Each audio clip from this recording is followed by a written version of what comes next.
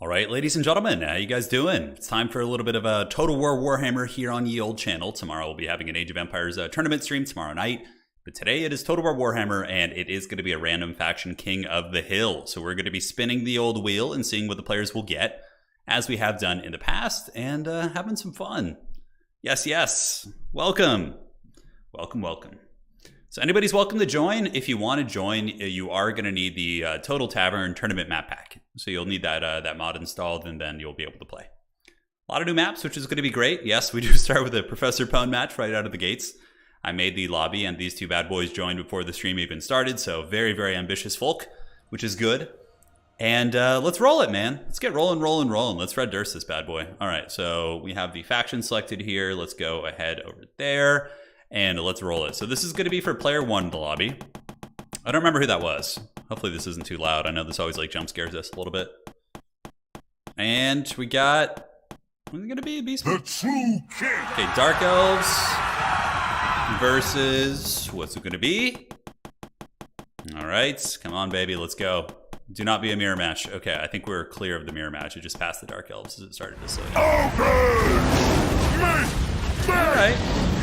I dig that. So it's going to be Puggington of the Dark Elves and Professor Pone on the Ogre Kingdom. So let me go ahead and tell the players. Puggington is going to be... Here he is. Okay, so Dark Elves and Professor Pone is going to be the Ogre Kingdoms. He's the meat man. He's coming. All right, so Ogre Kingdoms. Ogre Kingdoms. I had to type it in all caps when I sent it his way. All right, there we go. Perfect. And all set. All right, so Dark Elves versus Ogre Kingdoms on Bordello Landing. This should be interesting. I don't know if I've seen this matchup too much. Ogres certainly have some good tools. You know, Flying Taco has been certainly innovating the meta with the Ogre Kingdoms for quite some time, so lots of funny tricks that could happen. Hey, Turin, random question. Have you played any Command & Conquer games? Yeah, I played Red Alert 2, the original, like, the old school ones, and I played all the ones previous to that. But after Red Alert 2, I kind of stopped playing and started playing other franchises like, you know, I was playing more Warcraft 3 and those type of games. Meme Blade. Malice is actually good, though. He's not a meme. That's the thing. Malice is, he's quite strong. Really, really tough to kill. Great fighter. You know, basically has 2 lives. Good abilities. He's got an AoE damage ability. He's got ward save stuff. Definitely some scary stuff. Yeah, we do need to do another head-to-head campaign. We really do. The one that we started, the 4-player one, was basically over. So we decided not to continue that one because... It was myself and Professor Pone. We were on Malice, and we were on Deathmaster versus KOTH. And Professor Pone wiped out Subutai's army in the first battle, and then I wiped out King of the Dead's army in the first episode too. And they were basically just like retreated back to their base, losing territory. They would have had no chance of coming back. So we decided not to continue that one because the second episode would have just been like a stomp.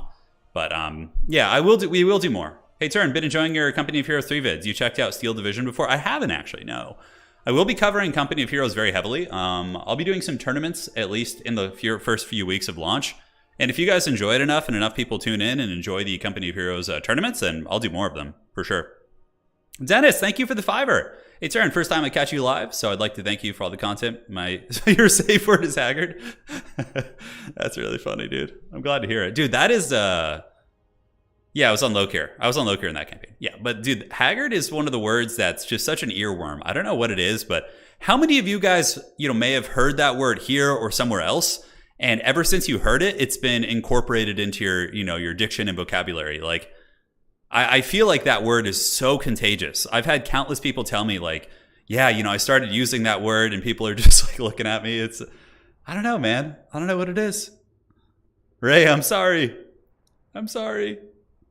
Hey, Louie, I'm glad you're enjoying the Total War stuff in the Warhammer. Yeah, you know, even if you don't play Total War Warhammer, you know, if you're a fan of Warhammer Fantasy and Warhammer in general, the battles are really fun to watch, in my experience. Yeah. Yeah, 100%, right? Yeah, you guys have. We got Jonas from Norway. How you doing, man? Finally getting on one live. Welcome. Glad to have you here, dude. Haggard is his turn's fault. Yes, and it's your fault. You see? It's like such an addictive word, dude. It just... Yeah, like everyone I've become, you know, close friends with definitely starts to use it a lot. And someone did it to me when I was in 8th grade. I remember, like, it was kind of a bit of a slang in my hometown. Like, a lot of people used it here back in the early 2000s, and it kind of just, like, catches on. It's so perfect. I use it while I teach now. You're spreading the haggardness, says Linus. Educating the future generation on proper vocabulary. I love it, dude. That's great. Any more I don't have any more Company of Heroes 3 replays in reserve. I'm sorry. I don't. I ran out.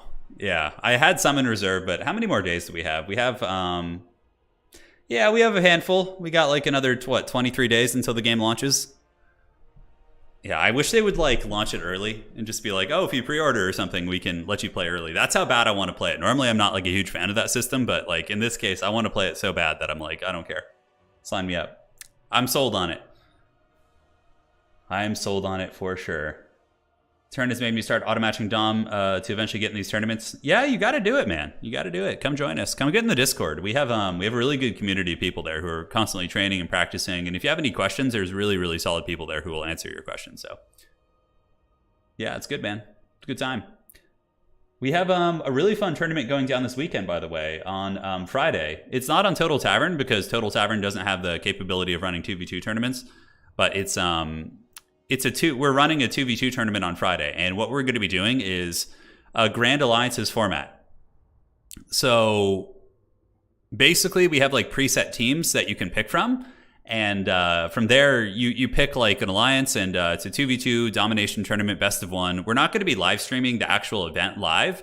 We're going to play it off stream and then basically take the replays and cast the top 4 after that, because it's just going to be too laggy otherwise. 2v2 is a problem. But with just 4 people, you could probably get through it. But when you get 5 in there and mix in a caster, it can be precarious for sure. Do you expect Company of Heroes? Yeah, I think Company of Heroes will be pretty cool here, Brian. I think most people like RTS who are here on the channel, so it'll be in the family. It'll be in the family.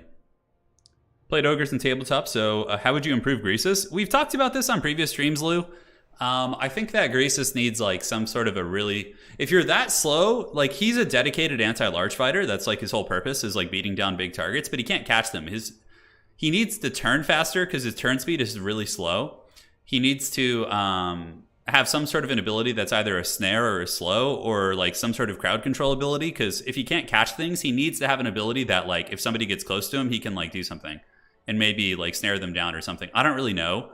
I always thought turning his ability, like everyone has their price, his bribing ability, which just lowers stats in this current rendition, to something that snares or like routes or fear, like does something to units to give him some more utility.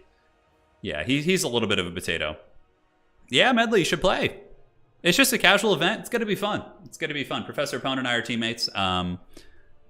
We have a couple different alliances. Let me see if I can like pull that up right now and show you guys. All right, so checking here, and there we go. All right, so where are we? I'm looking for it here. Okay, one sec here. Perfect. Let's see that. All right, so should be able to pull this. Yeah, so the alliances are, we have the Western Order Tide, which is Lizardmen, High Elves, Wood Elves, and Bretonnia. We have the Eastern Order Tide, which is Empire, Bretonnia, Kislev, Dwarves, Cathay. We have the Elves Undivided, which is High Elves, Dark Elves, Wood Elves. We have Destruction, which is Ogre Kingdoms, Greenskins, and Dark Elves. Chaos Undivided is Warriors of Chaos, Norska, Demons of Chaos, Beastmen, and Skaven. Marked Chaos is the 4 Chaos Gods. Undead is Tomb Kings, Counts, and Vampire Coast. And Ogre Mercenaries means you can pick Ogre Kingdoms and any non-Chaos faction as an ally.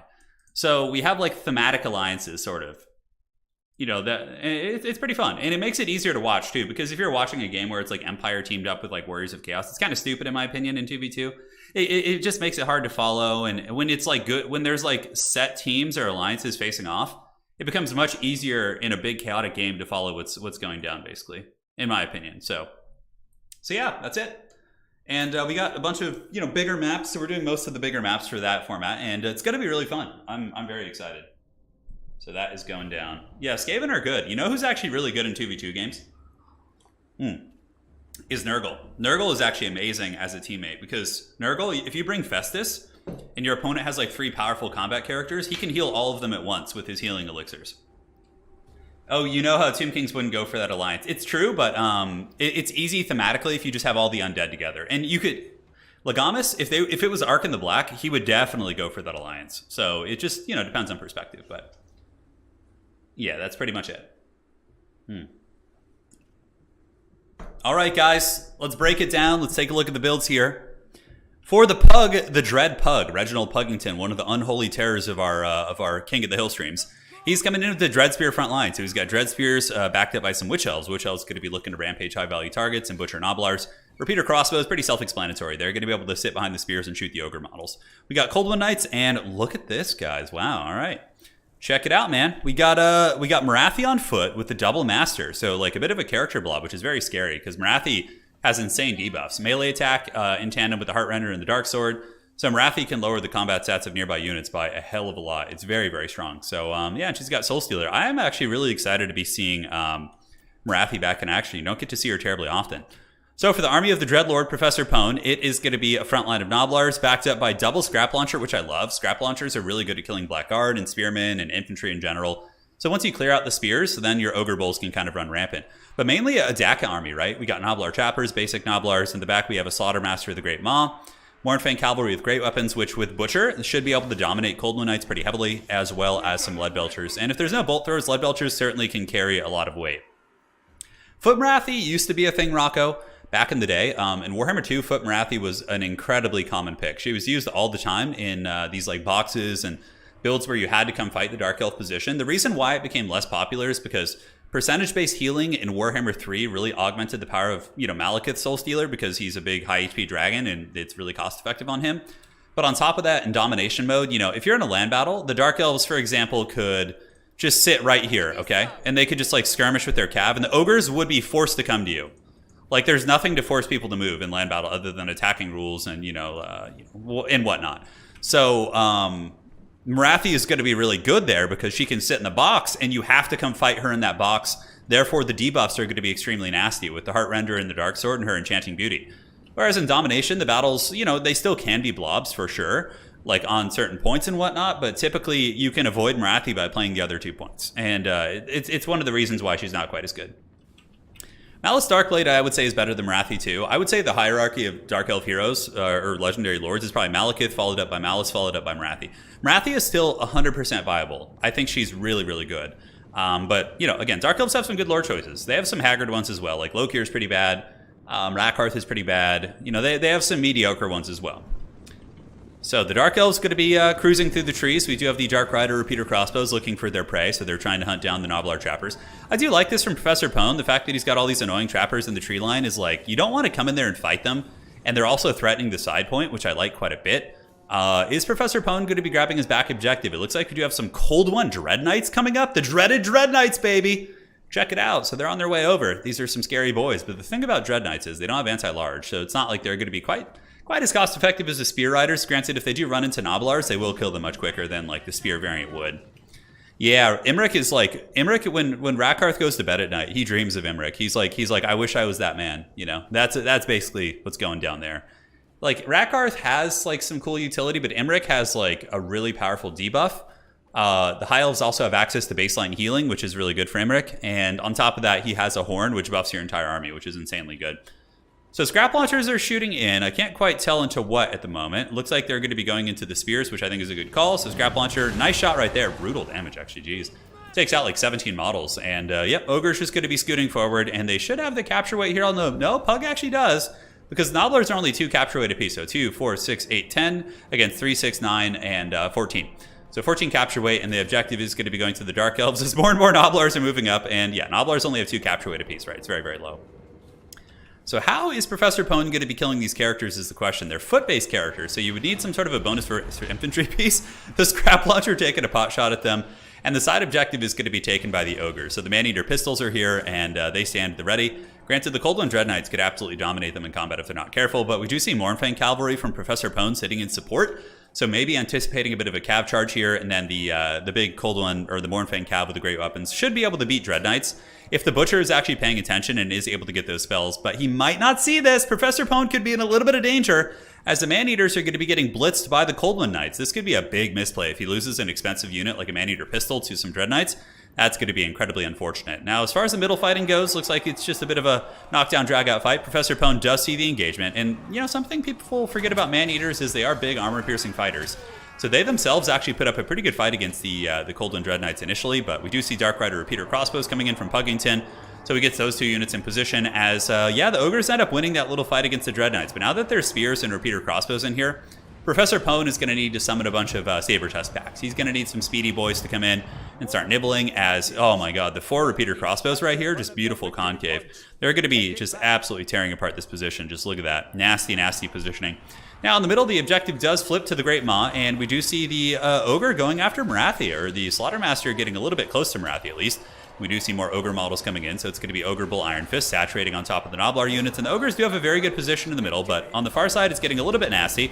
Looks like a Butcher is going to be going down, or a Troll Guts, so Troll Guts does go down onto the Mournfang Cav here, and the Lead Belchers are being shot by the Dark Riders. We really need to see some Saber Tusks out from Professor Pone, and yeah, as soon as we say that, the man knows, he knows what he's doing. He brings out the Saber Tusk packs, and they're going to be very necessary for chasing down these Dark Riders. Mournfang Cav getting a bit of a rear charge here, but it looks like Reginald Puggington is going to be able to micro away. Frontline fighting, though, not going bad. Value trading is somewhat even, a little bit favored for the Druchii, but you have to remember that the Ogres do have access to healing. And these Man-Eater pistols are just straight up beast mode over here. They're fighting off just Dread Knights and actually winning that fight. That's got to be a pretty unfortunate feeling, to say the least, as the Mournfang Cav do jump back in there to help finish off the Dread Knights. And now we get the Saber Tusk packs from Professor Pone, which are going to be hunting down the Dark Riders, I would imagine. He needs to split them up, send like one here and one over here, and just like try and route those 2 units. Over here in the middle, we do get a big Soul Stealer going down from the Dark Elves. A nice Soul Stealer. It does hit the Ogre Bulls. It also hits the Noblars. Some of the Ogre Bulls do overextend slightly into some spears, but overall, the Ogres are coming to get the middle objective. Professor Pone has been holding on to that, and you can see the Marathi Blob is doing okay, but it is taking some damage, and the Dread Spears are slowly losing out over time. On the far side, we have a bit of an engagement here. We got Witch Elves battling against Noblar Trappers, which honestly isn't the worst thing for Noblar Trappers. They have that weird Mortis Engine effect, so they can kind of bump and grind it, but they will lose it eventually, especially since the other one isn't using its missile to support there. But the Ogres are holding on to the middle. They're also holding on to the side objective. Currently looking at the score, it looks like it is going to be favoring... Puggington did have a double cap for a while, but the Ogres are going to be able to get that double cap back, and you can see their points starting to climb. In the meantime, Saber Tusk packs getting a good engagement. It looks like they were able to rout off one Dark Rider, and they are jumping on the other one as well, as Professor Pone does equalize the value a little bit. And who would have thought that these Man-Eater pistols would just straight up bully those Dread Knights in combat? Yeah, I mean, they didn't like do it alone. They had a little bit of support, but they're ripping some fat pistol shots into the back of those units. And in the meantime, the Ogres are holding on to the middle objective. You do see some more Cold One Knights? Yeah, Cold One Knights coming in. Cold One anti-large boys.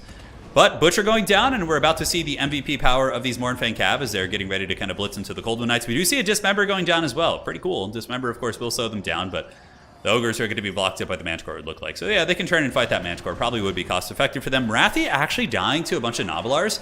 You know, she is very lightly armored, so you wouldn't want to like waste high-quality attacks on Marathi because of her debuffing of your melee attack, but tar-pitting Marathi and a million like crappy attacks is actually reasonably cost-effective. And the fact that she's using Soul Stealers on these Noblars is very, very good. It's not like hitting value, and she's getting Ninja Starred pretty hard by Professor Pone's forces here. So the Noblar Trappers screaming in there, doing some nice work on the side objective. We got Ogre Bulls defending, and it looks like some more Ogre Bulls clearing out Dread Spears. Dread Spears, are lightly armored themselves, so Ogres can actually mess them up a little bit. But Puggington has been an unholy terror with all of his repeater crossbows. He's been getting great positions with those this entire game and being very, very tough to deal with. Looks like the Mournfang Cav, are they still in line? I think they were finally broken. I think the Manticore did break them, but another unit is coming in here, so that's going to be very essential for salvaging the situation. If the Slaughtermaster were to get picked off by the Manticore and or, some of these other Dark Elf assets here, that could be game blouses. Middle objective, hotly contested. Marathi is over here, so she did escape. It looks like the Noblar Scrap Launchers, you can use them in melee as well. They're still a bonus for his Infantry Chariot of sorts, and it looks like one of the Scrap Launchers is actually shooting at Marathi, which is kind of interesting.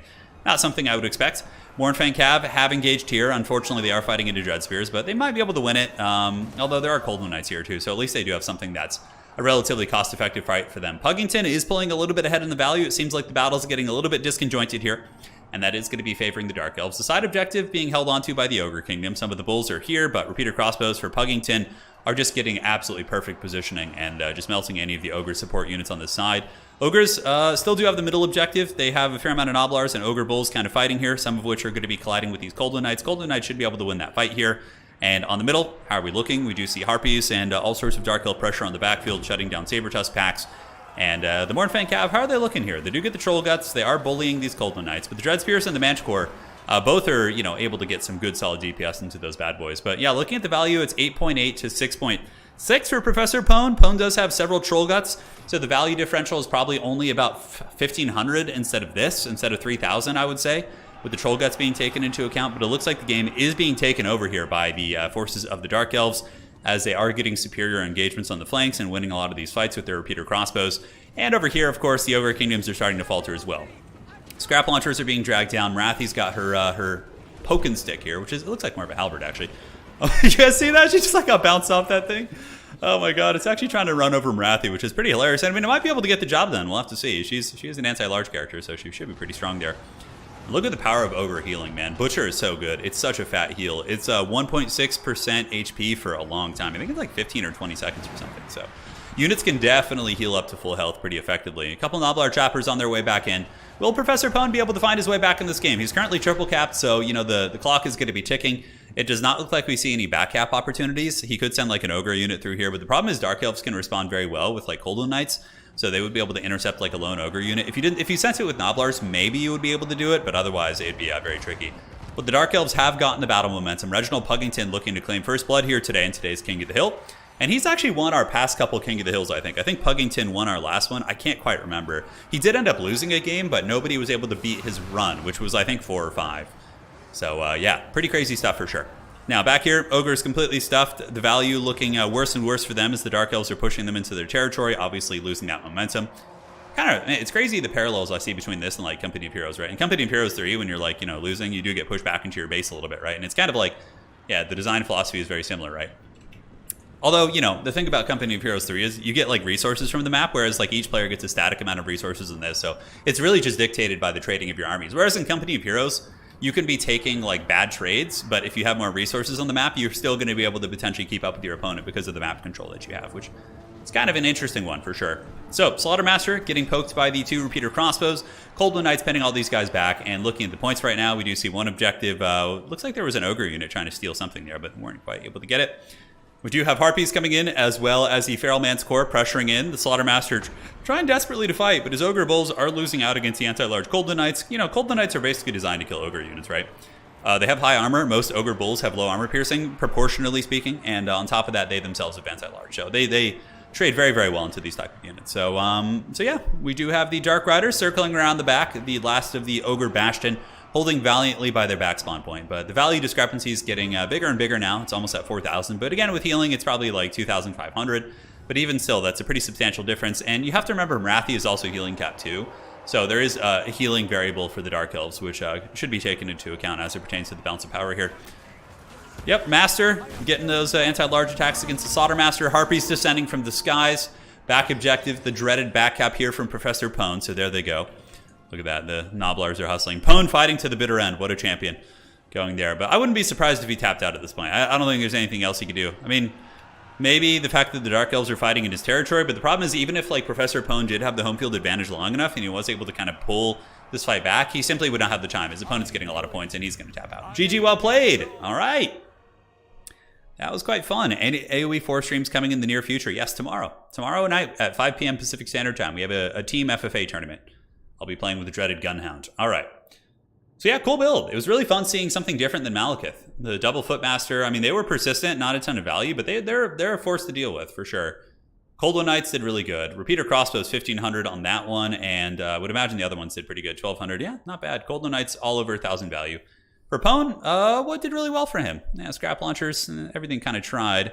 Noblar Trappers are one of the best units on the roster. They're really, really good. Yeah, and I did like the Man-Eaters. I felt like they had a nice little engagement on the far side as well. All right, guys, so who's up next? It is going to be the dreaded F-Pod. So we have several, serious tournament players here today, which is great. Well played to Professor Pone. A fun time as always. So let's get F-Pod.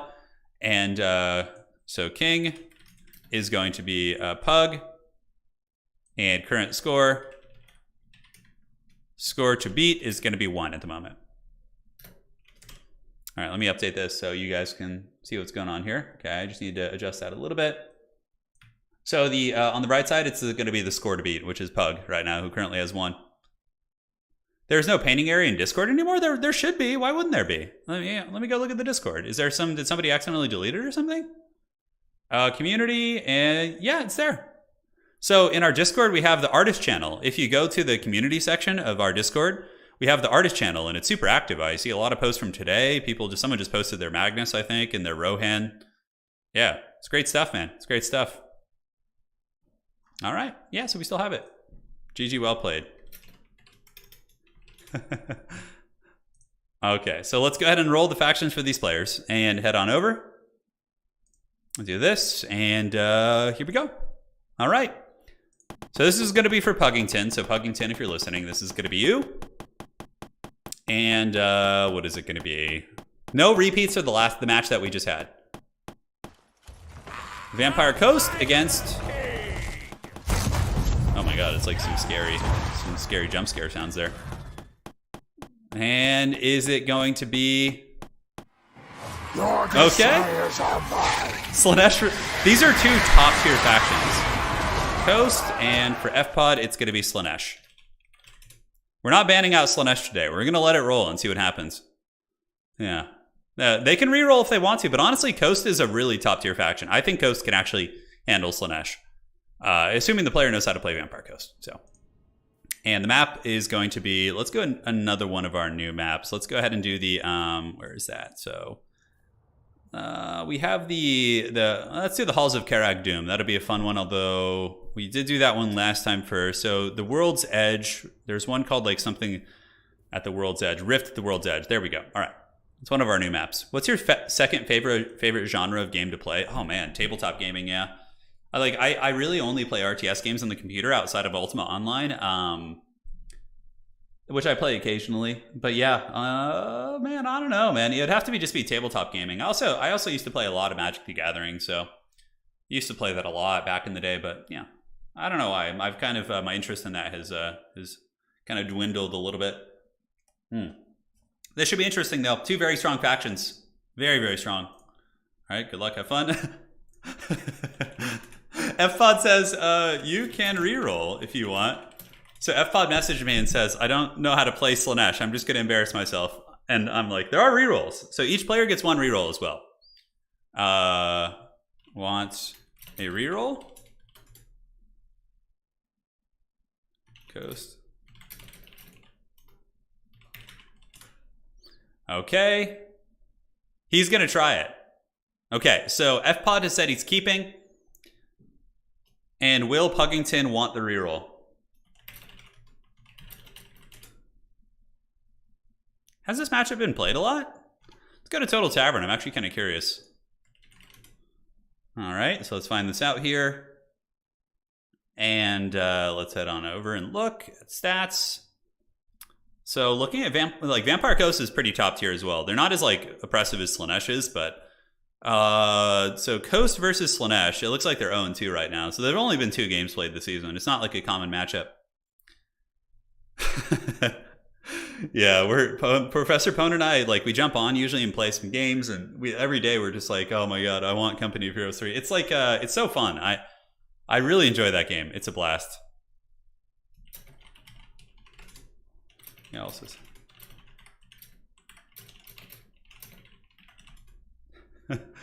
All right. Yeah, Hellstriders are going to be very scary here. They're going to be very, very scary, I would imagine. And taking a look here. How many teams do we have signed up yet? Yeah, it's going to be quite a bit of fun. The Grand Alliances event is going down this Friday as well. So if you guys are interested in playing 2v2, make sure to join our Discord.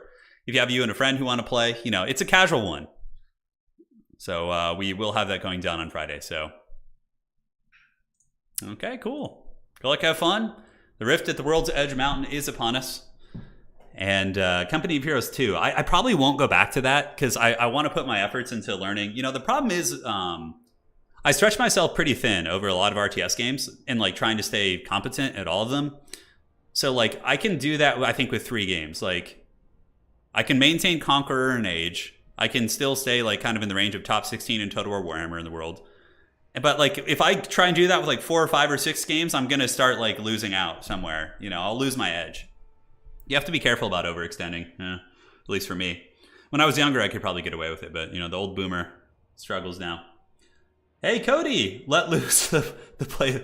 So what does that mean? That means play of the game, right, Cody? You need to enlighten me, brother. Teach me the ways.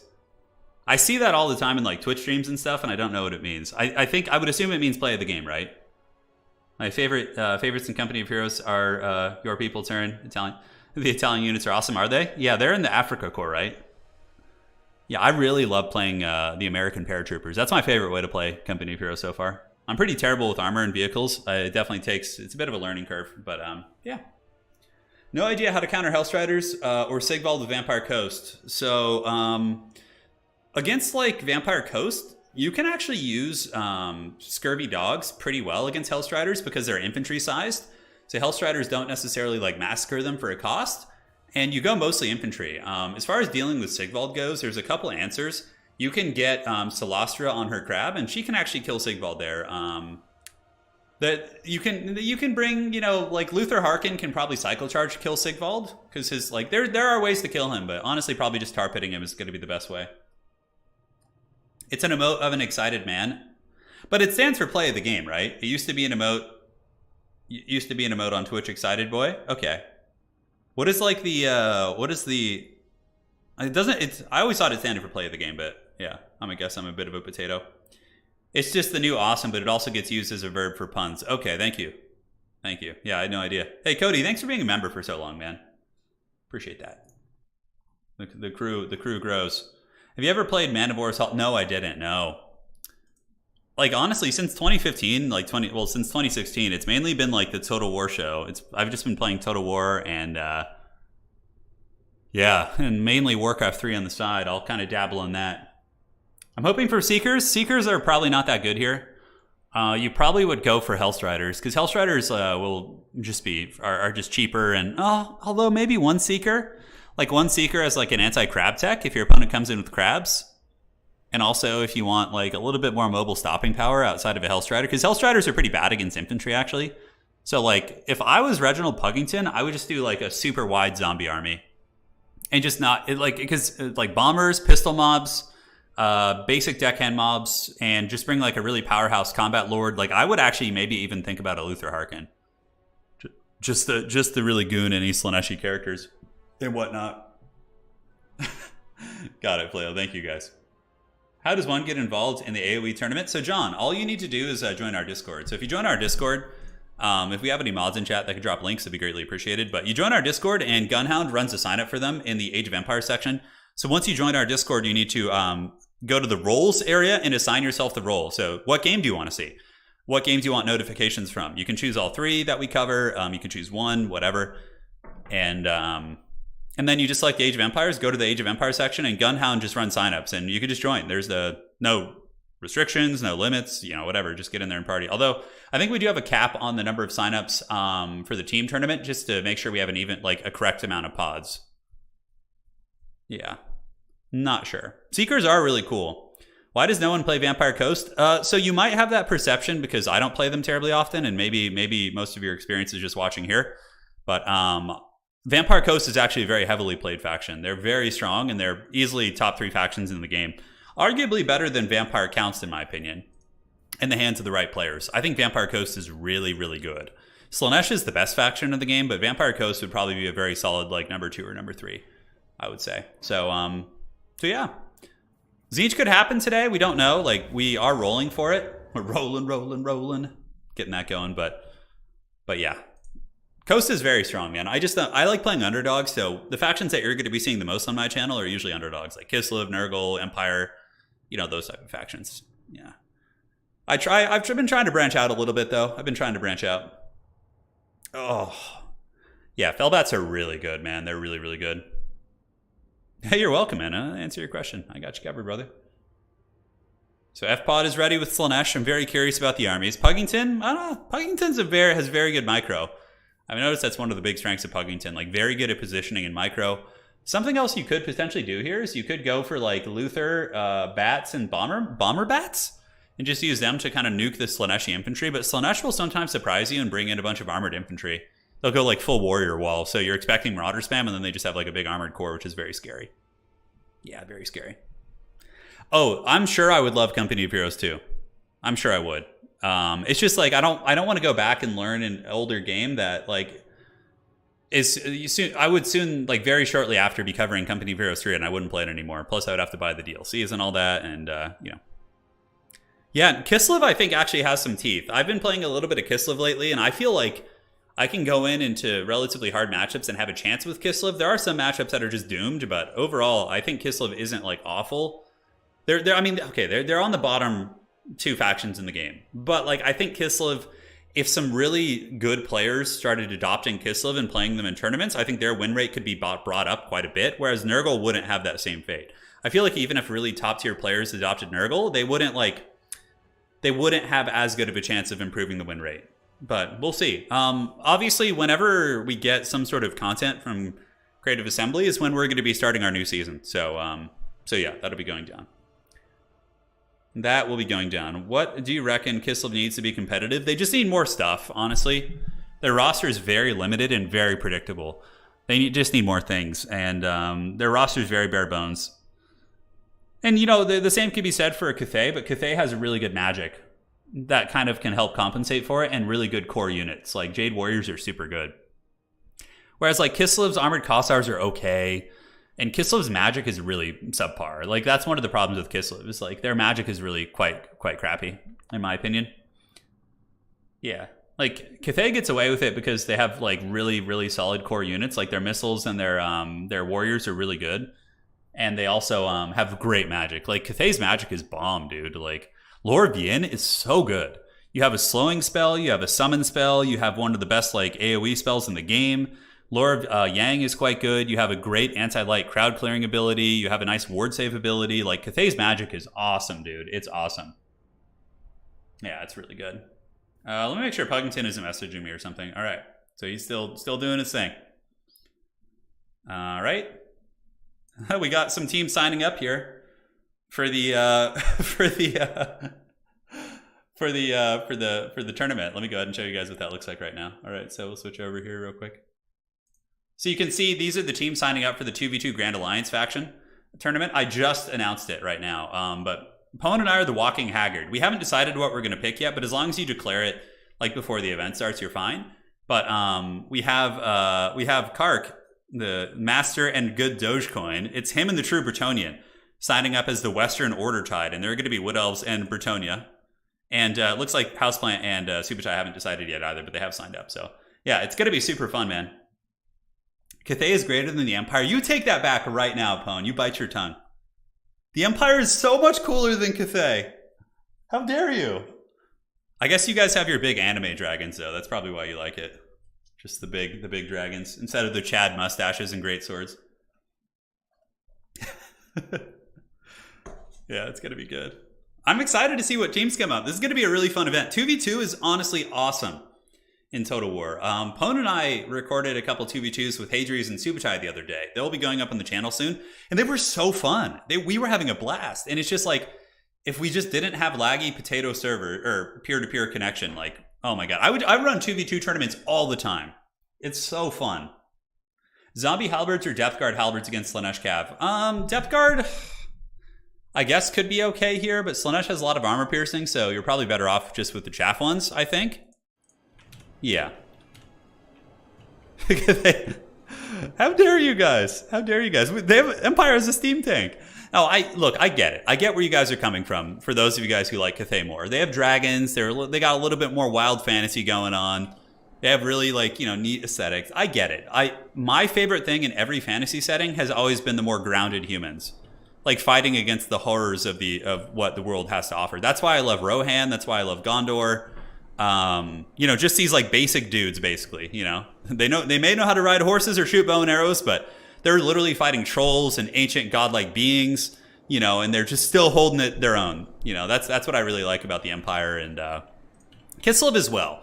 I feel like Kislev falls into that territory. KOTH is kind of cheating because they literally have ancient god dragon people like in their in their ranks, but you know, yeah. I like the baseline humans. KOTH is really cool though, to be fair. I think KOTH's aesthetic is awesome. All right, guys, taking a look here at the army here of Reginald Puggington. It is going to be a front line of zombie pirate deckhand mobs, polearm. So there's going to be 3 of those backed up by bomber mobs, handguns in the back, zombies, and it's basically a super wide zombie build. Not much to say about it. It's just a ton of things that Hellstriders will not be good against. And now looking here at the armies of Slaanesh, holy shit, that is going to be a wide build, a super wide build. On top of that, we get Devoted Marauders, and in the backfield, we get Chaos Warriors. This is very thematic. Like, I love seeing Marauders being sent in as chaff, and then just like the big beast mode, like linebackers of Chaos in the back, like the actual Warriors. It's very much like this, change your enter top gear meme. This is great, but I like this, yeah. I really like in the books, like if you've ever read the Gotrek and Felix books, there's like a really cool, this is in the, what is it? Which Gotrek and Felix book is it? Which one is the Siege of Prague? Where Prague is, the Kislev city is under attack, and Gotrek and Felix are like helping the Kislev defenders to defend the city. There's like a Tzeentchian warlord who's attacking the city. It's not Demon Slayer, it's Beast Slayer, I think. Yeah, I can't remember. You guys will have to let me know. But essentially what it happens is that the Warriors of Chaos, like, they're all out there. Most of them are like Tzeentch and Undivided. And they send an unholy legion of beastmen as sacrificial, like, pawns. So, like, the beastmen are just used as, like, the fodder to go into the Kislev defenses initially. And then the Chaos Warriors will move up. Yeah, it's pretty classic stuff. And Marauders and, you know, those type of units are used in very much the same way. So, KOTH obviously does not have the mobility advantage, right? They're going to be much slower. So KOTH wants to just play these two objectives. You basically just treat it like a land battle. You get one formation, and you're just playing these 2 points, and that's pretty much what you're going to be doing. That's it. Yeah, the Gotrek and Felix books are great. Yeah, they're really, really good. If you haven't read them, super easy reading. It's Beast Slayer, yeah. It's Beast Slayer. There's so many, like, Lord of the Rings references. Miao Yin greater than Karl Franz. How dare you, dude? How dare you? That is so awful, that take. Karl Franz is like the coolest. He's so cool. How could you not like the Franz? Just go watch his like intro where he just walks in all thick while the guys are like pounding their halberds on the ground. Yeah, it's pretty fun. No worries, Liddell. You're all good, brother. Yeah, no, I get it though. Some people like the higher fantasy and the more like dragons. You know, one of the arguments I've often heard, and this will be the last anecdote before we start, is like, I watch fantasy to see the fantasy stuff, not to see regular dudes. You know, that's often what I've heard as well. All right. So, the battle is on, and we do see grenades coming out, and there is going to be a taunt going down on the Allures. Okay, so we see an Allures coming out, a Slaneshi caster. I guess if you have Sigvald. Yeah, look at that. The caster actually got quite beat up there in that fight. The objective is going to be held by Slanesh, and on this side, we do have an unholy amount of Marauders coming in here. We do have Animated Hulk saturating in, and Hellstriders with Hell Scourges piling into the zombie mobs. But the zombie mobs do actually get a pretty nice bomb on those guys. And the Animated Hulk's going to be coming in to try and stop those Hellstriders from penetrating into the second line. So obviously Slanesh is going to be heavily favored in the front line fighting, but the bomber mobs are basically the big difference maker. Here they come, throwing the holy hand grenades into the Marauders. Does some pretty nice damage as those guys do get nuked into the Shadow Realm. Oh my god, basically one-shotted.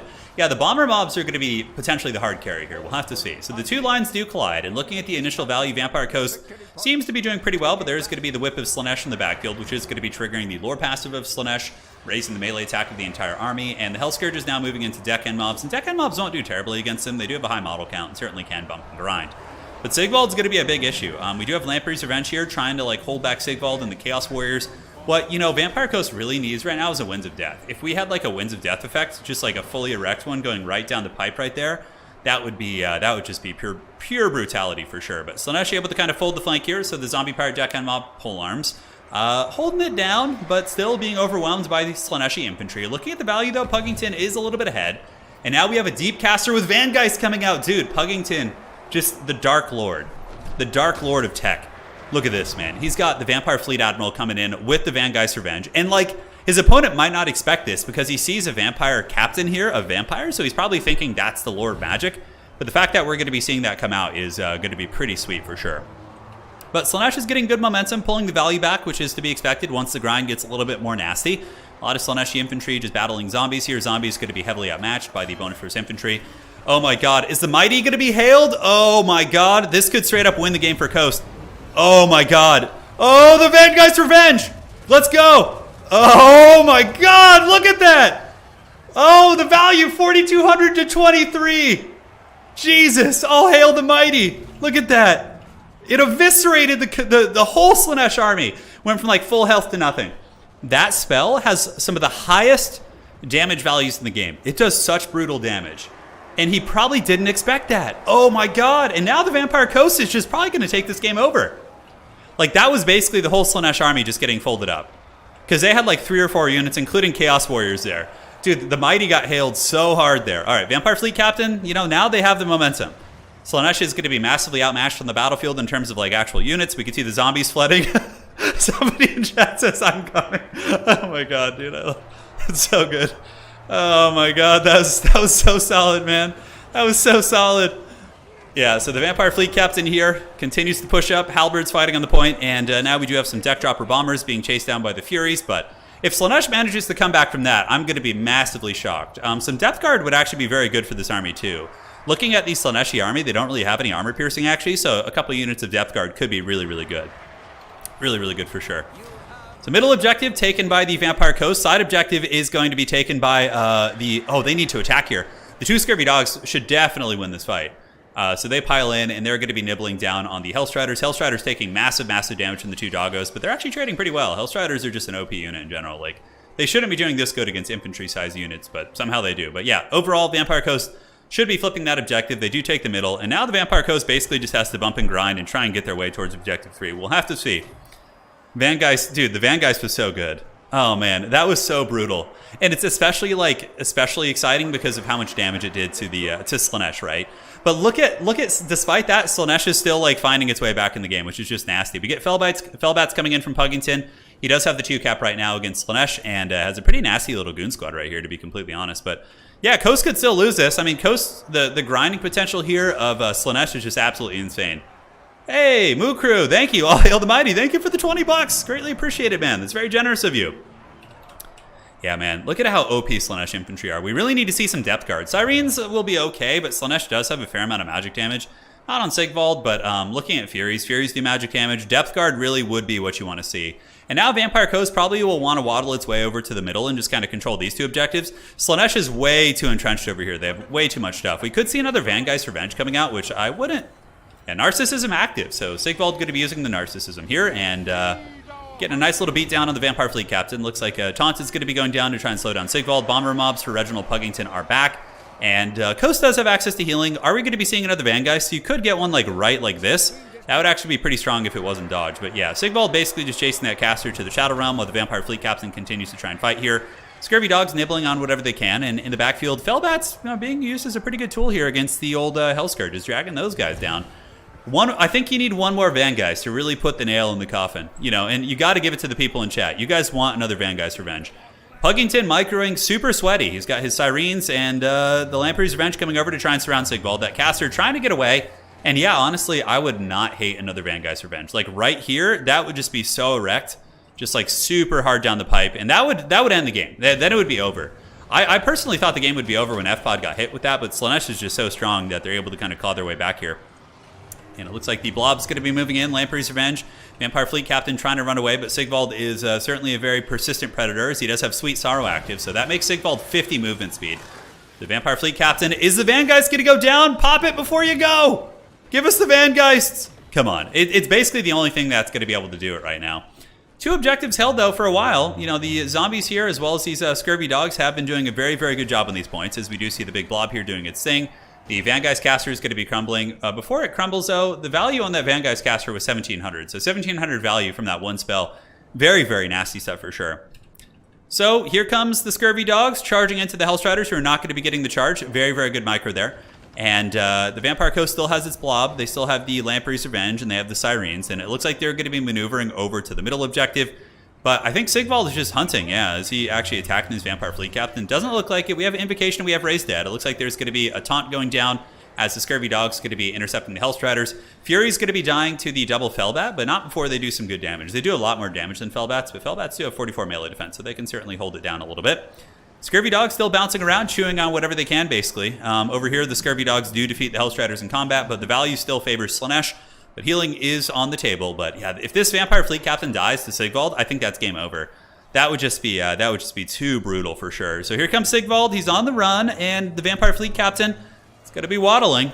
And she's pretty quick. She's got 38 speed, but Sigvald does have 40. I can't tell you how many games I've had Sigvald just like hunt down my SEMs. And why is he not using magic here? Yeah, there's a Narcissism, but like where's the Invocations? Where's the Raised Deads and the other supporting pieces? I'm not sure what it's going to be. Yeah, it looks like there's no magic, and yeah, that caster's going to die. Probably going to be spelling the doom for Vampire Coast. I don't think they're going to be able to win at this point. I'm really shocked, honestly. I thought after that Van guy, they'd be able to really punish. A couple things that I think were needed here that could have helped the Vampire Coast actually maintain their lead after that Van Geist would have been a depth guard, right? So depth guard could have been really nice. There's nothing in the Slaanesh army that's good against depth guard. Absolutely nothing. If you had like 2 or 3 depth guards summoned in, I think Slaanesh loses and they get grinded back. But you know, obviously zombies, animated hulks, those type of units aren't going to be that exceptional here. We do see Syreens battling devoted marauders. The side objective looking like it's going to be taken by Slaanesh, as they do have their horsemen kind of chilling over there. But hey, you know what? On the bright side of things, you know, Reginald Puggington did bring us one of the most exciting, you know, moments we've had on stream in quite some time. That Van Geist Revenge was so erect, and yeah, man, it's good stuff. Looking around, Slaanesh cleaning up, and in the backfield, we do have no summons coming in. A couple of Fellbat reinforcements. Reginald's saving up for a lot of units right now. He actually has 2,500 resources. I think he might be trying to like lull his opponent into a false sense of confidence and go for like an objective ninja on the backside. If Puggington manages to find a way to win this game, I would be thoroughly impressed after the comeback that we've seen from Slaanesh, including both the characters dying. Right? They've definitely paid the troll toll. So Syreens chasing off the Hell Scourges. Hell Scourges do not do magic damage. They are not Seekers. And these Marauder Horsemen being chased down by the Fellbats. Fellbat's going to be attacked here, looks like. But we do get the counterplay from the Scurvy Dog popping out of the tree line. And he is banking quite a bit. The reason why he's banking, though, is because he wants to go for like a back cap. That's very obviously going to be in the game plan of the Vampire Coast right now. They're going to resolve to, you know, or resort to more cheeky tactics here. Granted, it looks like FPOD is kind of aware that this could be happening and is going to be sending some Marauders over here to counter the mass Scurvy Dog play that we could be seeing on the far side. This objective, though, being held down, and Scurvy Dogs are getting some good nibbling here. Lamprey's Revenge trying to get away, but they are debuffed by Acquiescence, which is going to be lowering their speed and melee defense, and the Slaaneshi Hell Scourges do get in there and do it to it.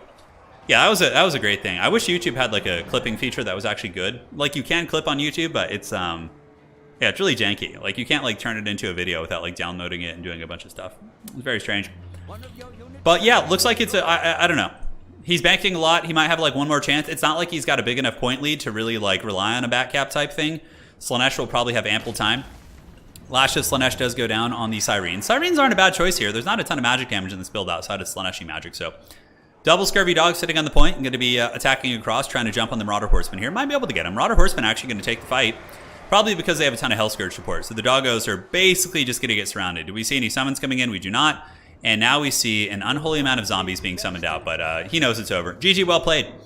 Classic Slaanesh, just being overpowered. You know, what can you do?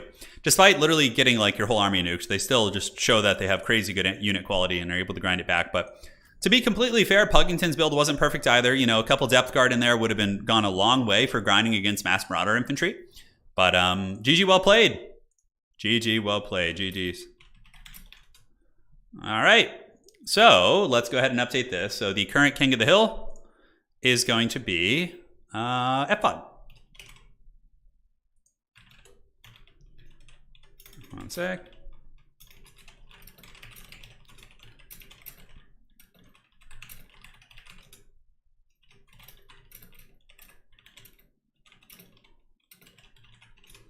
Okay, perfect. So, who's going to be the next challenger?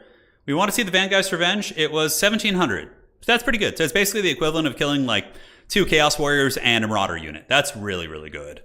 And aside from that, you know, depth guard were needed. Basic depth guard. And for Slaanesh, you know, good stuff. Slaanesh infantry spam followed up by their cav is really, really good. All right, so we got Medley versus FPOD here. We'll have Medley play on her map here, which is going to be the Celestial Lake. And let's update this. Okay, so Medley and the current king is going to be FPOD and 1 for FPOD. Perfect. All right, so we got everything updated here. Well played to both players. A good attempt for sure.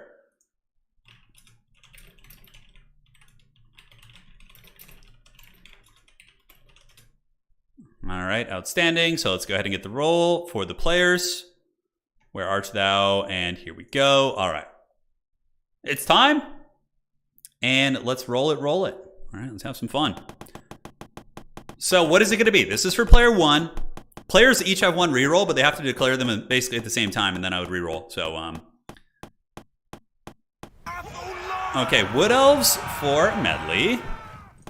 And for FPOD, what is it going to be? Let us find out here on today's episode.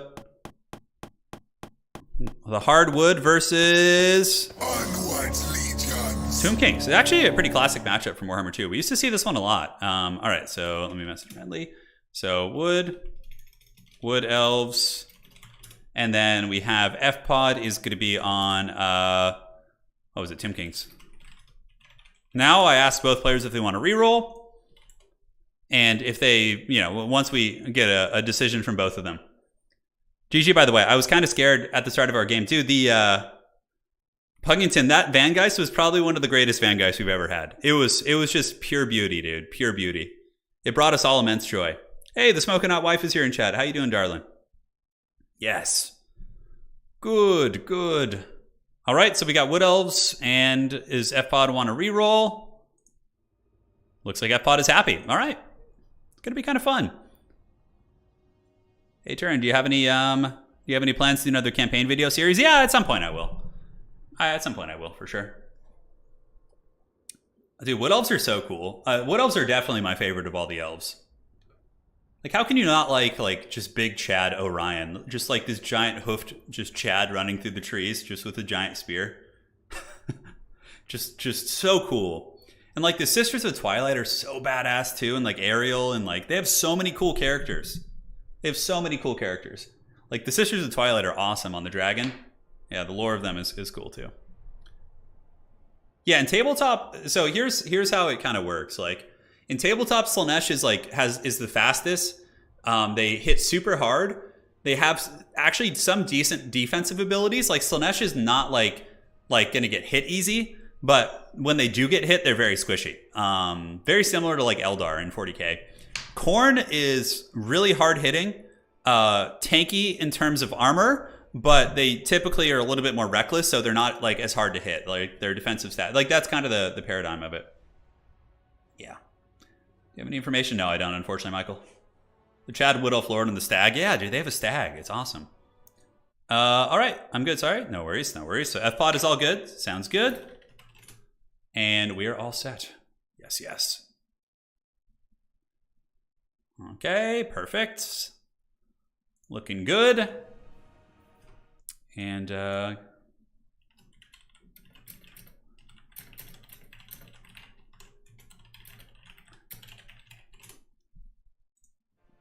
cool. Checking all the settings. How's life been treating you guys, by the way? I almost have my full Empire army painted up. Almost 100% painted. I have one more Demogryph Knight, and then wait, is it 2 more demis or 1 more? I can't remember. 1 more. The wife says 1 more. She knows. 1 more Demogryph Knight and 10 swordsmen. And then the army is like fully done. I'll probably end up getting more because I don't. There's a couple things I'm missing. Like I don't have any bow units. I don't have any crossbowmen or archers. I only have handgunners. And I also would like to get some. I have a witch hunter. I have a warrior priest. I have Volkmar, Karl Franz. I have 2 battle mages. A Celestial Hurricanum. I do not have a Luminarch though. A Luminarch is something I would definitely be interested in getting at some point. Yeah. But it's more or less there. I have 9 Demogryph Knights, 20 halberds, 20 handgunners, 20 swordsmen. Yeah, we're getting there. What is the best debuff for Slaanesh for you? The Mark of Slaanesh is too strong. Like the fact that it's just like Slaanesh has no downside on their mark. Yeah. Slaanesh units should just like maybe have like less armor across the board. Like Slaanesh Marauders should have like zero, like almost 0 armor. And you could make the warriors have like 20 less armor. Like, you know, I don't know. I think that would be a good idea. I don't really know, to be honest. I'd have to really dive into it to give you a good... They just need to have some downside. They don't have one. Yeah. That's... Voltron, that's pretty funny. I didn't see it until you mentioned it. I haven't seen Avatar, the new one. I haven't seen it. I wasn't even a huge fan of the original Avatar. Like, I know it was a fine movie and it was enjoyable enough, but I wasn't like... I know there was this huge, massive like hype on Avatar. Like everybody was like, "Oh my god, Avatar!" But to me, it was just like, I don't know. Oh shit, sorry, almost dropped something there. I didn't enjoy it that much. It was okay. Like I had fun with it, but it wasn't like, you know, some like huge like, you know, generation-defining movie that it was kind of made to be. Oh man, that's the good stuff. Just got out of the dentist. That's how your life going. Hey, well, that's good. Got to take care of yourself, man. And it is on. I will 100% be there for Company of Heroes 3 tournaments. It's going to happen. It's going to happen. It's only a matter of time. Which is only a matter of time, my friends. All right, so taking a look at the Wood Elf army, which is going to be led by Medley. Medley coming in with the Dryad front line. Dryads are, you know, they'll probably trade okay against the Nahakar Warriors. I think the Warriors win just barely, but and they also cost a little bit less, which is unfortunate for the Wood Elves, although I'm not sure. I mean, 35-25 against 32-22. Dryads have higher weapon strength, but the Warriors do have a bonus versus infantry, and you have to remember their healing from the Lore of Nahakar passive and all that sort of stuff, so we got Mass Dryads, going to be backed up by a single unit of Way Watchers to snipe single entities. Dryka going to be coming in. Interesting. Dryka is not like excellent at killing anything big, but she is pretty good at just casting Pit of Shades on infantry all game and summoning her Dryads in the opponent's backfield to like chase Ushopti Great Bows and things like that. So, we do also have the Lost Sylvan Knights. I love it. Lost Sylvan Knights are a super cool unit. I think they're one of the coolest units in the entire game. And the Ghostly Stag Knights are here. Big armor piercing. They are there to kill Ushopti and anything of that sort. So, looking here at the Tomb King's army of F-Pod, it is going to be Sepulchral Stalkers backed up by Screaming Meme Catapults. We do have Warriors in the front, Spears in the back, and very standard stuff, right? Just going to be infantry backed up by artillery and some Sepulchral Stalker action as well. Not going to end well for the Woods, that's what you think? Well, we will see. The Wood Elves are coming out. I know you're a very good Wood Elf player, so you would certainly know quite well, but I think that the Catapults are going to be quite punishing here. I think they'll be very efficient at just wearing down the Archers and or Dryads. And yeah, the infantry advantage will probably favor them as well. I almost think, like, would War Dancers be a better choice, or would, you know, more Archer play? Like bringing in Deepwood Scouts with like Swift Shiver Shards and moving up and just like, you know, avoiding the artillery with that and, you know, shooting these unshielded warriors down methodically like one at a time. Yeah, something to think about. Eternal Guard on the other side, probably going to be holding the back objective. Wood Elves going to be moving over on the side and heading on over to Objective 2. Meanwhile, these Lost Sylvan Knights just going to be hiding in ambush, which I do like it. And then they look like they're kind of spazzing out a little bit when they kind of move their horns like that. Very weird looking. Casket of Souls. Oh, it's DJ KOTH as well. Oh, man, look at that. So DJ KOTH is on his DJ booth. Oh, baby. That's going to be doing some fat damage for sure. I mean, the artillery, yeah, quite good here. Screaming Skull Catapults are an amazing unit. The fact that they have that Discourage ability, much like the Plague Claw Catapults from Skaven, is very, very strong. But the Wood Elves, being the faster faction, do get the objective first, with the artillery fire doing some heavy damage. And I don't know if the Wood Elves are going to have any success getting back there. We do see the Nahakar Warriors being summoned out from F-Pod or Horsemen to try and stop the big overload here. So Medley going to be summoning in Glade Riders, and coming here and here, trying to find their way into the backfield and get on those points, but clearly F-Pod is ready for this. He's got Sepulchral Stalkers as well as Nahakar Horsemen getting in position and should be able to kind of screen that out. Now back here, we got Dryads kind of chilling out. We have the Way Watchers shooting into the Nahakar Warriors. Not the best thing in the world, but could be worse. The Tomb Scorpion's going to be a bit of an issue as well. The Tomb Scorpion should be able to bully Dryka very heavily. Dryka does not have good armor piercing, so that could be a very precarious fight. And honestly, these Dryads could get folded like a piece of paper pretty quickly. Lost Sylvan Knights, you know, they could come in. They could definitely deal with the Scorpion if they can get us round on it. We do see some more Glade Riders on their way. And now we see like a big push. So we see multiple units, but, you know, this is going to be a very, very tough backfield dive. And, you know, a lot of times Wood Elves would, in the past, use the Waystalkers, or the whatever those, the hero with the Arrows of Kurnus to try and get a little bit of shooting. A bit of a lapse in micro here for Medley, and the Glade Riders do get caught by the Nahakar Horsemen, and the other Horsemen do spawn out here. And basically the backfield harass from Medley not going super hot so far. Granted, one unit might be able to get through. Looking at the bank here of F-Pod, F-Pod probably will have enough to get a skeleton horseman out to try and defend this. Glade Riders with 6 leadership, desperately trying to dive on top of the artillery. Looks like the other unit is trying to get there as well. And it looks like one catapult will go down, and another horseman is going to be coming out to defend this one. It's to be expected for sure. And Nahakar Horsemen will dominate Glade Riders in combat pretty heavily. So a nice attempts back there, but it is giving them a lot of value. I think just kind of enduring the MO and waiting for an opportunity to go back there would be a little bit better, rather than just trying to like rock hard dive that. We do get a little bit more pressure coming back here though, Glade Riders and Lost Sylvan Knights. So now the heavy hitters are coming in the backfield. I actually really like this play from Medley. I think that could be a much, much stronger one. Dryads trading with Nahakar Warriors looks like a little bit of a favored fight for the Undead here, although these Dryads are doing very, very well. Dryka kind of lurking here, looking to maybe cast some Pit of Shades. Wood Elves are holding on to the 2 objectives. And now the Lost Sylvan Knights have engaged. So Lost Sylvan Knights will absolutely dominate the Nahakar Warriors in combat. Granted, they do get the Jazaf's Cursed Blades, which does give them anti-large, very, very strong. And we do see good backfield maneuvering from the Sepulchral Stalkers as well.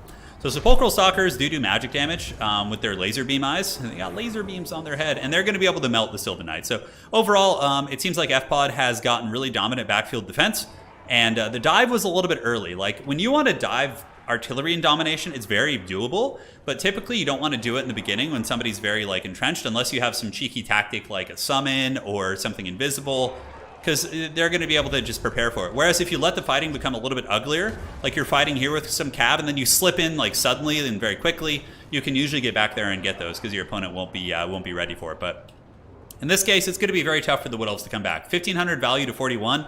Tomb Kings are doing very, very well. However, these lost Sylvan Knights, man, they're holding it down. If the Sylvan Knights could somehow, take down the catapult and then, just go Super Saiyan and also kill the Stalkers, which I don't see happening, but maybe there would be like a glimmer of hope for sure. Eternal Guard holding on to the back objective. We do see Dryka and some Treekin fighting on the point. Treekin are something I actually think would be very, very good here for Medley and the Wood Elves. Treekin are very actually tough for the Tomb Kings to remove, right? Like, what in this Tomb Kings army outside of Stalkers would be excellent at kind of removing them? And yeah, Lost Sylvan Knights doing the work, man. They're back here. They finish off the Horsemen. They're going to be finishing off the Catapult crew. We get more Horsemen coming out. Sepulchral Stalkers, though, slightly obstructed, but still getting the job done as Dryka and the Treekin continue to try and fight on this point. And now we see the double War Dancers coming out. So War Dancers are bonus versus infantry. They should annihilate the Nekar warriors in combat pretty decisively. They're just like a better kind of variant of those units. And here we do see the Lost Sylvan Knights. Waiting on your mini to arrive. Hey, no worries. No worries, Sam. Take your time. I'm super excited to see what you got, man. We'll definitely show it off. So Lost Sylvan Knights pulling back here. They did pretty good. At least they killed the catapult. So one of the artillery pieces did go offline. Sylvan Knights going to be trying to retreat. There was actually a time, if I'm not mistaken, where the Lost Sylvan Knights were unbreakable. Those were some wild times for sure. Ushapti Summon being used here by FPOD. So the Ushapti Summon trying to kind of blunt the charge of the Wood Elves, as we do see some Eternal Guard coming over from the side point. And could we see a turning of the tide as the ammunition starts to maybe run a little bit drier or isn't able to kind of impact these battles as much? I don't know, man. Those bombardments are quite nasty. They are doing a lot of work. So the Ghostly Reindeer are chased off. Lost Sylvan Knights probably got about 900 value, about 800 give or take, but at least they did actually kill something. Pit of Shade's going to be going down. Nice one right there. It's going to be hitting these Skeleton Spears and this other unit as well. It'll be kind of like tickling the edge of that unit. So that was a really good Pit of Shades, and the Ushapti Summon is going to be disappearing in 1 second. So there it goes. Good night, Sweet Prince, I think. Oh no, that was its first life cycle. Okay. So it has another 27 seconds with which to fight. Dryka is also a bit of a problem. Tomb Kings have struggled with characters like Sigvald before, and Dryka is somewhat similar to Sigvald as well. So Verstriken, Stalker, Bowshopti, Tomb King, Halberds, quite a lot actually. Yeah, but I feel like they don't bring a lot of those, right? Like they might bring the Stalkers, but Halberds I don't think are super common to pick against Wood Elves, but I could be wrong. I've had a lot of success with Treekin in my very anecdotal experience playing Wood Elves. However, you have a lot more experience, so you probably know better. War Dancers, they do clear the way, and there is an opportunity for the Wood Elves to maybe get this objective back. Dryka still holding it down. Looks to be battling some Necropolis Knights with Halberds, and right as I say they don't bring Halberds, he brings a Halberd out. So, and I guess the Halberds are going to be, because Armored Cav are pretty good against Wood Elves, right? So, yeah, having Necropolis Knights, whether it be the Halberd variant or the basic variant here, I can see that. So, okay. It makes a lot of sense now for sure. Dryka continuing to fight, being shot by the laser beam eyes on the Sepulchral Stalkers. This objective is flipping back to the Wood Elves, as the War Dancers just buzzsaw through these units, but the value differential is pretty massive. It's currently 3.7 to 7.6, massively favoring the Tomb Kings. And the Tomb Kings are also pushing this objective pretty heavily. So obviously the battle started to go very, very south for the forces of the Wood Elves when they spent, maybe 2,000-3,000 resources, if not more, trying to dive the defensively entrenched Tomb Kings backfield there. So pretty scary stuff. Glade Riders battling Horsemen, but being attacked by the Necropolis Knights with Halberds. We do get some Glade Guard coming out, but they're not the armor-piercing variant, so they're not going to be that exceptional against these units. Dryka on their way back. And the Wood Elves fighting hard to try and get this point. We do see the War Dancers with 65 kills, definitely cutting through a lot of these units. And Tomb Scorpion, though, not a whole lot that's really good against the Tomb Scorpion here, except the Eternal Guard. I mean, they can definitely drag it down over time, but it's going to take a long time for sure. So looking on the back objective, looks like the Wood Elves are managing to hold on to this one. Tomb Kings pressing hard. Scores are pretty even, 4.7 to 8.7. And you have to remember, Tomb Kings are getting a ton of healing from DJ KOTH just spamming spells. And from the lore passive, it is the Restless Dead. So every time you cast a spell, your entire army is going to be healing for 1.4% of their HP. So on like a Tomb Guard unit, that's going to be like a little over 100 HP, give or take, every single time you cast a spell, which is really quite solid, right? So I'm surprised the Wood Elves are fighting this well, despite being so massively far behind. We do see the Treekin and War Dancers you know, doing their best to try and get this point back, but their leadership is certainly very fickle, and they're just kind of being dragged down in bodies. Artillery still has pretty good ammo in the back, and it looks like this objective could be flipped back here. Dryads trying to hold this point down. We do also get some Glade Riders. The Glade Riders are probably going to want to go around the back, but it looks like that's going to be a tap out from the Wood Elves. GG, well played. To both players, a good attempt. You know, Medley trying to get into the backfield. I understand the thought, but I think it's a little bit too preemptive. Tomb Kings are extremely good at defending their backfields. They have really cheap, cost-effective horsemen. They have these sepulchral stalkers, a lot of good stuff like that. So I think if you just played the objectives more, spent that money instead of diving the backfield and playing the points and just enduring the ammunition, I think the Wood Elves, like, they still fought very well considering they sacrificed so much in the backfield. So I think if you just play the points more instead of trying to dive the backfield, it's going to change that. So current King of the Hill is going to be FPOD still. FPOD up to 2 on these scores. And well played to both players. Let's go ahead and get this next party started. Madley says, terrible, I don't play Wood Elves. It's okay, don't worry about it. This is an opportunity for people to try things they don't normally try. That's kind of the purpose of the format, is you know, random stuff. Okay, so let's get this going. Let's roll the factions. Sisters of Twilight are actually decent there. Yeah, they can sit up in the sky and just like shoot at KOTH all day. He would have died if like you just had Eagle Sisters. 100%. All right, so let's do this. This is going to be for player 1, which I believe is going to be Low Guard. What's it going to be? The Dowie. Please stop it! All right, Low Guard is the Greenskins, and FPOD is going to be... Let's just watch him get Slanesh again. That would be really funny. Definitely not going to be Slanesh. Defender of Ulf-1. We always get this matchup. I don't know what it is. All right. So Low Guard is going to be getting Greenskins, and then we are going to get FPOD on the High Elves. Okay, asking about rerolls if either player wants to, or if they're happy with that one.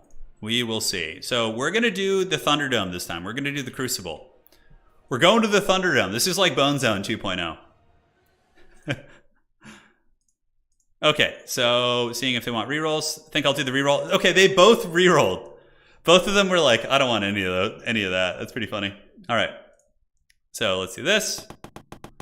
So this is for Low Guard. Neither of them played these factions, so they opted to use their one reroll. So, and they can't get the same thing. If they reroll, we're gonna veto the same thing. So Vampire Coast for Low Guard, and for the forces of FPOD, let's see what it's gonna be. Oh. Please stop it! And FPOD gets the Greenskins this time. I love it. No escaping the crumping. Greenskins and Coast. Also, if you don't own the faction, like you don't have the DLC or whatever, you just let me know and we'll set you up. So, all right, let's fix the nameplates here. Low Guard. I think that's how he spells it. Let me check. Oh no, it's just with an A. There's no U. Okay. Alrighty.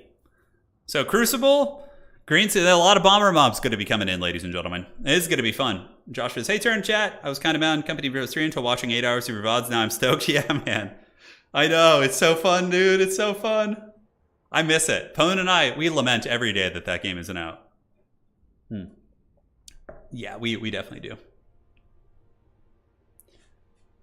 I could do something. Would you guys rather I do it like this, where I remove factions? Every time they get played on stream, I remove them from the pool until like everything is played. Would you rather I do that than just have like some be repeatable? Let me actually put up a poll and see. If you guys want to do that, I'll just start doing it from now on, because I can remove the factions that have been played. Skinny says, "Hey, I'm new to multiplayer and a big noob." Hey, all good, man. We all start there. Would you consider making a quick multiplayer guide? Yeah, I should. I usually like haven't done guides because they always get outdated so incredibly fast with how rapidly, not rapidly, but you know how things change in this game. But I should do something basic like that.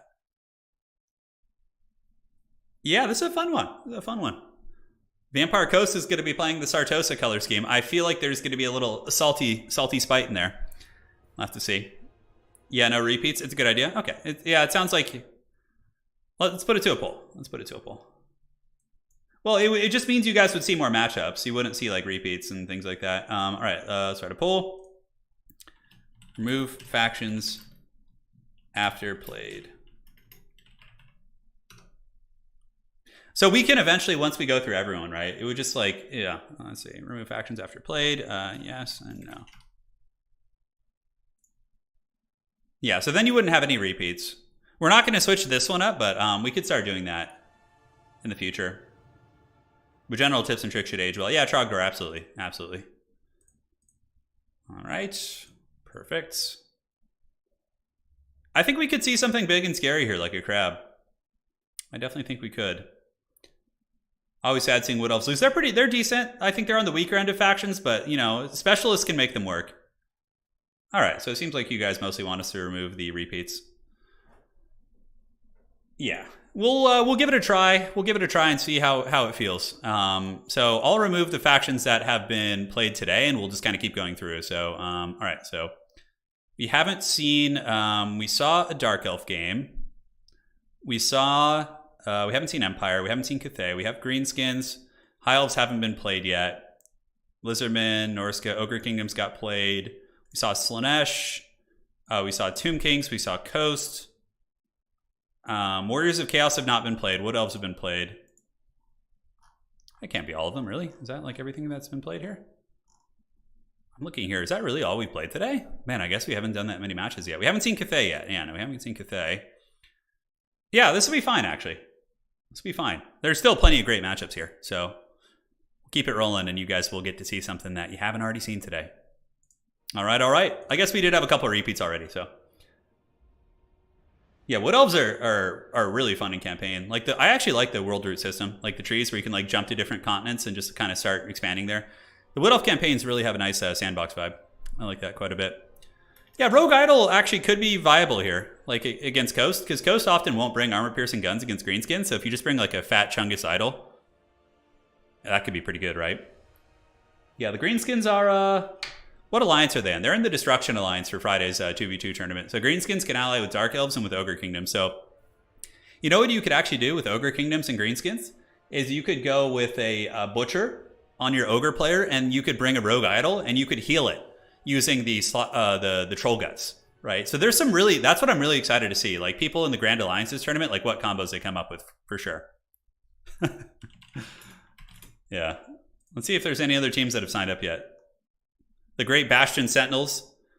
So we got Medley signing up with Shifu here, and they're going to be doing Bretonia and Grand Cathay. That's pretty cool. I like that. That's a cool combo. That is a cool combo for sure. Pone and I have to figure out the combo. Here, how about you guys decide what Pone and I play? So we're going to start a poll real quick. Avarice, over an hour late, but I'm here. Hey, you made it. There were some really good games. Definitely go back and check them out later. And we got... let's see here. So, Pone and Turin 2v2 team. So, we would play Order Tide. So, it'd probably be like Empire plus Faction. Or do you want us to play Marked Chaos? So, Nurgle plus Khorne. These are the two teams like we were looking at eyeing for the 2v2 tournament going down on Friday. So if we played Order Tide, I would play Empire, and Pone would play Dwarves, Cathay. One of the things we were thinking of doing is Empire and Cathay. So Pone would play like Cathay, and he would bring like the infantry and like some cool magic, and I would bring the artillery and cav and grenade launchers and things like that. Oh, it looks like they're ready. So let me get this fired up. But yeah.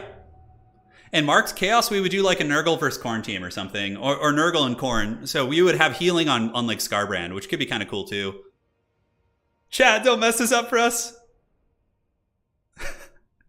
Yeah, we'll let this run. We'll let this poll run until the end of the game, and whatever you guys vote on. I can't believe how many of you guys are portraying Sigmar, though. I simply can't believe it. It's heresy, dude. Straight up. Well, I want to play the Empire. If we're doing Order Tide, I have to play my Sigmarites. It's just heresy if I don't. So, Khorne cannot ally with Beastmen in this tournament because there's too many Chaos factions. So we had to split Chaos into two subcategories. So Chaos has been switched into. We have Chaos Undivided, which is all like the non-affiliated Chaos factions, and then the Marked Chaos is one alliance. So like we have Warriors of Chaos, Demons of Chaos, Norska, Beastmen and Skaven are on one team. And then you have all the 4 Chaos Gods on the other team. All right, guys. So when I go to the end screen of this game, that is when the vote will end. So you guys can keep voting. Yeah. You guys let us know. It'd probably be Nurgle and Khorne. Or it would be Nurgle and someone. Yeah, I don't know. Nurgle and whatever Pwn wants to play. Because I would play Nurgle and he would play them. Khorne cannot play with Skaven. Skaven can only play with the Chaos Undivided factions. Because Chaos would just be too overpowered. If we let all the Chaos factions mix and match, there would be no chance. They just have too strong of a range of factions. So we had to split them up into 2 different groups. All right. So, ladies and gentlemen, here we are in the battle. It is going to be Logard coming in with Solastra, which I love. It's going to be Solastra on the Crab. She's got Vangeist, Ghost of the Past, and Song of Enthrallment. So, going to be trying to Vangeist the Greenskin. Syrenes, Bomber Mobs, Depth Guard. You know, pretty standard stuff. Melee Coast looking pretty aggressive here. Very excited for that. Now, on the other side of the battlefield, classic Greenskins, it's going to be a super wide army with Wurzag buffing up their stats with the Bonewood Staff and the Big Wah. A lot of it, or Error Boys, which, you know, can drag down Solastra, but there's also a massive chance that Solastra might just go bananas and drop some fat summons in the backfield and just, like, nuke down these archers. Because, you know, if the archers are dead and you have Depth Guard and or, you know, Syrenes grinding in the Greenskin front line, you can actually do some really, really good stuff. Yeah, it's looking, the vote's looking pretty tight right now, guys. It's looking really, really tight. Yeah. Oh, hail Lord the Nurgle. All right, it's going back and forth, man. It's exciting. What an exciting poll. It's fun stuff. All right, guys.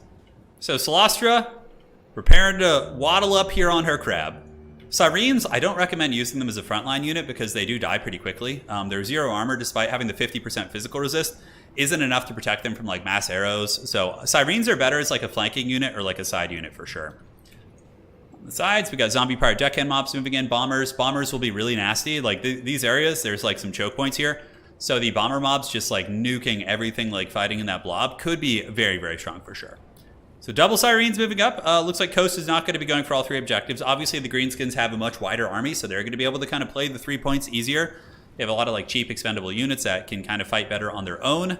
And the Syrenes are pushing up in the middle, but there is an Edbutt as well as a Brainbuster. You can see the first magic going down. Oh, nice cast there. The Edbutt from Wurzag doing some great work. Actually not killing any models, but doing about 25% HP damage, which is very, very strong. So more Depth Guard getting ready to waddle up. Solastra is going to be wanting to drop those summons if she can. Zombies need to get to that point ASAP. And I'm surprised we're seeing these Syrenes used in the front line. You're going to see what I'm saying about them. They die actually rather quickly. Yeah, they'll be able to maybe finish off a Goblin unit, get a Terror Route going down, but Solastra needs to drop Knights Errant summon back here right now, like ASAP, and get a Vangeist Revenge going down the pipe. The other unit here in a little bit of trouble. For some reason, Wurzag doesn't do magic damage, which is very, very strange. I've never really understood that, but even still, it is going to be the case. And now we get the damn Knights Errant summon. This is what you want from Vampire Coast. You want people wasting ammo on Solastra. She literally has 150 armor, so she just doesn't give a shit. She can absorb that kind of firepower all day. Depth Guard getting a good fight in the middle. We do have 1 unit of Depth Guard battling some Orc Boys and some Goblins, and you can see that the Depth Guard are going to be dominating this fight very, very heavily here as they continue cutting through these units. But the Greenskins have very good counters for Depth Guard and Squigs. Squigs are an excellent piece for shutting down this type of units. And look at this, the Haggard Wolf Chariots from F-Pod in the backfield running through the Bomber Mobs. I love it. Is it the Teeth Robbers? It is. He brought the Teeth Robbers. He brought them, ladies and gentlemen. And the bombardments are continuing a little bit. High ground objective being controlled here, but look at this, dude. F-Pod is such a sneaky get. He got his Night Goblins, he snuck them up the side of the map, and he came around here, and now he's chasing down the Bomber Mobs. And the Haggard was down as the little Goblins, they got their daggers out, and they're going after the zombies, ladies and gentlemen. Oh my god, crazy stuff. So back to the main objective. Solastra is getting a little bit beat up, and we do see the Vampire Coast starting to get run over. F-Pod definitely taking this game over. He's penetrated into the backfield with his Teeth Robbers and his Squigs. All the Bomber Mobs are dying. Sending in the Syrenes is a frontline choice. If you're watching this back low guard, definitely don't do that. You want to use them on the flanks as like a support piece because they're very squishy. You want to use them to like rear charge or flank things because they have poison and they're very fast. For your front line, you usually want to use Deckhand Mobs backed up by Bombers. That's like very much the meta against like the Greenskin push and all that sort of good stuff. So looks like there's going to be a Vangeist Revenge going down, and here it comes. Hey, baby, we can hail the mighty once again. Oh yeah, look at the damage. Not bad at all. Not bad. It wasn't as erect as the one we had earlier, but that was like a partial chub, like a little like half chub right there. Definitely got some work done. So on the other side, high ground, Vampire Coast is holding on to the objective, but that's going to be getting flipped. Vampire Coast is only holding on to the middle objective right now, but Celostra is in some serious danger. And people often forget about Wurzag, that he's an armor-piercing fighter, so he can actually get his club and take Celostra to the metaphorical club here. We do get the big Gallows Giant coming in, going to be roasting down some of these units. Gallows Giant has had a history of being okay against greenskins, but now that the battle is looking very greenskin, favored, I don't think it's going to be able to make much of a difference. We see like Fellbats coming out, greenskins have this objective, this one's going to be flipping, and I wouldn't be surprised to see Logard tap out. Like this is going to be like a spawn camping situation where the battle was so decisive that you're going to be getting pushed back to the Shadow Realm as well. Celostra running, she's crumbling. 36 leadership on her. We got Orc Boar Boy Biggins hot on the crab's butt here, getting those nice shanks in there with their anti-large poking sticks. Certainly going to be able to finish her off. We do have some depth guard coming in, but they are just the anti-infantry depth guard, and they're going to just get focused down by 500 archers. This was a very, very good greenskin game. Very solid for sure, as they were able to tear apart the Vampire Coast army. And the Mighty is going to be hailed once again. Here it goes. Yeah, buddy, look at that. A little bit of friendly fire damage, always good. Crumbling Gallows Giant, negative 36, as it is just getting tar pitted. Now, against greenskin mass archers, you can actually bring Queen Bess. You can bring mortars. There's plenty of options against mass archers and greenskins. This was a battle I played a lot in land battle in Warhammer 2, like a ton. I have a fair amount of experience in this one. Granted, in domination, I don't have as much experience, but yeah, that is basically a tabling there. That is going to be it. I don't think that's going to be anything else they can really do, ladies and gentlemen. Looking around, we have crabs and hulks coming in, but like the greenskins are just waiting with a fully erect army. So yeah, this was a very, very clinical greenskin game. Squig Herds also a hard counter against Depth Guard. I mean, Depth Guard will be able to cut through them a little bit just because of how good their melee attack is, but from a cost perspective, a 350 gold Squig Herd, which is large, so the bonus versus infantry doesn't come into play for the Depth Guard.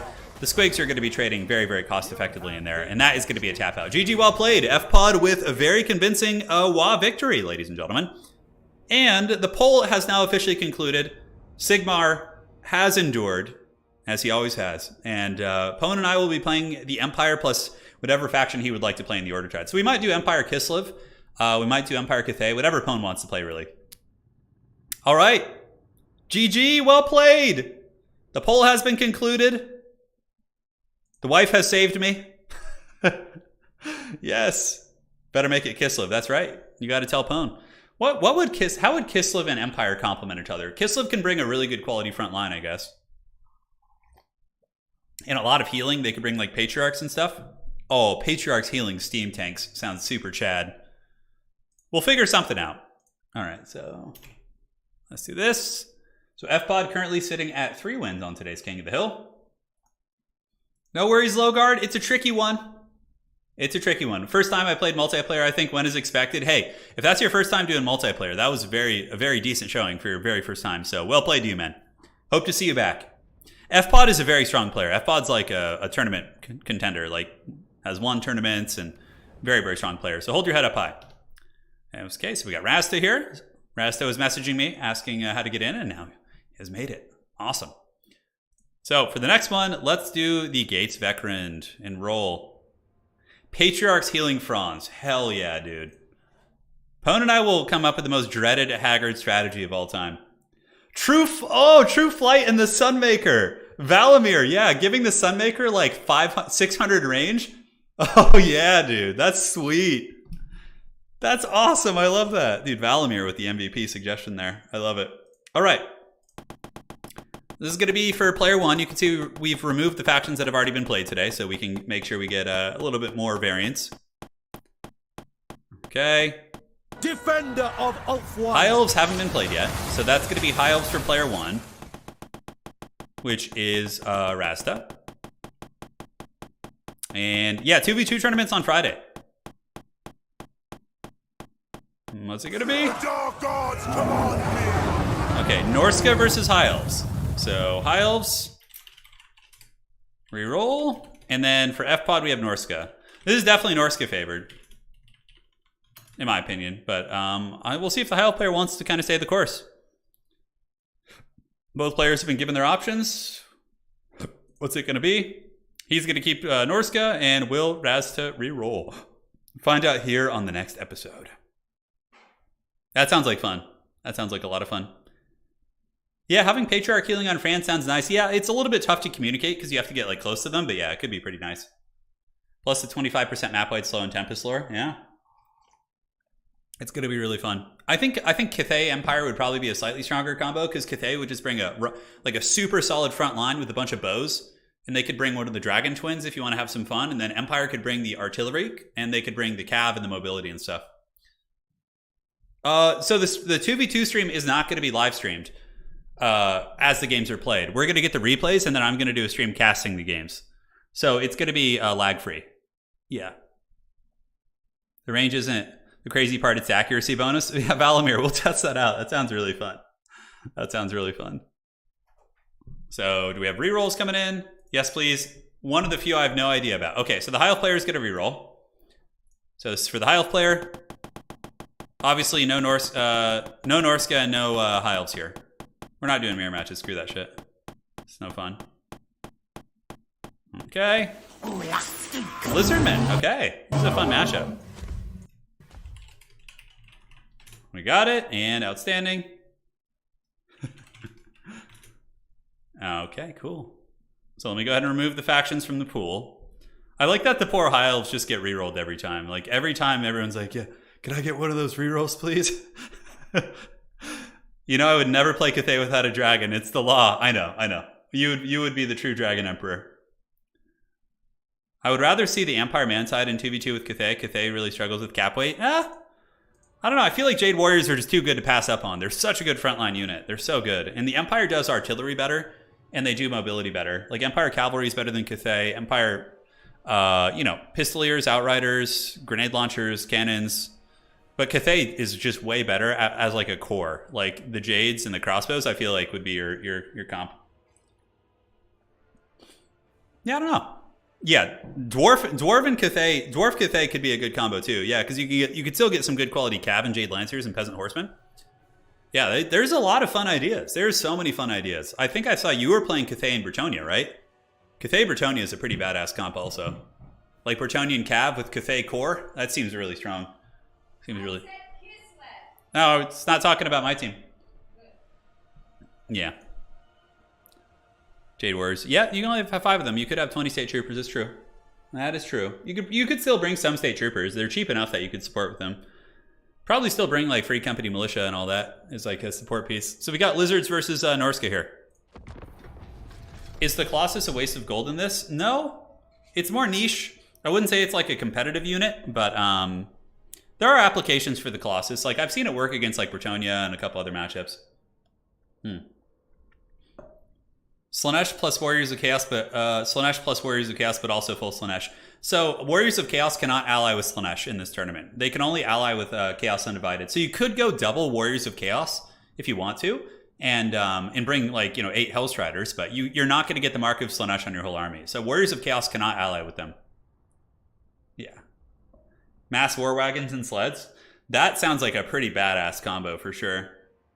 It's going to be really fun. I'm super excited for this tournament. We're going to be doing it offline too, so it'll be pretty relaxed. And then I would stream it live, but it's best of 1, and 2v2 just has too much potential to lag right now. So far we have 4 teams set up. So I'm going to go ahead and hey Pone, do you want to play? What do you want to play, Pone? You want to do Kislev or you want to do Cathay? I'll sign us up right now. Or do you want to practice a little bit in the next few days and we can see what we like better? Let me know. Hey, Jay Dragon, thank you for the tenor. Hey, Turin, well wishes from Texas. That's where my grandma's side of the family's from. I have a lot of family from Texas. Always enjoy your videos. What other factions do you believe they will eventually add to the game besides the Chaos Dowie? Dude, that's so tough, man. I think we're gonna get. I think we would get obviously like the only one from Warhammer Fantasy we're missing, right, is Chaos Dwarves. So. From there, I think they're going to do DLCs before we get any like new races or factions. I think we're going to get, one sec here. Wagons and sleds sounds awesome. With healing blobs, because I can heal your sleds. Oh yeah. The wagon sled convoy, Pone. It must happen.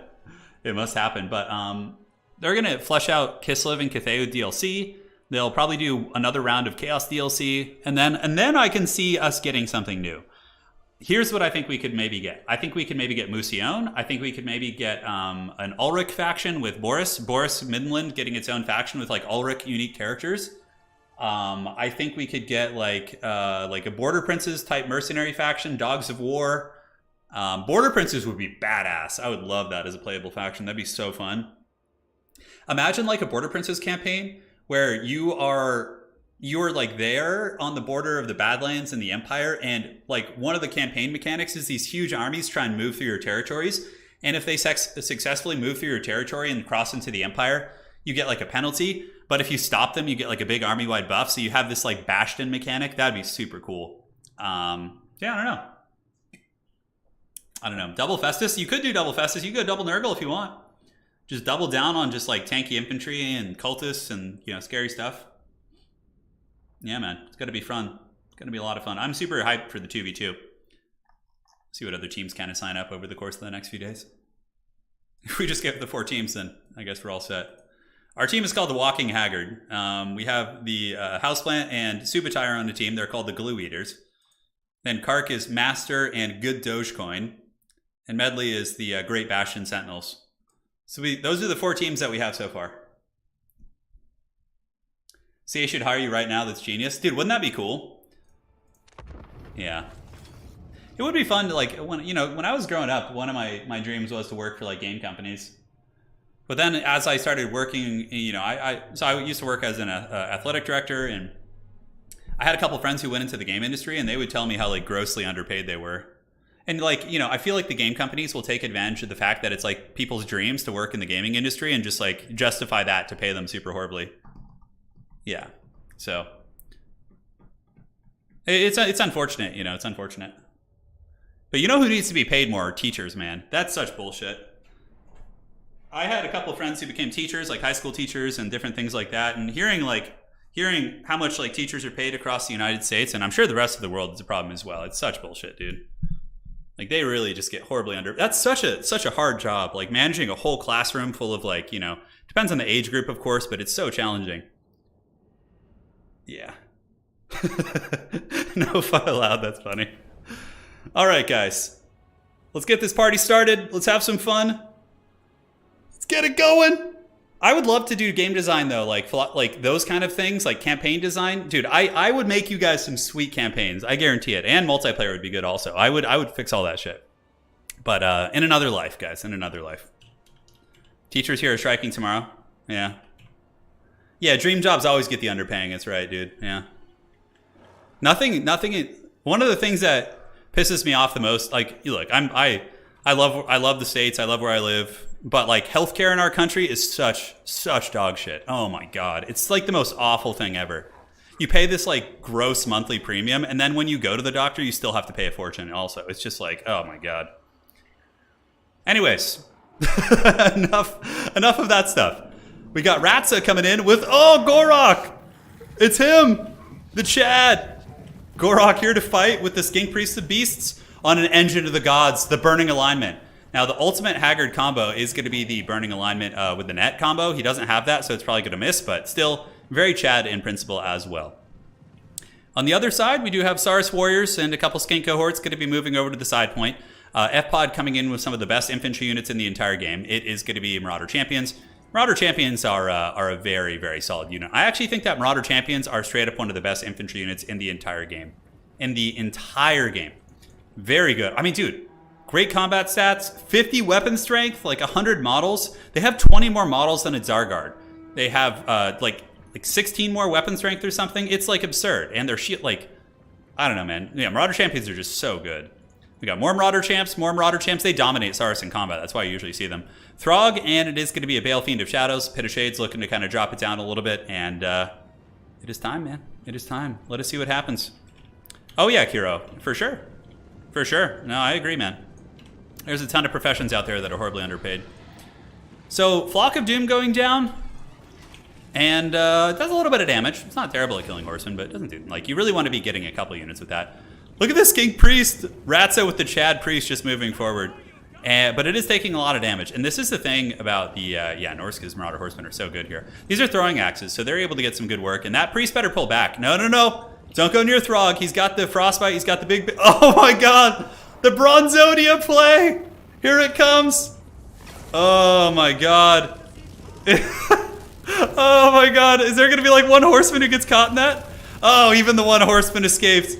Dude, that was the ultimate Bronzonia beam. I loved that so much. And hey, look, he uses it as a distraction, and he actually gets a nice charge in those horsemen. What a Chad play. Pit of Shade's going down, and that Skink Priest is going to want to pull back. On the side objective, we have a couple fights in the tree line. We do have Marauder Great Weapons battling Skink cohorts. Looks like some Saurus Warriors are here to battle as well. And now the Legion of Lizards is going to be moving up as F-Pod gets Throg and takes that Skink Priest to Pound Town.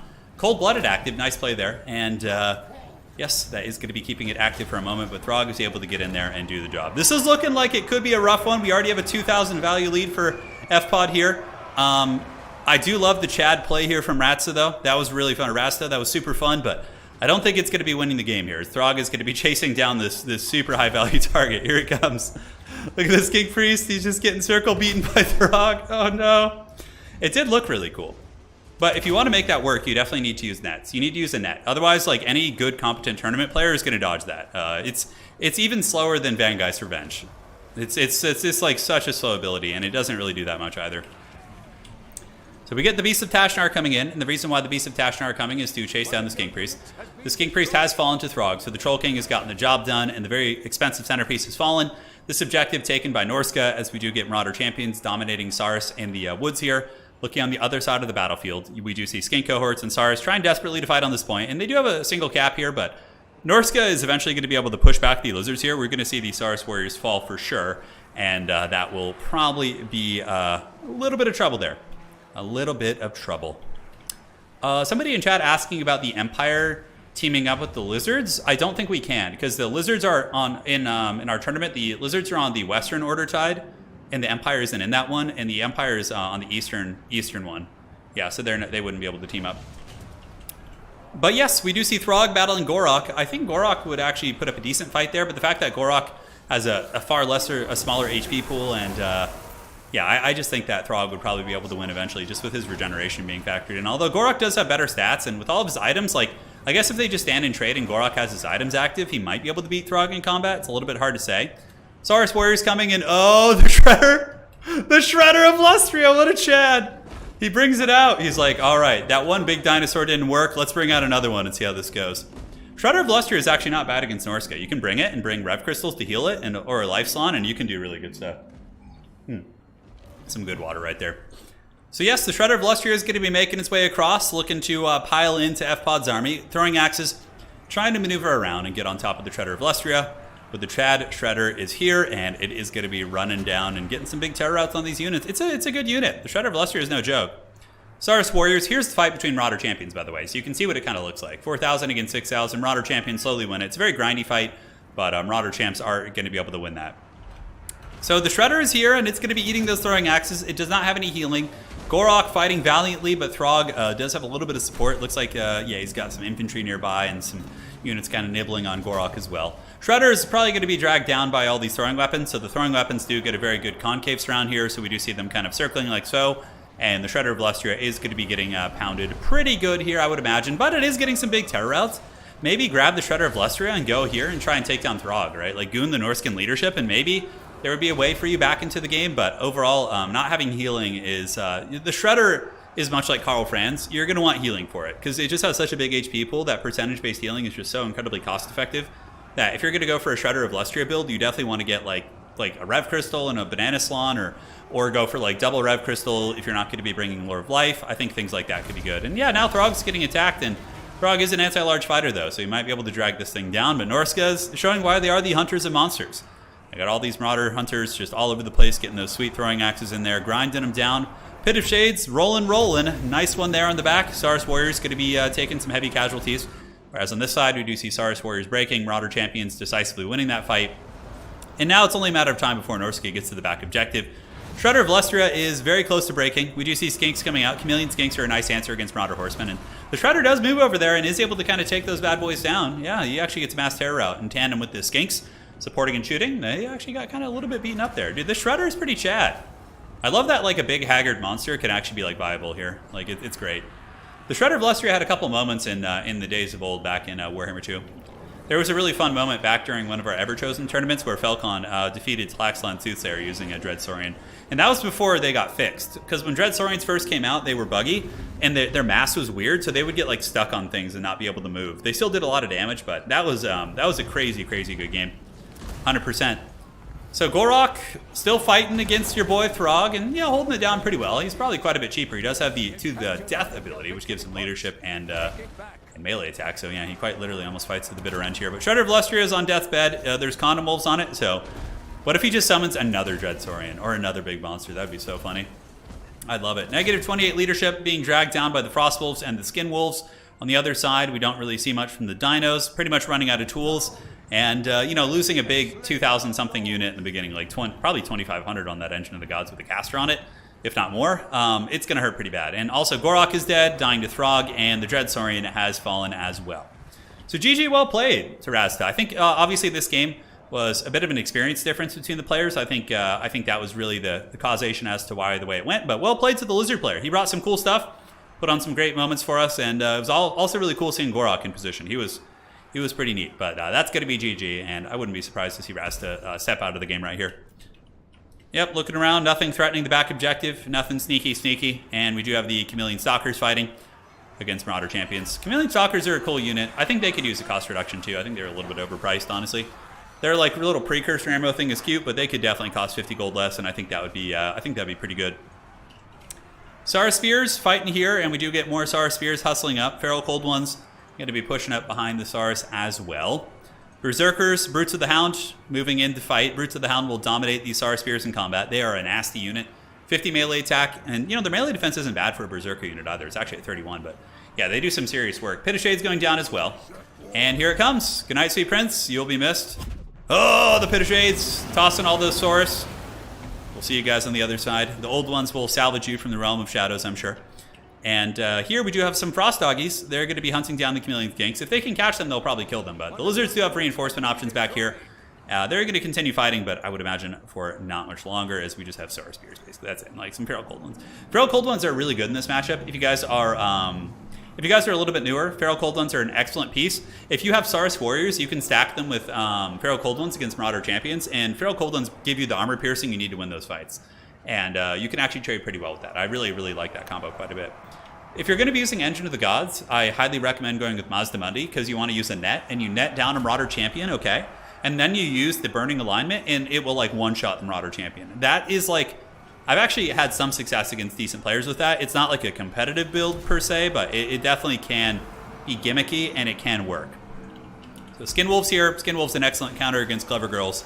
Anti-large, you don't really need, I mean, armor. They do have armor, but their defensive stats are so low, they just kind of get slapped up by those Skin Wolves right there. More Feral Cold Ones coming in, and I'm surprised we haven't seen the Lizardman tap out yet. You know, a lot of people aren't quite used to that, you know, where you're in an RTS game, and you know, you still have a lot of time in terms of victory tickets, but this game is 1,000% over. Yeah, it's a reference to Jurassic Park, yeah, because they're like the Velociraptors, they're the Clever Girls, yeah. Yeah, horsemen are very strong. But, like, Norska needs horsemen. If they didn't have horsemen, then they would just get wrecked by a lot of big things. Like, because you can fight big things with your own anti-large melee, but, like, sometimes it doesn't work very well, and you need to get, like, some range. But yeah, horsemen are a very cost-effective unit. They did get cost increases. They're definitely a little bit more fair and balanced now. But, yeah, lizards quite literally have nothing left. I'm not sure what they have around. Yeah, like, literally nothing. They have, like, a Chameleon Stalker back here, as well as a Sara Spear. So we could just kind of use this time to talk to one another, enjoy each other's company. Not much to analyze now, not much to give you guys as it pertains to knowledge and wisdom. Just the lizards moving in and just getting chain crumped by the Norscan forces. Love me Chaos Vikings, yeah, they're pretty great. It's insane how good Norska is, considering that they haven't gotten an update in like 100 years. God, when Norska came out, when was that? Was that like 2017? Jesus. Was it 2017? Like 5 or 6 years ago? Norska is that old, and they're still like a top contender. It just shows that like the core quality of their units are really, really good. Are there any non-Chaos Barbarian tribes in the old world? That's a good question. I actually don't know. I know that originally, when in the lore, when Sigmar unified men to fight against like the Greenskins in the Battle of Blackfire Pass and whatnot, like, the humans were more barbaric then. Like, if you look at the early art depictions of Sigmar, he looks like a Conan the Barbarian character. He's, like, just straight up wearing, like, furs and has, like, a huge hammer.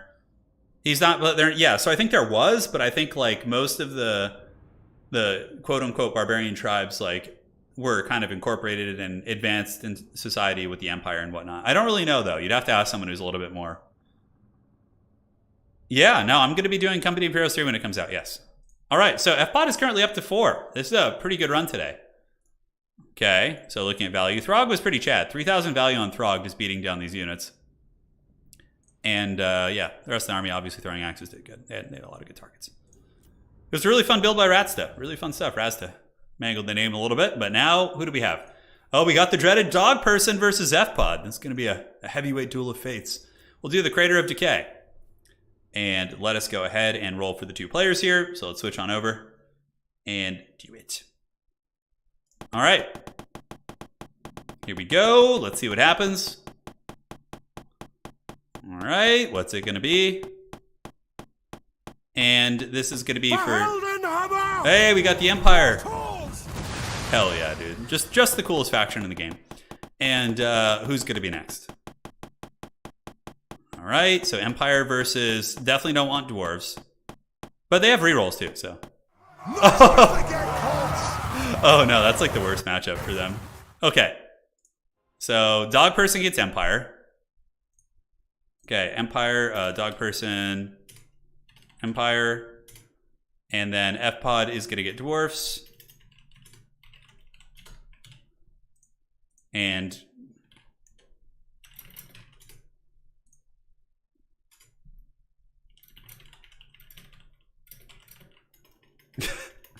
Is he going to reroll it? Okay. We have to see what both players say. If he rerolls, he can't get the Empire again. This is a cursed matchup. This really is. Okay, so FPOD's going to be keeping the Dowie. And we will go back and reroll for Dog Person. So Dog Person, you know, has some better matchups here for sure. But cannot get the Empire again. My reroll senses are tingling. What's it going to be? Hey, much better. Khorne versus Dwarves. That's a good matchup. Okay. So Khorne this time. Yeah, Khorne can definitely fight the Dowie. They have tools for it. All right. So it is on. Let the games begin, and let us see how this Duel of Fates unfolds. Dog Person says, "Ah, yes." I love it. That's really fun. By the way, if you guys haven't seen it, Dog Person is a very strong tournament player as well, and has been writing a bunch of articles on the website. So if you go to Total Tavern, we have some new articles. We have 5 domination tips and tricks from Dog Person. Getting started in multiplayer by House Cat of War. How this is a pick and ban matrix that Dog Person did, which is it shows like how pick and bans work, and there's like a graph that shows you what you should be picking, what you should be banning. It's really useful for tournament play and basic domination strategy as well. So so he's been doing a lot of stuff on the website. So big shout out to him. And if you guys want to check out those articles, you can. Certainly will help you improve your game. And we got a donation coming in from Hoppy. Hey there, Turin. Greetings from Germany. Hey, greetings, my friend. Keep up the great work. I really enjoy your content. I appreciate that, man. I appreciate that. Hope you're doing well. And, you know, we'll try and get your Empire for you today. We'll try and get him. All right, so I think we didn't miss anything there. I think we're all good. Satisfy the grudge. Crater of Decay is a pretty good map for aggressive factions because of that capturable Vanguard point. But, you know, dwarves can't really contest that. So they're pretty much going to be chilling and just defending their business. Yeah, Valky's not bad here. Because if Thoric comes in on the anvil, she can actually kill Thoric. And she also has Sleipnir, which is really good at nuking down the formations. Like, really, really good. I wonder if he'll bring any dogs. Yeah, you bring corn dogs still. You do. Corn dogs are just so good. They can nibble on anything. Like any sort of dwarven range unit and or like low quality infantry, like dwarf warriors or miners, they can take them down. So you definitely want to max out on corn dogs, I think. Bloodletters are good in theory, but I think shielded chaos warriors are a better front line against dwarves. Even though they lack armor piercing, their staying power is better. So they end up doing more damage. Bloodletters you bring in later. Once the dwarven missiles have been compromised or the battle gets a little bit more scattered, that's when you want to bring in Bloodletters. You don't want to like open with them because dwarves will just like focus them down with like 10 Coilers and just cackle at you. Sir Tarquin says, I've gone down the slippery slope now in 3 tabletop armies. Beastmen, Greenskins, and Ogres. Can't wait for Old World. Well, you're going to be ready for it, dude.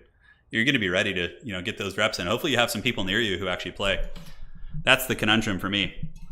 I live in a very small town, and I haven't met anybody who really plays Warhammer here yet. Got to drive. The only game store I have near me is a Games Workshop in a nearby city. It's like 30 minutes, but like Games Workshop stores aren't very good to play at. Like usually they're just kind of like, yeah, I don't know. They don't have like it's not like a local game store that has a really good scene. They just like, yeah. Will there be meme skull cannons? Definitely. I would not bring skull cannons against dwarves. Although I don't know if Dog Person's discovered some like crazy scheme or something, but I would definitely not do it. Yes. Miss your buddy Red Olgor? Red Olgor could make an appearance today, dude. He could. I mean, I wouldn't count him out quite yet. Demons of Chaos have yet to get picked, and now that we're eliminating factions as they're selected, the odds of seeing the dreaded Red Olgor get better and better by the day here. So you just hang on. All right, dwarves have been removed and exiles of Khorne. Okay. Simon, dude, thank you for the 30 pounds, dude. I finally catch a live stream. By the way, are you or Lady Turin going to do more painting videos? Yes, they do. Yeah, yes, we are. Lady Turin actually is just finishing one. She just finished painting the... So Simon, you remember how we had the faction war recently? And it was won by the Wood Elves, right? By Charix. So basically the prize for the most recent faction war was a mini painted from the faction they won with. Like a trophy mini. So my wife is painting... she just finished painting it. She just has to do the base now.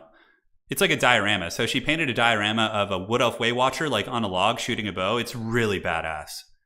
So there'll be a video of that coming up, and we're going to be sending the trophy to Charix, and he's in Poland. So we'll be sending him his trophy soon. She's just finishing it. And then after she finishes that one, she's going to do a Demogryph Knight, I think. Because that was the prize for Alfredino, who got second place. He put on such a good showing that we gave him like an honorary prize for that as well. So yeah. Pretty cool stuff. Pretty cool stuff. Thank you so much, Simon. Really appreciate that, man.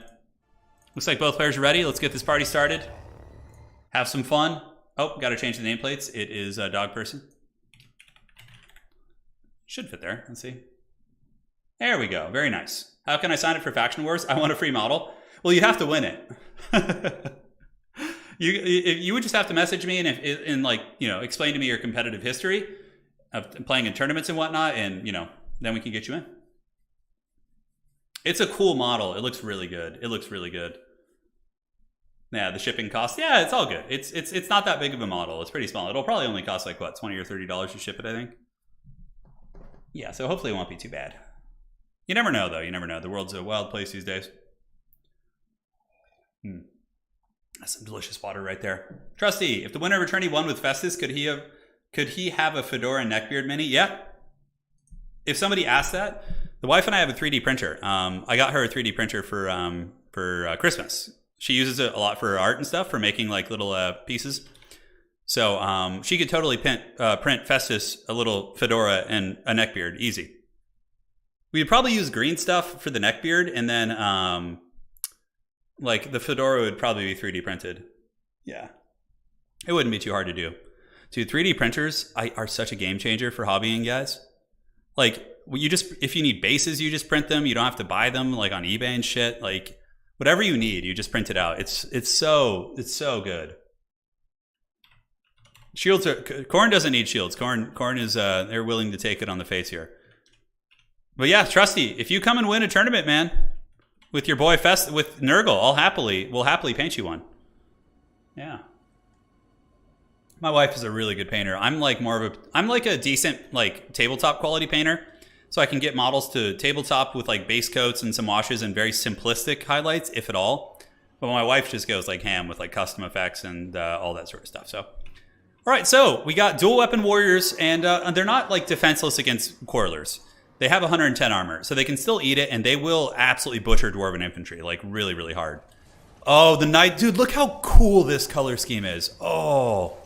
The Knights of the Brazen Throne looks so badass. And these guys can be the Punishers for sure. I mean, they annihilate infantry. They have this like crazy ability called Murderous Charge, where they get a mass increase and they get a charge bonus, charge speed, and they just like plow things over, which is very, very exciting.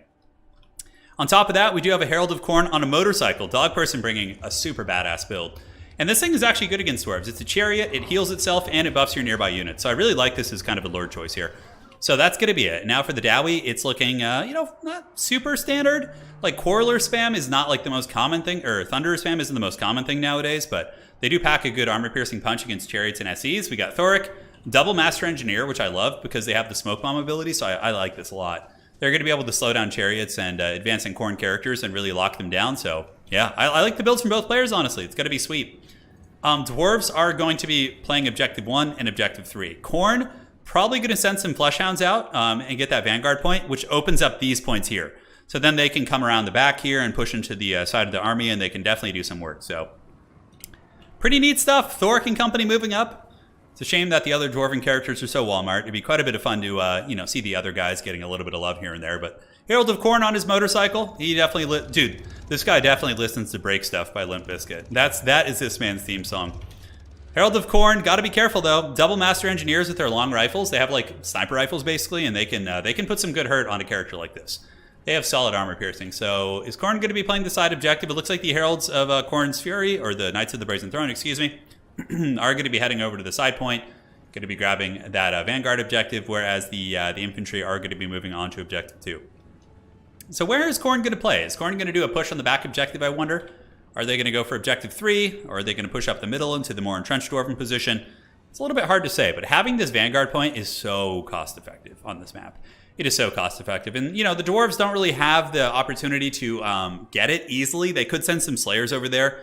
Honestly, that might not be a bad idea for the Dowie. Get some Slayers there and just kind of guard it, but even still, it's usually going to go to the more mobile factions.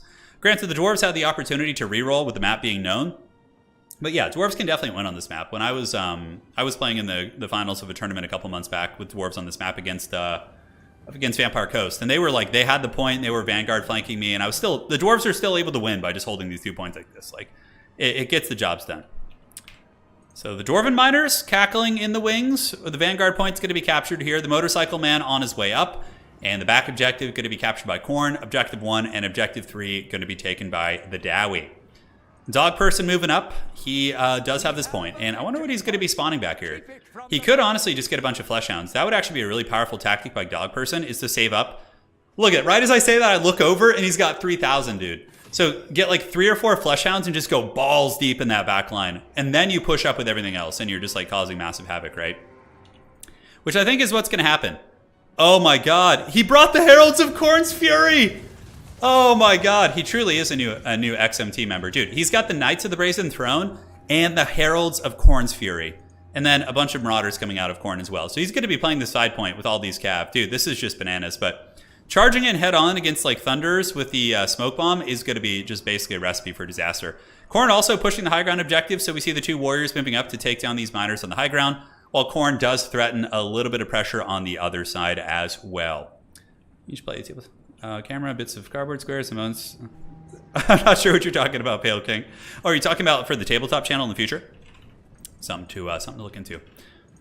So we got Chaos Warriors of Khorne moving, Heralds of Khorne moving through the tree line, going to be cutting off Dwarven reinforcements, but the Dwarves stand at the ready. They have the Giant Slayers coming out. Giant Slayers with the anti-large armor piercing will be very apt at cutting down these Khornate cavalry.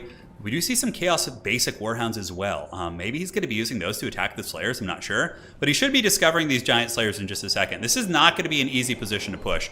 Granted, these Khornate warriors should be able to dominate these miners with blasting charges. Really, really nice firepowers. We see blasting charges going down, but the armored warriors do eat it pretty well.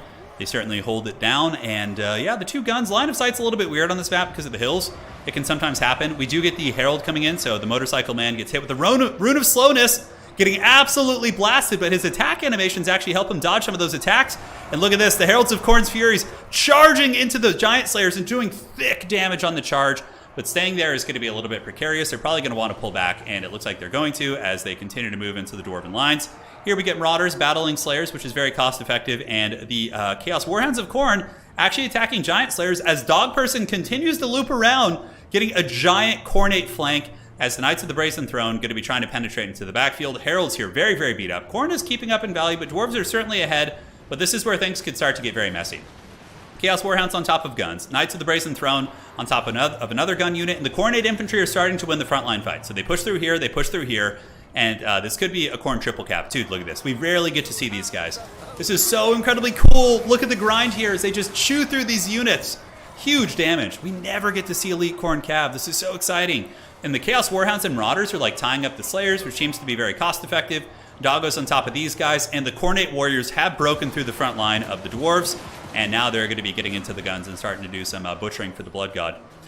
Some of the Khorne cav, though, very beat up. We do see the Knights of the Brazen Throne pulling back. It could come over here and help out with these Giant Slayers. Wouldn't necessarily be a terrible idea. The Herald of Khorne very damaged, but Khorne has gotten a pretty effective Alpha Strike and is pulling the value back. Granted, Dwarves are still up by 2,000, which is, you know, to be expected approaching a big gun line like that, but Khorne is like all over them right now. And the triple cap is going to be a real thing. A bit of a blunder here from Dog Person. He needs to move back on the objective. Okay, he sees it immediately, so very well played. And yeah, more of these dual weapon boys are going to be moving into the back lines. And what is Khorne summoning for reinforcements? Pretty much using the Vanguard point. Marauder Horsemen with throwing axes, a good choice against Dwarves once their shooting and formation has broken down. Normally, they would struggle a little bit against gun lines, but you could just like dive them into melee, and honestly, they don't do badly. Heralds of Khorne's Fury, fully annihilating a Thunderer unit, now jumping on top of the Ultharch Raiders, and they are getting some huge value. I mean, these guys probably over 1,000 already. Yep, sitting at about 1,100, so they've almost paid for themselves, not quite. Probably going to get killed off by the Slayers before they can do that, but effectively shutting down a couple missile pieces. Oh, the Sword of Khorne! Oh, and the Slayers are forced to run.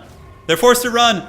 That was pretty cool, and it still makes contact, still able to break those Ultharch Raiders, but nice dodge there by FPOD. FPOD not going to be caught slipping right there. So the triple cap is on. Khorne basically just needs to target these objectives. We see the Herald of Khorne just kind of chilling in the shadows. What he should be doing is chasing down these miners here and using them to heal, because he can heal when he's in melee. And these dual weapon warriors are really pressing super hard. And for the Dwarves, we're not seeing a lot of, we're not seeing a ton of, you know, armor piercing outside of the miners. We have it via the range, but we don't have like dwarf warriors with great weapons as well as longbeards, which I do think that you eventually need. So more Marauders heading up onto the point. Dual weapon boys, which are chosen. Oh, I didn't notice this. I did not notice this. These are chosen of Khorne with dual weapons. Yeah, they're gonna butcher this engineer. It'll take like a minute or two because he's got 120 armor, but his combat stats alone, he should be losing that fight pretty decisively. Marauder Horsemen at Khorne, 44 melee attack, bonus for infantry, able to come in and clean out some of the miners with blasting charges here. And the Dwarves relying very heavily on ranged armor piercing, but when your front line is compromised and you're being pressed, it can get stuffed back pretty good. Good throwing axes from the Rangers here, though. The Rangers doing some nice work, but the value is getting closer and closer. And Khorne is holding that triple cap. I feel as if the Dwarves might eventually be able to get them back. Nice throwing axes right in the face, but the Khornate Warriors do close the distance and will start taking these Rangers to Pound Town. I do think we need like some Dwarf Warriors with great weapons and different things like that, so... More Houndos moving. These guys are shaken, sitting at 8 leadership, but they do get on top of the guns, which is going to be tying them down for a hot moment. Marauder Horsemen still just sweeping Dwarves off the objectives, and really, really nice play here by Dog Person. Using the Herald of Khorne to chase down these shattered units does provide it with some healing via its Gore Feast ability, and now it's going to be going after this other unit. And this is when you can bring in Bloodletters. When the battle's a little bit more wild, we get the Exalted Bloodletters coming in, the big, heavy hitters of Khorne, going to be heading over towards the Dwarven army and getting a lot of nasty pressure. As the Dwarves are starting to repel the push here, Khorne is going to need to basically hold on to its objectives for as long as possible and try and win on points. How are the Chosen doing? The Chosen look to be doing pretty good. They actually have these Master Engineers somewhat surrounded and have been able to drag them down, but the Dwarves are getting that nice defensive like shooting position back online, so they're getting the bows and the guns and the throwing weapons, and many of the Khorne units which are pushing into enemy lines are also running into a bit of a brick wall known as Thoric. Thoric is a really good armor-piercing fighter as well. Armor-piercing, heavily armored himself, so he'll be resilient. Nice blasting charges coming in from the Dowie, nuking down the Chaos battle lines as these Marauders are just going to be thrown into the old meat grinder here. So Chaos needs to get to the point where they can win on, you know, preferably one objective, but if it'll probably end up being more so of like a 2-cap situation. These Exalted Bloodletters might be able to keep them pinned long enough. Chaos Furies on their way out as well. Chaos Warhound's going to be looping around the back, looking for some Rangers. That's what they really want to be fighting. They lack armor piercing, but these Chaos Warhounds, if you can get them on top of like Rangers, that's where they really, really do some good work. But yeah, he's stuffing the Dwarven army very, very well, and that's largely because the Dwarven army doesn't have a lot of like good melee fighting. We do see some Slayers coming out. There's a couple Giant Slayers. Thoric, of course, helping to kind of break the pressure, but this is going to be nasty. And now the Motorcycle Man is back. Herald of Khorne, revving his Harley Davidson, running over the Master Engineer, who's at 1600 HP. And Exalted Bloodletters, if they can get sneaky here and just start grinding with these Dwarves, that's going to be very cost-effective. Fury's also summoned out from Khorne. Going to be jumping on top of the Thunderers, and Khorne is just relentless. I mean, they're slightly losing out on value, but their aggression and just pressure is very, very good. And remember, they have some healing as well. We do have healing on the Herald of Khorne. who has gotten the Master Engineer down about 400 HP since they started fighting and should be able to get the job done. So Exalted Bloodletters, where are they going to move in from? Here they come. Definitely go and take these guys down. Granted, you could move them into this fight and start trying to kill the engineers and the characters. But Khorne is getting to the point of no return. The dwarves probably will not have enough time to play the objectives, and I don't know if FPOD realizes this yet, but he's really, really running out of time. More Chaos Warhounds coming in, and you notice how he's not using Fleshhounds. He's actually using the Chaos Warhounds, just going for the cheaper variant to try and, you know, just overwhelm the dwarves with, like, cheap stuff, which seems to be pretty good. But yeah, I think this game's over. I think Khorne's going to get the W. The dwarves just kind of got shoved back a little bit too hard, weren't able to hold the front line, which allowed them to be pushed back into their spawn zone, at which point it was kind of tough for them to get that momentum here. Fury's finally taken down. We see the Exalted Bloodletters doing what they do best, which is massacring infantry, and they're one of the best in the entire game at doing it. They just hit so hard, and their staying power is really good. Exalted Demonettes are kind of in a similar way. And on this map, too, it's a little easier for Khorne to swarm because they have the Vanguard points, like, right near the Dwarven spawn. But again, you know, either player could have rerolled here. The Dwarves didn't want to. They wanted to hold on to that bad boy. So, Chosen, how are they doing on value? 1,400 value on the Chosen. They've almost paid for themselves, not quite. I think they're, what, 1,600, 1,500, something like that?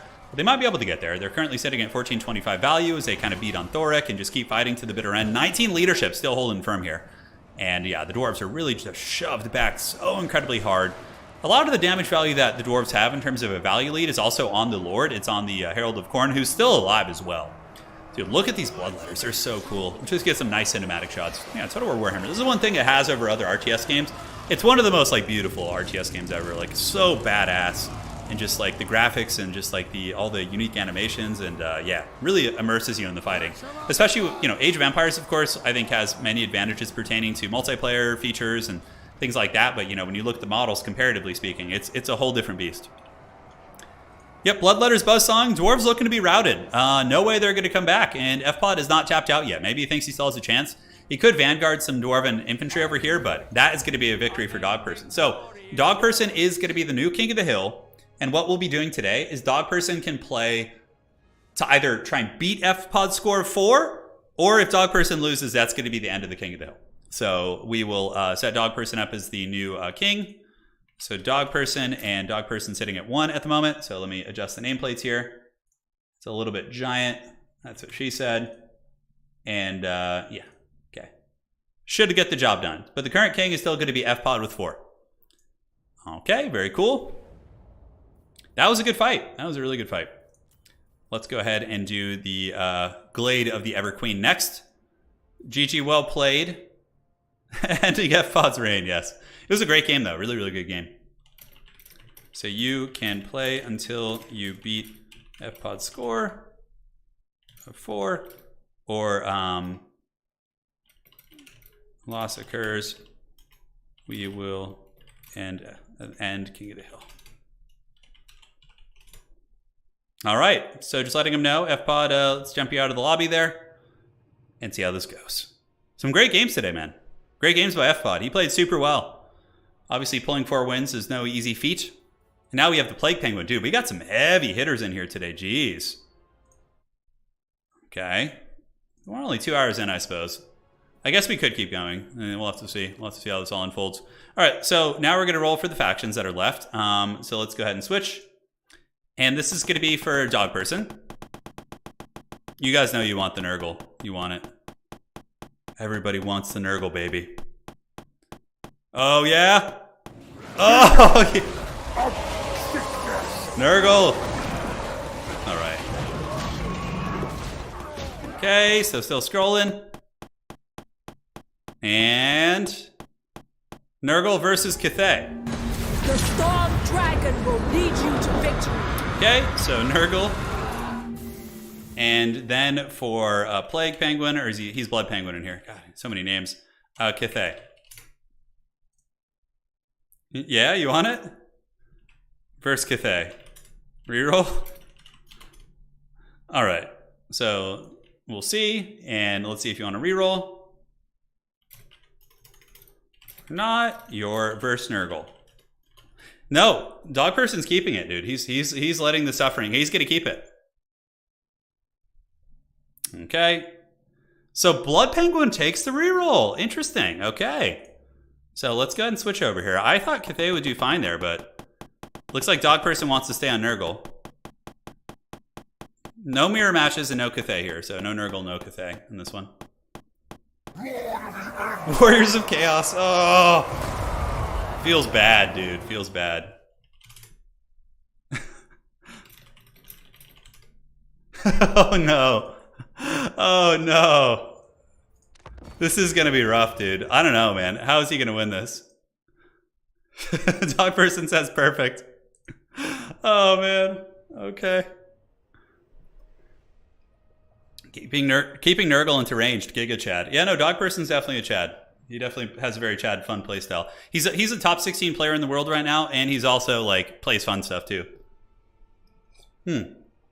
Water Faucet, come join. Make sure you join the Age of Empire section of our Discord. They play practice FFA games every single day, so join there and come play. Yeah. No man, here it comes. Okay, so Warriors of Chaos versus Nurgle, dude. If Nurgle wins this, I'm gonna be shocked. Hang on a sec, guys. I gotta look at the build he's scheming up here. Okay. Actually, really cool builds by both players so far. I dig it. Wow. Okay, that's fun. That's very fun stuff. I figured KOTH would be stronger against Nurgle, yeah. So let me go ahead and remove these factions from the pool. All right, so let's find it. And where are you? Okay, Warriors of Chaos are removed, and Nurgle is removed. Still have a fair amount of factions left. Vampire Counts, Bretonnia, Empire, Beastmen. Grand KOTH still is yet to be played today as well.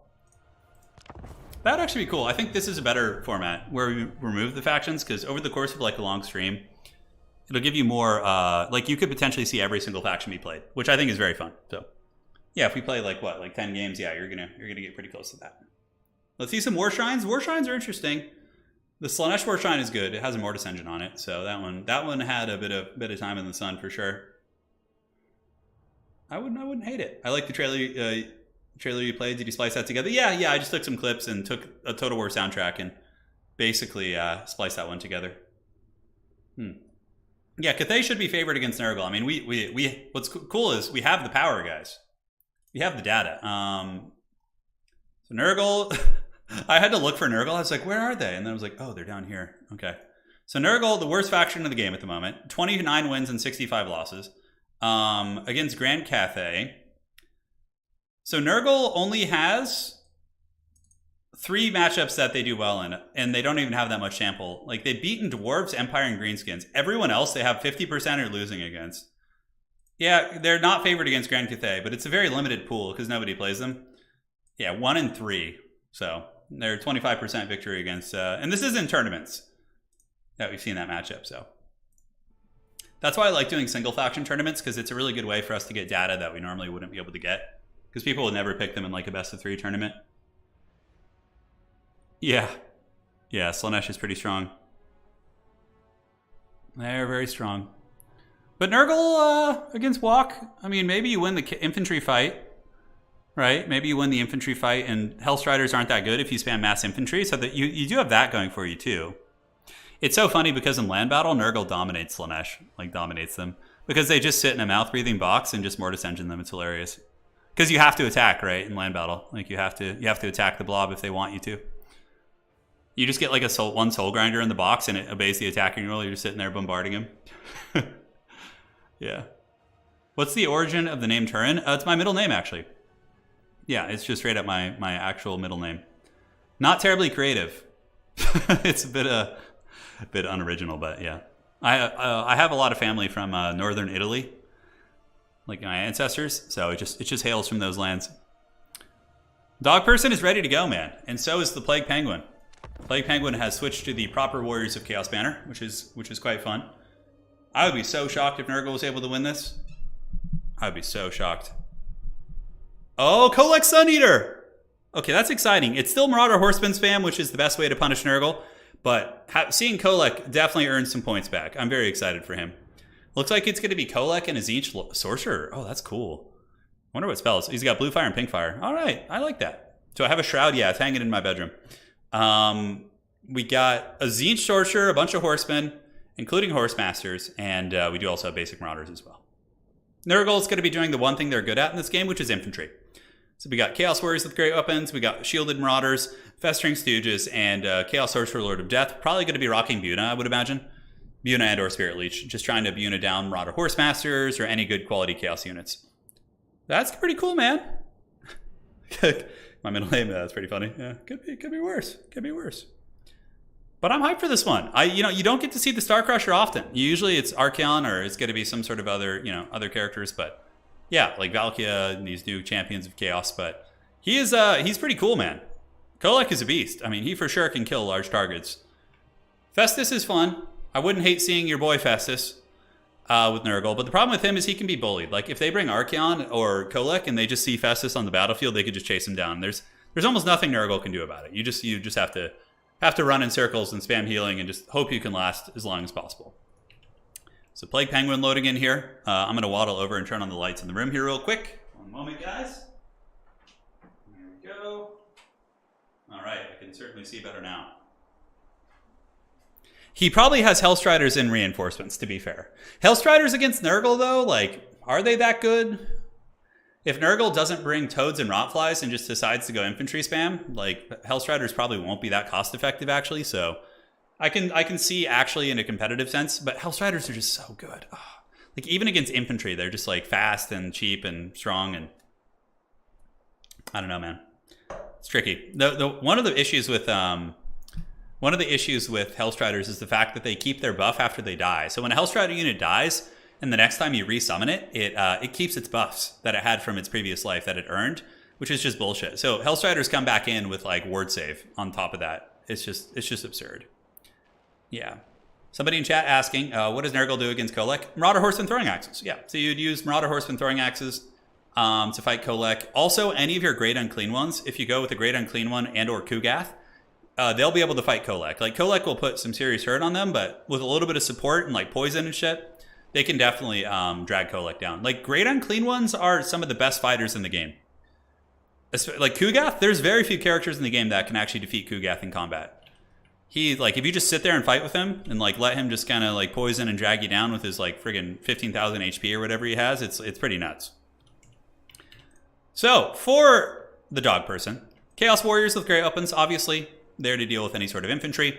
Marauders with shields in the front to deal with horsemen and absorb their shots. Festering Stooges. Typically what you do with Festering Stooges is you either sit them on a back objective or like a side objective, and they take like 10 years to kill, and you just kind of sit there and cackle and do your thing. FPod says, time to relax and watch the others struggle. Yeah, FPod, you did great today. You did really, really good.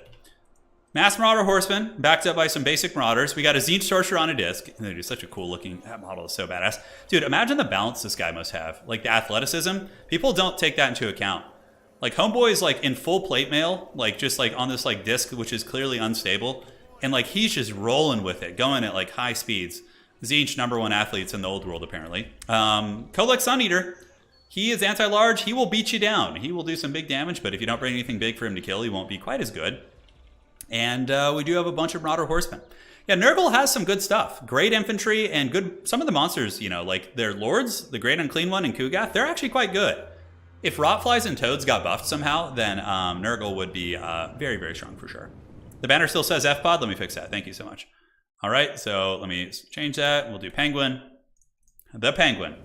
Did it fit? Yeah, buddy, look at that. Thank you for the heads up. Greatly appreciate it. 7 minutes of skirmish mode. Yeah, if this was a land battle, this would be true suffering for Nurgle. Because basically, they would skirmish Nurgle until they ran out of ammo. But at least here, they can move up and get on the objectives when the timers go up, and they can get some points that way. So they can start accruing a bit of an advantage of some sort. Or they could just kind of choose to hide in the trees and wait for the objectives to open up, which is a very smart play. Then you just move out and push. Because this Chaos Army isn't going to be able to defend the points super well. Nurgle will lose the points initially, like right when it starts, because Chaos is going to grab all 3 of them. But then Nurgle's going to push out and triple cap them, or at least double cap them pretty quickly. So, yeah, the discs are pretty cool. I mean, for anybody who's ever surfed, you know how hard it is to stand up on a surfboard? Like just wearing like a rash guard or like swim trunks? Dude, this guy's wearing full plate. And just like, look how fast that thing's going. It's clearly very uneasy. That's some serious athleticism. Like, I think I've always like kind of felt as if we were talking like general sports and athletics, I've always felt like the most athletic people in the room are gymnasts and wrestlers. Like wrestlers are just like have this like freakish strength. Like if you've ever like, you know, like they just feel like they're built out of brick. And gymnasts are just like have this like absurd body strength. It's I always feel like those are the two sports that people are just like it's another level of athleticism at the highest levels. Yeah, it's pretty crazy. And then you get these guys like there's a famous American wrestler who had a very, very big victory. I can't remember who it was against, but it's a guy named Rulon Gardner. He just looks like he's just straight off like the farm boy strength. And he's just like, you look at him and you wouldn't think he's athletic, but he's just moved so quickly. And yeah, it's pretty crazy for what you would expect, of course. All right, so Chaos Sorcerer up in the tree line here, kind of eyeing the prize, just scouting out the Nurgle army. The objectives have opened up, and that's a very smart tactic, by the way, guys. Hide in the trees and then move out, and you know, mitigates the damage that you need to be taking from the missiles. You do lose the objectives initially; it gives that up. And are these horsemen going to be charging in from Plague Penguin? That's got to feel like a mistake. I mean, I guess he's trying to buy time for the objective, but a lot of the Marauder horsemen here are going to be getting dragged down. Like some of them get left behind, and they're going to be just getting karate chopped by those units there. Festering Stooge is trying to get the Holy Hand grenades, as we do get more Marauders moving up, and it looks like Plague Penguin is just doing some very sweaty micro and trying to keep the Marauders from the objective and buy as much time as possible. But it's only a matter of time. We do see some Chaos Warhounds of Poison, trying to maybe find an engagement here. A couple Marauders with great opens moving towards the objective, but they're going to be taking some big damage. It's a very, very nice fight here by Dog Person, like isolating the great open unit and getting those guys popped with javelins. Very cost-effective stuff, but it's Nurgle time. They're going to get up on the points. We do see some anti-infantry tech, so the Plague Penguin going to be bringing some war sleds out, or excuse me, Chaos Chariots, not war sleds, jeez. And yep, they're going to be hammering into the Marauders here. The objective will be flipping for Nurgle even still. And what is Nurgle's answer going to be against the Chariots? Going to be Spirit Leech. He does have Spirit Leech, that's it. So he does start Spirit Leeching the Chariot, which is a good call. And man, these Marauder Horsemen are just screening out this army so incredibly well. Very nasty. Nurgle's going to have some problems too. There's some Marauders of Warriors of Chaos moving up too. But yeah, they do get the side objective. It's going to be flipping for them. The Chaos Sorcerer character just kind of happily Spirit Leeching. And this objective is going to be flipping to Nurgle, as the Holy Hand Grenades are going to be targeting these Chaos Warriors. It looks like here they come. The Holy Hand Grenades of Nurgle, baby. Getting some okay shots, dragging down some of the Chaos Warriors, not doing anything too brutal. Very blobbed up, though. Got to be careful. We literally have 3 infantry units stacking on top of each other. If there was some sort of magic here, like pink fire spam, would be really, really good. Just the way that they're kind of blobbed up there. The value trading is actually kind of close. It looks like Nurgle's not getting too beat up, which is very, very strong for sure. If they can keep the value even, then Nurgle's going to be cackling. Because even despite not bringing a Nurgle caster, they still have access to the Fecundity and a couple other healing abilities, you know, on some of their units, right? So looks like they're going for a triple cap. We do get the Chaos Warriors moving up to the point. Kolek Sun Eater coming to crush a little bit, so Star Crusher is out, and he's going to be taking some of these Nurgle Warriors to pound down. I think that Nurgle Warriors are like some of the coolest looking units in the game. They look so badass. Lord of the Storm going down, going to be popping some of those Marauders, so not like terribly brutal damage. The Chariots of Chaos from Plague Penguin, it's a very, very nice tech as well. They're running over a lot of these cheap infantry, and Nurgle doesn't seem to have brought any sort of mass that's actually going to be good against Chariots. Rather, they're just kind of like spamming out infantry. But they do get the double cap, and obviously Nurgle would win on 2 points, but Nurgle really, really wants a triple cap based on the initial army that they brought. Their Marauders do defeat the Chaos Marauders, and the Horsemen honestly aren't doing that much for Plague Penguin right now. They're all sitting here, and most of their ammo is being expended into like a crappy cheap Marauder unit, which I suppose is better than nothing, yeah. And I think there's some Warriors here. No, they're actually 2 Marauder units, but nonetheless, the Chaos Warriors are holding, and you can see a legion of just Nurgle, big, thick dudes just moving towards this back objective. Marauder's going to be attacked by Hell Scourges, and Nurgle is, they are inevitable, though, man. They're the Thanos here in this game, as Nurgle is just hustling towards that back objective. The Marauder Horseman Legion getting chased by Hounds, but they can turn and fight. That's the thing about Marauder Horsemen and Horsemasters. They actually have good stats. And look at that Rot, Glorious Rot going down. The Nurgle Army Ultimate. It doesn't. I feel like that should be buffed. It really doesn't. Like, you look at the TZEENTCH Army Ultimate, and you're like, oh my god, it just killed the whole army. And then Nurgle, you're just like, oh, what did that even do? I didn't even notice you using it. It's like, it's kind of how that goes down. But yeah, Nurgle does win the side point. Their home objective is being defended pretty amply. And Dog Person's just kind of swarming with a bunch of units, man. He's moving out. But the problem is, will Chaos be able to pull enough value to just, you know, eventually push Nurgle back? And will Nurgle get enough points? I mean, the point differential is obviously favoring Chaos right now, but with the 2 objectives being held, Nurgle will get their way back. Pink Fire coming down from the Chaos Sorcerer Lord. Very good for clearing out infantry. Kolek honestly hasn't been able to find too much of a home. He does have 35 kills, probably some Chaos Warriors in there, but he's only got 300 value. And now he's going to be hunting the Sorcerer Lord, who's about the same speed as him. So Nurgle straight up did not bring any mass. They didn't bring anything that Hellstriders would be good against. And they're getting pretty dangerous close to this back objective, guys. Festering Stooges are going to be so incredibly hard to remove once they get this point. And we see, just look at this Horseman concave. Oh my god, look at it. That's so annoying to play against. But like, they're starting to run out of ammo, which means it's Nurgle time. Like, when they run out of ammo, like, you're going to have to deal with those Nurgle infantry, and there are a ton of them. Some Marauders on the point. Festering Stooges have arrived. We got more Marauders, Nurglings coming up, Chaos Warriors. In the backfield, KOTH causing a little bit of havoc, but he is being Spirit Leeched now. A couple idle Hellstriders, so it looks like the Chaos player has forgotten about the Hellstriders back here. They're going to be chilling back in the spawn zone. Nurglings moving out, absorbing that firepower. And will Nurgle be able to flip this? It's not going to be easy. These Horsemen do have, I believe, 4 capture weight apiece. So they have decent capture weight here, so until you push them off, you're not going to be able to kind of get that objective easily. Nurglings just kind of eating the shots here. They're taking it like champs, chasing these Horsemen, actually getting into melee with a couple of them. Chaos Warriors and Marauders grinding against KOTH. KOTH actually taking a little bit of damage as we have more Chaos Warriors moving on. And the Festering Stooges have gotten onto the point. And without missile fire, Festering Stooges will be massively difficult to kill. They actually do regenerate. They have the Gate of Nurgle, or the Festering Gate, which resurrects them. So if you don't have the DPS to finish them off, they actually come back to life. That's why Festering Stooges are such a good ROR unit. Lord of the Storm's going down, and Nurgle honestly doing a pretty good job maintaining the objectives, as long as he doesn't like blunder with his Lord and let KOTH kill it. Like, he could get some work done. And the Marauder Horsemen, like, there's a lot of them, and they have expended their ammo, but Nurgle is just not giving up on this pressure. Oh, look at that. Swords of Chaos coming out from Chaos. Hell yeah, from the Plague Penguin. I love this. So he brought out the Swords of Chaos, which will be very, very good against the Festering Stooges, considering I believe they do fire damage. So they will mitigate some of the healing, but yeah, even still, they're going to take some time. Chaos Knights here. I do like the Swords of Chaos tech. I think that's really cool against, like, mass infantry. For sure. Nurglings hustling over. More Nurglings chasing down the Marauder Horsemen who are running low on ammo. Chaos Warriors are moving up, and the Spirit Leech is going strong. We don't see any objectives slipping yet. Some Chaos Warriors staying over here to deal with the Hellstriders. Nurgle definitely needs to start unsummoning some of these, like, Tatter units as well to make sure they can keep that wave going. And on the backside, we do get double Warhounds coming out. So double Chaos Warhound was summoned, and they're actually killing those Hellstriders in the backfield pretty effectively. And the value is within 1,000, which is definitely a good situation for Nurgle, considering they've been getting hammered by like 6 skirmish cav the entire game. That's pretty crazy that they've kept it that close. Festering Stooge is still steady, man. Just bumping and grinding, sitting on 68 models. Almost the blessed number, not quite. Over here, this objective being held onto, more Marauders moving up, and the Hellstriders are slowly going down here. Nurgle's like stream of infantry is slowly kind of running out of steam. I mean, they do have some Marauders and some Nurglings moving up. The 2 Hounds here taking out the Hellstriders, a very, very nice pick in the backfield. They'll be able to kind of move and help with Hellstriders. Because Hellstriders are anti-large. So bringing like basic Chaos Warhounds is a very strong play. If Nurgle manages to flip this objective, that could give them pretty decent chances of winning for sure. Festering Stooge is fighting here, but it seems as if KOTH and the Tzeentchian Sorcerer doing some pretty big heavy lifting here. A couple Marauders are going to be moving to that point. And the side point pretty controlled as the Hellstriders are broken there. And it looks like the Marauders moving up to reinforce. And Nurgle's going to have to try and win with the double cap, I suppose. Although they are getting the capture weight here again. There are more Marauders moving in. Chaos Warriors continuing to grind. And guys, the value is within 600 points. That is really, really not good for the Warriors of Chaos. This would be an incredibly Chad win. If Nurgle manages to defeat one of the best factions in the game, that would be very, very solid. Spirit Leech going down on top of KOTH Sun Eater, and we do still see the Marauders moving up, and this objective could be flipping. A lot of Chaos Marauders coming in, though. This is a good play by Plague Penguin. He needs to get up there and stop this from being capped.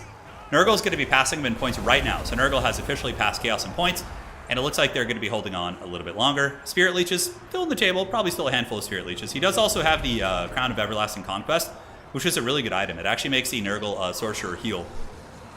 Does the Nurgle Sorcerer Lord have access to a dragon? I don't think so. If Nurgle had like a Nurgle like Toad Dragon and he could ride it, holy shit, with that item and the healing stacked with what would probably already have healing, that would be insane. So it looks like more infantry coming out. We do see some Chaos Warriors hustling over here, and the Nurgle Chaos Warriors will rush to intercept them. Nurgle Chaos Warriors will dominate basic Chaos Warriors in combat because of their great weapons, so they're going to be trading very well here. But, you know, the objective is held by the Warriors of Chaos. If Nurgle can somehow like keep the fight here and like maintain these other 2 objectives long enough, they can definitely get the job done. The Spirit Leech going down on KOTH. He's down to about 3,000 HP. The Nurgle Chaos Warriors are going to have a field day here.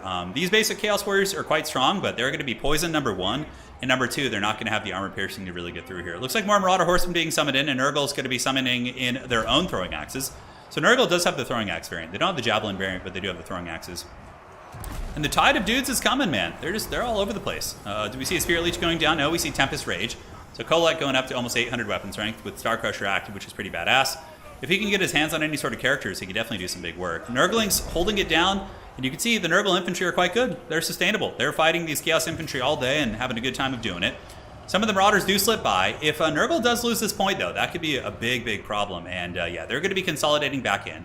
Nurgle Horsemen have the advantage of having super high melee defense. They have, I think, like a 31 compared to basic Horsemen, which is like in the low 20s.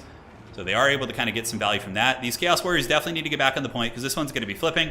Looks like we have some Nurglings on their way over. And this objective goes to Nurgle, though. So Nurgle does get the Unholy Tide. They got all the Popcorn Bandits, and they move up, and they get it, dude. And using these Chaos Warhounds masterfully, they're just around hunting horsemen, providing capture weight. So Nurgle does maintain its double cap, and they just got even more infantry coming out. Looking at the value, Dog Person has actually passed Plague Penguin in value. So 8.9 to 8.2. What an impressive showcase here. This is really, really good stuff. Chaos Warriors with great weapons, though, still trading well. Nurglings will be on their way over, and the Chaos Sorcerer just kind of running around cackling. Nurgle might be able to hold on to this point, although a couple of the Nurglings are getting popped right now, so it's starting to flip back to the Warriors of Chaos. As we have more Marauders on their way over, I would imagine more Spirit Leeches for KOTH to try and break him down. But this objective is going to be flipping back to the Warriors of Chaos here. So they did overwhelm it with their Marauder Horsemen and the more infantry, but Nurglings on Nurglings, and the point lead still is for Nurgle. But if Chaos maintains a double cap for the rest of the game, Warriors of Chaos with these 2 points, because they're going to get this one back surely, they will win the game. They will win on a double cap here. It looks like more great weapons on their way up. Going to be continuing to press that objective to try and keep the pressure off. And now we get more Marauders over here as well. So he has passed them in value, but the Warriors of Chaos still have a lot of stuff. Chariots coming in to cause some problems. Nurglings and Marauders trading pretty darn well. Having poison on all your infantry is going to be very, very good when you're trading in like kind of a mirror situation. Chaos Sorcerer probably looking for more Spirit Leeches on the Sun Eater. Killing KOTH Sun Eater would be a massive win because it would tank the leadership of the Chaos Army by -10. So everyone would have 10 less leadership. Nurglings versus Hell Scourges. I think Hell Scourges probably get a little bit better trading there, but Nurglings also are a little bit healthier and have a numbers game. Marauder Great Weapons against Chaos Warriors, very cost effective. Getting a cheap Great Weapon unit onto a more expensive armored unit any day of the week is very, very strong. And it looks like the Marauder Horsemen moving over to provide a little bit of extra capture weight. But Nurgle is just spamming stuff out. Yeah, they got Horsemen, they got Nurglings. Really going to be hustling onto that point. And the thing is, Nurgle is still also pressuring this point. KOTH actually broken. It looks like another Spirit Leech did come down from the Chaos Sorcerer Lord. And KOTH is now down to 497. So if KOTH runs off the battlefield, that could potentially give a Nurgle the game here in this situation. Frostlight, Demogryph Knight, Sigmar, thank you for the cheddar! That's what you're going to be getting when Professor Pone and I play them on Friday. It's going to be a lot of fun in the 2v2 tournament. I might cast the 2v2 tournament like the next day and get the replays on Friday. I'm not sure yet. We'll figure it out. So Nurgle's moving up. A lot of Marauders on the way in. Throwing Axe is still doing their jams. This Chaos Sorcerer Lord probably over 1,500 value just from those Spirit Leeches. And KOTH, if he routes off the battlefield, the penalty will apply. The Hell Scourges, though, are really, really nasty. They're just like flanking so many of the Nurgle infantry. Honestly, a really strong play would be to bring the Hell Scourges onto the back of these Chaos Marauders here, which are trading very well. And then Chaos will be able to push up from there and potentially get some momentum back. So will Nurgle be able to get this point back? They have a little bit of time. It's a pretty closely contested game. It looks like this back objective is going to be a ninja attempt. So the Hell Scourges are trying to get that as we do get more Marauders of Nurgle hustling over there. Zychian Sorcerer, who's probably out of magic at this point, is going to be just hunting. And he's got 80 armor, so he's pretty durable in melee combat. And will Nurgle get to this point quick enough? Yeah, definitely getting the Chaos Sorcerer over here is a good call. That will provide some capture weight. And will Nurgle be able to wrestle this one back? It's mostly Marauder Horsemen here, honestly. If you just look at the point, like Nurgle certainly has the tools. Looks like there's a Marauder Horseman that's been kind of AFK in the tree line. Definitely need to get those guys active and use them. You're going to need that capture weight soon. Nurgle is coming, and they have about 100 points before they do get past and score. About 100 points.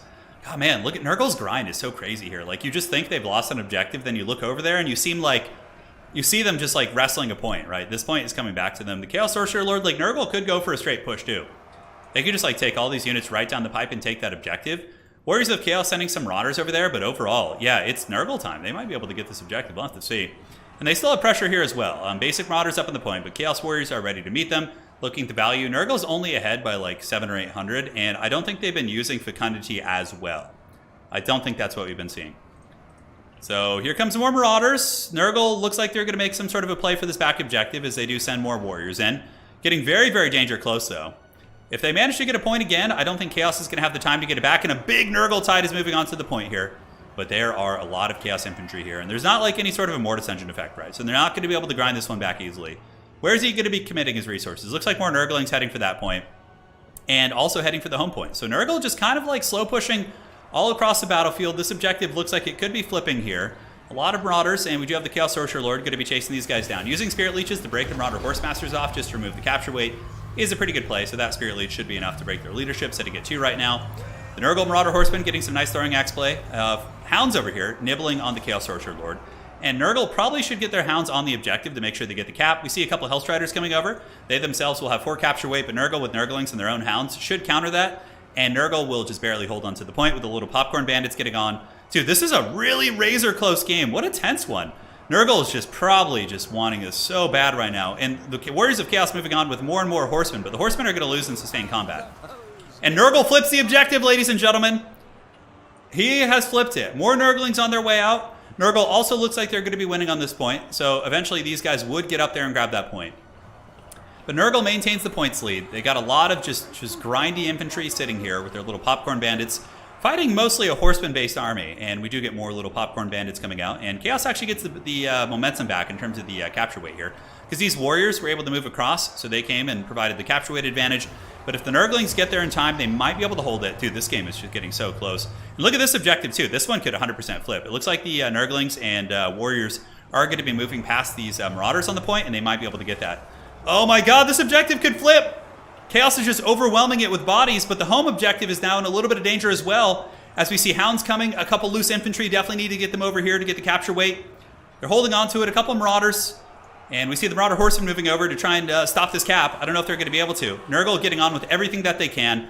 This objective belongs to the Warriors of Chaos. It has flipped back 1351 to 1328. As Nurgle continues to fight on this point, the Chaos Sorcerer Lord doing his best. But it looks like Nurgle might be able to just get this one. Just barely. Oh my god, it's going to be so close. It's mostly low-quality troops. Nurgle doesn't have anything like super good anymore. And did you see these Warriors here? He did not. But if Nurgle flips this, I think it's close enough that he would have enough of a lead here. We see the Hellstriders coming in. Marauder Horsemen. And is it Nurgle time? It looks like it might be Nurgle time. Okay, the objective flips. Nurgle gets it. They lose the other objective, but they managed to flip that one. And now they have some Marauders coming out. Where are the Horsemen going to go? They're going to go for some sort of a ninja. It looks like they are, so some of the Marauders stay on this objective. And Nurgle just needs to hold now. They just need to hold. The Warriors of Chaos have kind of pulled the value back a little bit. Their units are just trading very well with the Hell Scourges and all that stuff. Nurgle does have a bunch of Nurglings here, but I don't think it's going to be enough. I think that Chaos will hold on to this. Looks like a Fecundity going down, which is quite nice. And Chaos going for the ninja on the back cap. Oh my god, this is so incredibly close. I think they just went on the 1 point, though. Will the Nurglings get to the point quick enough? I would imagine the Plague Penguin will take these units and like push off the Nurglings here. We'll have to see. I think it's too late. I think, yeah, okay, now that he's broken that threshold of like a 50-point lead, I'm pretty sure he just wins. Because he just holds on to this back point, and it would probably be a triple cap situation. Oh my god, what a match. Seeing Nurgle take down one of the best factions in the game is very, very cool. Certainly taking some notes, because these are both really, really good players. These are both really strong players. It's Nurgle time, ladies and gentlemen. There's no way the Warriors of Chaos and their Hellstriders have fallen to the wrath of Nurgle's mass infantry. Maggot can have done it. GG, well played. Spirit Leeching was very clutch. I think if it had been like an Archaon with Burning Head, I think Chaos probably would have won that game. Because the thing is, Archaon can hunt the enemy caster on horseback. I think Kolek was what lost Chaos that game. And obviously, on top of the great play from Dog Person, you know, the two variables there. But that was amazing. He did it. GG. What a great match, dude. What a great one. So, Sorcerer 2300 value, Festering Stew just 1400. Marauders just kind of bumping and grinding, just a lot of bodies. This is old school Nurgle. I love the Swords of Chaos pick, but they only got 400 value. I thought they would have gotten a lot more. Kolek only got 1200 too. Only got 1200. All right, GG, well played. Hopefully you guys enjoyed that one. And the Chaos Warriors have done it this day. All right, so we got the scoreboard updated here. Oh no, please don't crash. Come on, Total War. Hold firm. Total War's like, I'm too weak. Please help me. All right, my computer's like acting a little bit suspicious here now. All right. Sounds good. Go for it. All right, so Dog Person needs to take a like a 5 or 10 minute break, and he'll be back to continue. So go ahead and do that. And what we'll do in the meantime is we can look. We'll roll the factions so his opponent can choose. Firstly, so let's roll the factions real quick, and then we can just look at some minis and shit while we hang out. Okay, so this is going to be Icarus is the opponent. All right, there we go. Dog person needs 3 more wins to pass the #1 score. No more Nurgle today, though. You guys had your Nurgle fun. All right, let's roll it and let's get this party started. Okay, what's it going to be? And this is for dog person. For Heldenhammer! The Empire versus Icarus. What is it going to be? Okay. Here it comes. Full deals! Empire versus Bretonnia, the classic. All right. So Icarus, are you in Discord? So I don't see you in Discord under that name, Icarus. So shoot me a message if you can. Yeah. You're playing Bretonnia, and Dog Person's going to be playing the Empire, and we'll do a classic. We'll just do Itza, a classic map, going back to the old school. Skaven for the win. Yeah, Empire versus Bretonnia. So I just need to know if they want rerolls now. All good. You are Empire, by the way. Empire versus Bretonnia. You want a reroll? And then I don't see any messages from Icarus at the moment. Okay. Does not appear to be the case. Okay, let's see what's going on. Empires actually can do well against Bretonnia. It's a good fight. Typically, you know, you can go with like Boris, the Deathcaster, to kill their SEs, and then you go for like triple wagons. What are the factions that are available? Hard to type. Hard to type them all, but some decent ones. Yeah, we'll see if they want to keep it. Windows messaged me, they did. My computer's like, okay, so Dog Person's going to take a reroll. I don't think he plays Empire, so let me go ahead and switch this. I need to find out if his opponent wants a reroll first before I do them both, because you could theoretically wait. All right, so if Icarus doesn't message me, then he's going to be on Bretonnia. Did you say something in stream chat, maybe, Icarus? Let's see, I'm looking for some sort of a message. What you got on that Spotify playlist? Pretty much the same stuff we always talk about. Yeah, nothing too crazy. Nothing too crazy. Okay, I don't see anything from him. I don't see any messages. So I think we are A-okay. Okay. So we're going to just do the reroll. He's going to be on Bretonnia then. Let me see if he's... So we'll go here, do the reroll. So no Empire, no Bretonnia here. Which is blasphemy. Not a lot of people play Empire.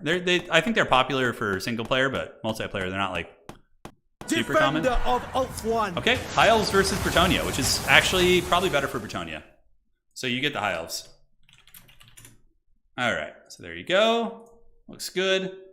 And let's go ahead and remove the High Elves and Bretonnia from the pool so they don't get picked again. And yeah, we have a handful of factions left. We have Empire, Beastmen, KOTH, Kislev, Demons of Chaos, TZEENTCH, Rats, and Vampire Counts. So it is going to be the High Elves versus Bretonnia. All right, so let's do that. You should have stayed on the Empire, man. You should have. The Empire definitely has a better matchup there. Yeah, I get it though. Not a lot of people play them. So, all right, let's go look at some minis, shall we? Troll Trader. I was looking to get into the Lord of the Rings game. I straight up just can't decide on what army to play. I just can't. It's horrible. Yeah. What old Warhammer Fantasy faction has some cool ones? Okay, so we'll head to Warhammer Fantasy. Let's look at some old Beastmen minis. I feel like we don't give the Beastmen enough love. All right, so oh wow, they have a full Beastmen army for sale for what, 650 pounds. It's pretty expensive, but yeah, not bad. Not a bad paint job. See, when I get into but they're on round bases. Okay, so that's oh, look at that. They even have the what is that thing in the back? I forget what it is. That like two-headed bird thing that they have. Yeah, we got two Gorgons here. Some Dragon Ogres. In tabletop, I think Beastmen have Dragon Ogres, at least in Age of Sigmar, I think they do. I don't know about, you got Minotaurs. Beastmen definitely need a range update. They definitely do. Yeah, look at the, holy shit, look at these chads, dude. Oh, look at them. They're so jacked, dude. Those things are awesome. Those are old school Minotaurs. The new ones are pretty haggard as well. Oh, somebody did like a kit bash of some corn gores. Was that like a PC printed banner? That's actually a good idea. Holy shit! Like with banners, like just print it on the computer so it doesn't look like dog shit. At least with my painting abilities. Jesus, some of these old Minotaurs are awful. It's a chimera. Yeah, you know the Gorgon models are badass. Like Beastmen big monsters are really good. Like that Gorgon is only 20. You'd have to pay like friggin' $70 from GW for that, but that thing looks great. Oh my god, look at the Bulgors. Oh, they're so haggard. I love it.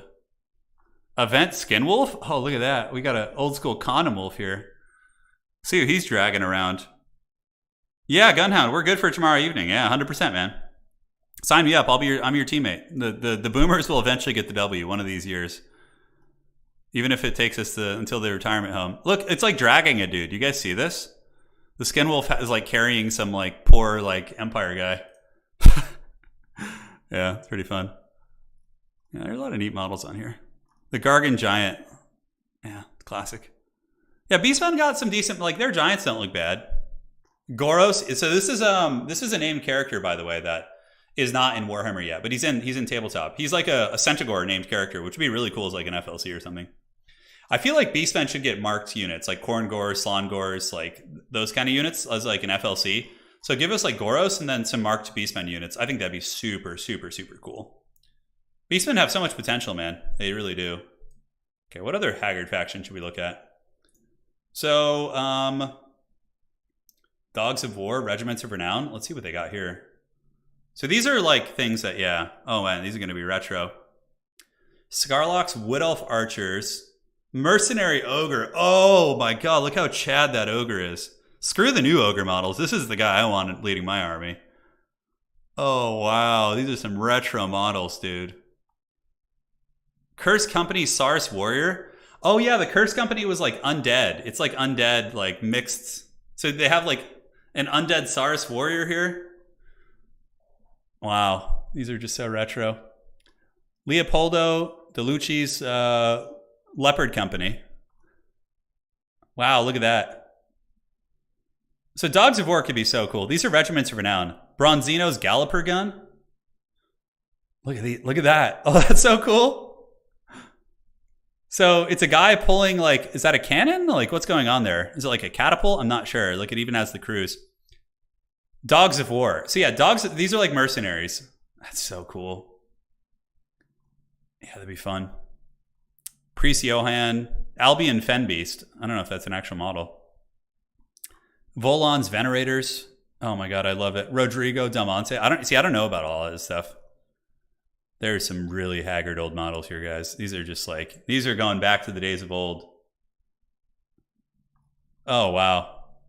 Oh, this is cool. Marksman of Mirigliano. Yeah, so this is like near the Skaven starting position. Yeah, it's like Warhammer. Oh my god, look at the giant. Hengist and the Giants of Albion. Is that an actual model or is that like a kit bash? The Fenbeast is a model. Hey, we got Lich109 here. We got one of our resident experts. Is this giant like a legit model of Albion? Oh my god, look at that thing. It's awful. I love it. 220 bucks, jeez. It's like, yeah, let's not pay rent this month. Oh, the Ice Queen. Oh, it's one of the old school Kislev Ice Queens, it looks like. Yeah, there's such a rich history in Warhammer Fantasy. They they'll be lost in time like tears in rain. Thankfully, the old world's coming back, so it'll give them a little bit of love in there. Yeah, man, that's cool. I haven't really looked through those guys too much. Let me see if Dog Person's back yet. I'm not sure if he is. Nope, not yet. So we have a little bit of time. So we'll keep kind of messing about. And here we go. Okay. Yeah. So if you guys haven't seen the Lord of the Rings mini game, that's the other one I'm thinking about getting into. Wood Elves models are pretty bad too. They have some really haggard ones, man. It looks like Turin if you only had one eye. Yeah. Big Hengist coming for you.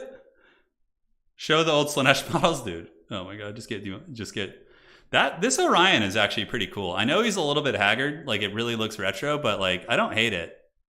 It's not a bad paint job for like an old model too. That's Orion. If they made a new Orion model, that'd be so cool. Yeah, what else? Like look at the old Wood Elf archers. Holy shit. We've looked at this before. There's a lot of potatoes on here. A Warhawk, the Nomad Prince, which is, you know, basically a character. Oh, King Orion, yeah. I'd be down to like get this King Orion and like strip the paint and redo it and like have Lady Turin do a really cool. Like it's pretty badass actually. For an old model, that guy holds up pretty well, I would say. You want to see the Lord of the Rings game? Let me show you. Lord of the Rings minis are really good. There's some older ones that are a little bit janky, but overall they're pretty decent. So you go to Games Workshop and they're on Middle Earth. You just click this. Yeah, so you can choose from the Lord of the Rings good, Lord of the Rings evil, Hobbit good, and Hobbit evil. And they can all play against each other, and some of them can be mixed together. There's like a rule in this game where some armies can like ally with other ones without penalty and like all that stuff, right? So if you look at like Minas Tirith, for example, they just like released this set here. But you can get like a battle host, which is pretty cool, Minas Tirith. So you can see you got Gandalf. Yeah, you got Gandalf here. You got his Hobbit homie. Got all the soldiers of Minas Tirith. You have knights of Minas Tirith. So like when Faramir rides out to his doom, but yeah, that's basically those guys. It's really cool. Hey John, thank you, man. Really appreciate that. Thank you for the 20. I don't know you, but I'm glad you're in the world. Thanks, dude. Thank you. Well, hopefully you're enjoying this while we kill some time here. Here's the Rangers of Ithilien. So these are, remember when Faramir and the Rangers of Gondor like attack the Haradrim? Who are like kind of in the elephants, the Oliphants and stuff. These are the Rangers here. They're a little bit older, but they still look pretty cool. You could definitely do a cool scheme with that. And you got the Trebuchet, you got Boromir. Yeah, Boromir is pretty cool. You could definitely tell it's an older model. Like that one's probably from like late 2000s. Evil models have some cool stuff. Like Angmar is badass. Look at this. So you got like, tell me how this model's so freaking cool. Look at the Witch King. You can also bring the Witch King on a Nazgul. He has rules for that, so you can bring him on the Nazgul. The Deadmarsh Spectres. You got a Cave Troll, High Troll Chieftain. You got some Orcs. The Ring Wraiths of Angmar. These are actually some of my favorite models. Well, this game's been out. It's sunny out here since 2005 or 4, and it's actually like I think it stays like true to the literature, and they add some special rules and stuff. But yeah, the Ring Wraiths of Angmar are super cool. I really like those. But yeah, it's like a much cheaper game to get into compared to 40K. Like you could drop like I don't know, like probably $80, 100 pounds, whatever, to get like a starter box, and like that's almost your full army. Like if you just go to the starter box, and that's what I like about it.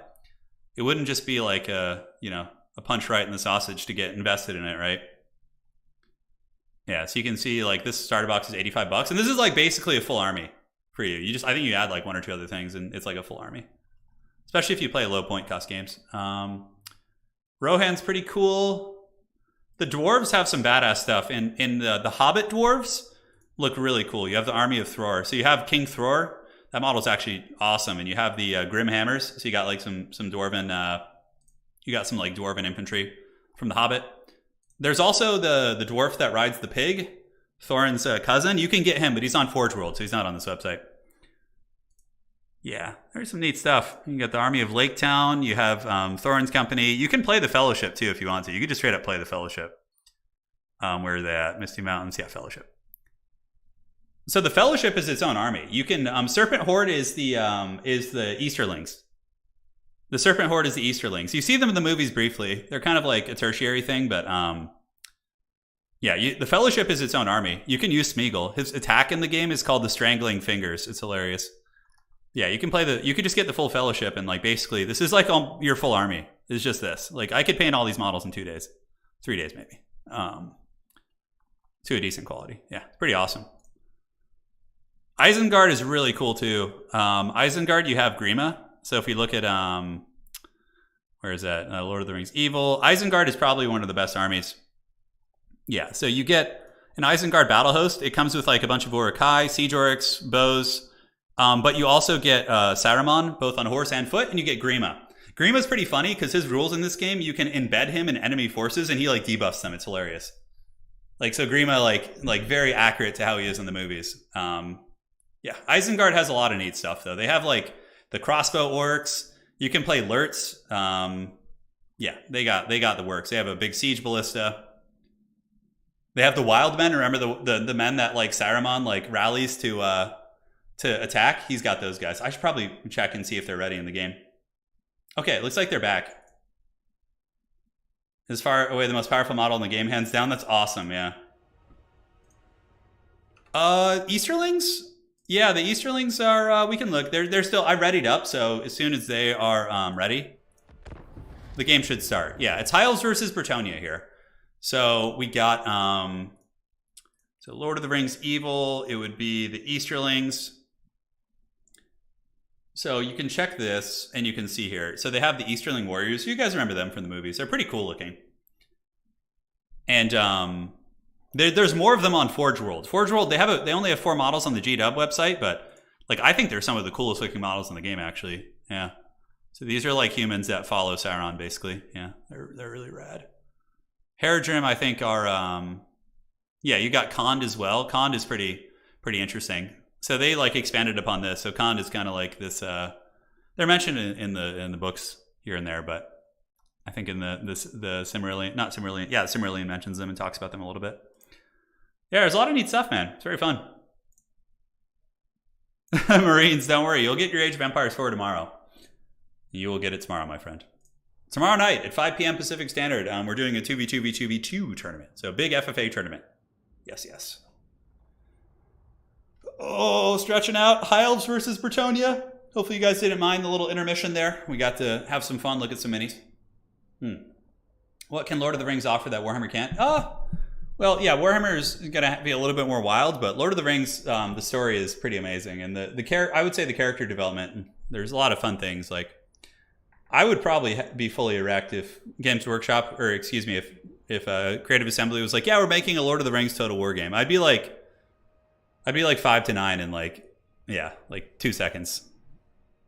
It would be so good. It'd be so good. There's plenty of factions too. Like I said, you have Rohan, you have Gondor. You can have sub factions within those. You can have Isengard, Mordor, Angmar. It depends if you want to like bring in stuff from the olden days, from the first age too. But Moria, could have its own army. The Balrog could be kind of like a monster for it. Lots of fun stuff, dude. You could definitely do it.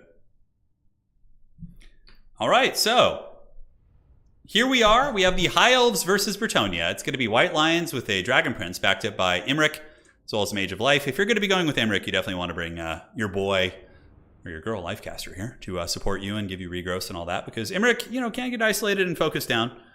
And even Haggard Peasant Bows can do the job. And for the forces of Bretonnia, it's going to be Alberic. And looks like some trebuchets, which I actually like. I like Blessed Trebuchets. I think they're good against like Lothern Sea Guard. They can blast cavalry and all that stuff. Smog is like an unholy terror. That model, if you put Smog on the table, he's your whole army by himself. You literally cannot have any other models. He is so expensive point-wise that you would have to play a pretty high points cost game, and Smog would be your whole army. There's nothing else. So most people just collect Smog as like a collector's thing. They don't actually like play with him, from what I've read. Yeah. First Age is OP. Yeah, of course. But you could still do that. Like in Total War Warhammer, they do that. Like what's her name? Rapunzel is not like alive in the current timeline we're in. She's like a saint from before, sort of, or an earlier like story. So like they've also made up characters. Like Celastra got completely made up for this game. She wasn't a character before. So, ladies and gentlemen, we have Imric on the dragon, White Lions, which are very good against Bretonnia because they trade well into Bretonnian infantry, and on top of that, they do okay damage against Bretonnian armored cav. So White Lions of Crace are a pretty badass frontline choice. We do have the Mage of Life with Dwellers and Earthblood, and aside from that, I think we got some Dragon Princes hiding in the trees. So Dog Person trying to beat the score of 4. Currently, FPOD is our reigning leader in today's King of the Hill, and this will be, potentially, if Dog Person is able to win it, this will be the 3rd win. We'll have to see. Alberic with the Trident. We do have a Lifecaster with Dwellers, Regrowth, and Earthblood, double Trebuchet, and Footsquires. Footsquires will trade well into these guys. They're cheaper, and they will lose, I think, but they will do okay for their cost. So I don't hate that at all. Looking on the other side here, yeah, Footsquires. We got a Grail Relic as well. Going to be buffing up these Haggard Men-at-Arms. I really like this color scheme. I like the black and yellow. It almost looks like a Mousillon, but it's not. It's one of the other sub factions. But the black is a very tough color to paint in tabletop. If you guys have ever done tabletop and you use like a black that is like too dark, like it's like too much of a true. It doesn't have enough gray mixed in with it. It honestly can look pretty haggard. I've made that mistake with like an entire army before until I learned. So yeah, Trebuchet is doing good work. Yeah, I mean, it's the same thing as Plague Claw Catapults. Like, they do really, really good damage against Cav, right? Emmerich, the Lord of Dragons, going to be going over there trying to bully these, I would imagine. But yeah, just keeping those Trebuchets on top of the Fireborn the entire game will be a very cost-effective play for sure. Definitely a cost-effective play. So a little bit of lag. Hopefully it subsides here. As the dreaded Icarus is we didn't have any lag with the dog person, so I can only suspect it could be coming from the Bretonian side, but lag and Total War are, two very iconic things. Without a little bit of lag in our multiplayer, we would have it too good. We would have it too good. White Lions of Krace getting bombarded by the Trebuchets. Trebuchets cannot currently reach the Dragon Princes. They can. And that's actually a bit of a misplay. Those artillery pieces should just be hammering those Dragon Princes the entire game. Just going after them, having some fun, and that is basically it. White Lions of Krace going to be moving in, and it looks like your boy Emmerich going to be trying to prepare a breath attack the way he's kind of sitting on the side. He looks like he's wanting a little bit of breath attack action. What I would like to see would maybe be some questing knights. Questing knights would be excellent against all these units if they could get like rear charges and whatnot. So breath attack of the gods. Foot squires are piling in and blobbing, which is a bit of a mistake. They will be able to saturate in and do a little bit of damage, but you definitely should like keep them in reserve and or flank and kind of work it out this way. Big breath attack going to be coming in from the Dragon Master. So here it comes, and oh, the big shot. Come on. And a nice dodge. Looks like the Foot Squires were able to get away. That would have been even more brutal if they didn't pull back like that. So Foot Squires are holding it down. On the far side, we do see this objective being taken by some Men-at-Arms and some Foot Squires. Foot Squires probably will defeat Rangers. Rangers don't have good armor piercing. They will obviously crush Men-at-Arms, but the Foot Squires should be able to hold on to that point. And the Bretonian Trebuchets really should be hammering the Fireborn, which I don't know where they are. Where'd the Fireborn go? I think they're in the tree line over here. Yeah, Fireborn are basically just waiting to see where the heavy cav are going to be going. So Emmerich landing, the dreaded lag is here, and they are going after the old Grail Relic. So the Grail Relic going to be getting attacked here. Also the Mage of Life on foot, not a bad caster. Getting rid of some of the Bretonian leadership, and it looks like there was the Trident Manon, which did some okay damage against the White Lions, but overall they're going to be holding, and you can see that the Elven battle lines are obviously going to be buckling the Bretonian infantry. So we got 2,100 being saved by the forces of Bretonia. I don't know what for. Like, maybe they're saving up for Hippogriff Knights and they're going to bring some of those out and try and goon Emmerich. Okay, that's what it was. It's the Royal Hippogriff Knights, and Emmerich, Alberic will give them anti-large. He does have the Trident, the Braids of Bordello, which will give nearby units anti-large. Granted, he's getting his butt kicked really badly right now. Lord of Dragons is active. He's going to need a regrowth, but if those two fight together, there is a chance that they could maybe put some hurt on Emmerich, so we'll have to see. Rangers fighting on the side point. Another unit of Rangers coming over. 2 Rangers here and here should be able to win the fight. The Rangers will trade well enough with the Foot Squires that it should kind of equalize things. And now we have the big gooning up in the sky as the Hippogriff Knights do come out, and they are going to be chasing down your boy Emmerich. Emmerich can probably just run. He could also land on the ground, so Emmerich could be trying to bait them onto the ground, and he does get a successful ground pull. Emmerich basically using Jiu-Jitsu and pulling guard on his opponent, pulling them down into his triangle choke, which is the metaphorical analogy for the Fireborn here. So Fireborn going to be riding in. They will definitely do some work, and Emmerich, the Lord of Dragons, causing problems. Very, very nice bait right there. Heroic Killing Blow active. It looks like Alberic was going in for some serious damage, but the Fireborn do get an okay engagement. And maybe they turn around and fight. With Foot Squire support, like Alberic plus the Royal Hippos, he might be able to do some work against Fireborn. I mean, the Hippogriff Knights with anti-large will definitely outtrade the Fireborn because they have a lot of armor, and Fireborn don't have a ton of armor piercing, but Rangers on this point cleared off the Men-at-Arms. The other Rangers going to be coming around the side as well. Nobody really playing the high ground objective. Looking at the value trading, it's actually pretty even here in this game, guys. It's actually pretty even. And we do see the White Lions battling these guys in the middle. Nothing really going for the high ground point. Again, apologies for the lag. It's not much we could do. If you guys think you have a laggy connection, please, consider sparing us from it. It obviously might be hard to tell because different peer-to-peer connections can be tricky, but it's the best we could do. So if you think you have a potato, let me know beforehand as well, and we can maybe work it out. Emmerich running for the hills, being chased by Alberic as well as the Royal Hippogriff Knights. It's good, just bait them. Obviously, the Elves have a vastly superior ground-based force, so if they can just kind of move up on the points with these Rangers and Lothern Sea Guard, and these very strong independent units. I don't think that the big boys, the Royal Hippos, are going to be everywhere at once. A couple Hippos actually stuck on the ground. It looks like the Fireborn chasing pretty aggressively, and they do get a couple of the Hippogriff Knights on the ground right there. So one of them might get stuck, which would be very annoying for them because it would keep tethering them back to the ground. It's a very annoying thing. But a nice gooning attempt coming in from Icarus. Icarus does turn around and goes after Imric and is actually winning that fight. Imric is going to need to land on the ground, and it looks like he's going to be going to a Ground Dragon. As Bertoni does get some good cap play over here. We do see the Companions of Quenelles moving over here, and very nice. Very clean Bertonian play for sure. Both players playing quite well. So there they go. No anti-infantry here. These are anti-large, but they should be able to crush Rangers. Rangers are not good against these type of cav units. And now we do see Archers coming out. So we see Storm Riders and Lothern Sea Guard starting to push their way out. High ground objective might be taken by the Elves because, you know, it's mostly expendable crappy men-at-arms here. If the Elves were to send one of their, heavy fighters up here, like one of the White Lines of Grace, I'm pretty sure they would win that objective pretty decisively here. So Rangers still bumping and grinding. And, anti-infantry cutting through the foot squires, but the Companions piling in there is going to make it tricky. If Imric could come over here for sure and look to get a breath attack, that would be very, very strong. And it looks like the catapults did get unsummoned, so the Rangers were kind of creeping back there to unsummon those. I did miss it a little bit earlier, and it's tricky. So yeah, the connections in Total War Warhammer are peer-to-peer, unfortunately, because CA is too cheap to give us actual servers. So what that means is there's no like anchoring server between players. It's just their direct connections.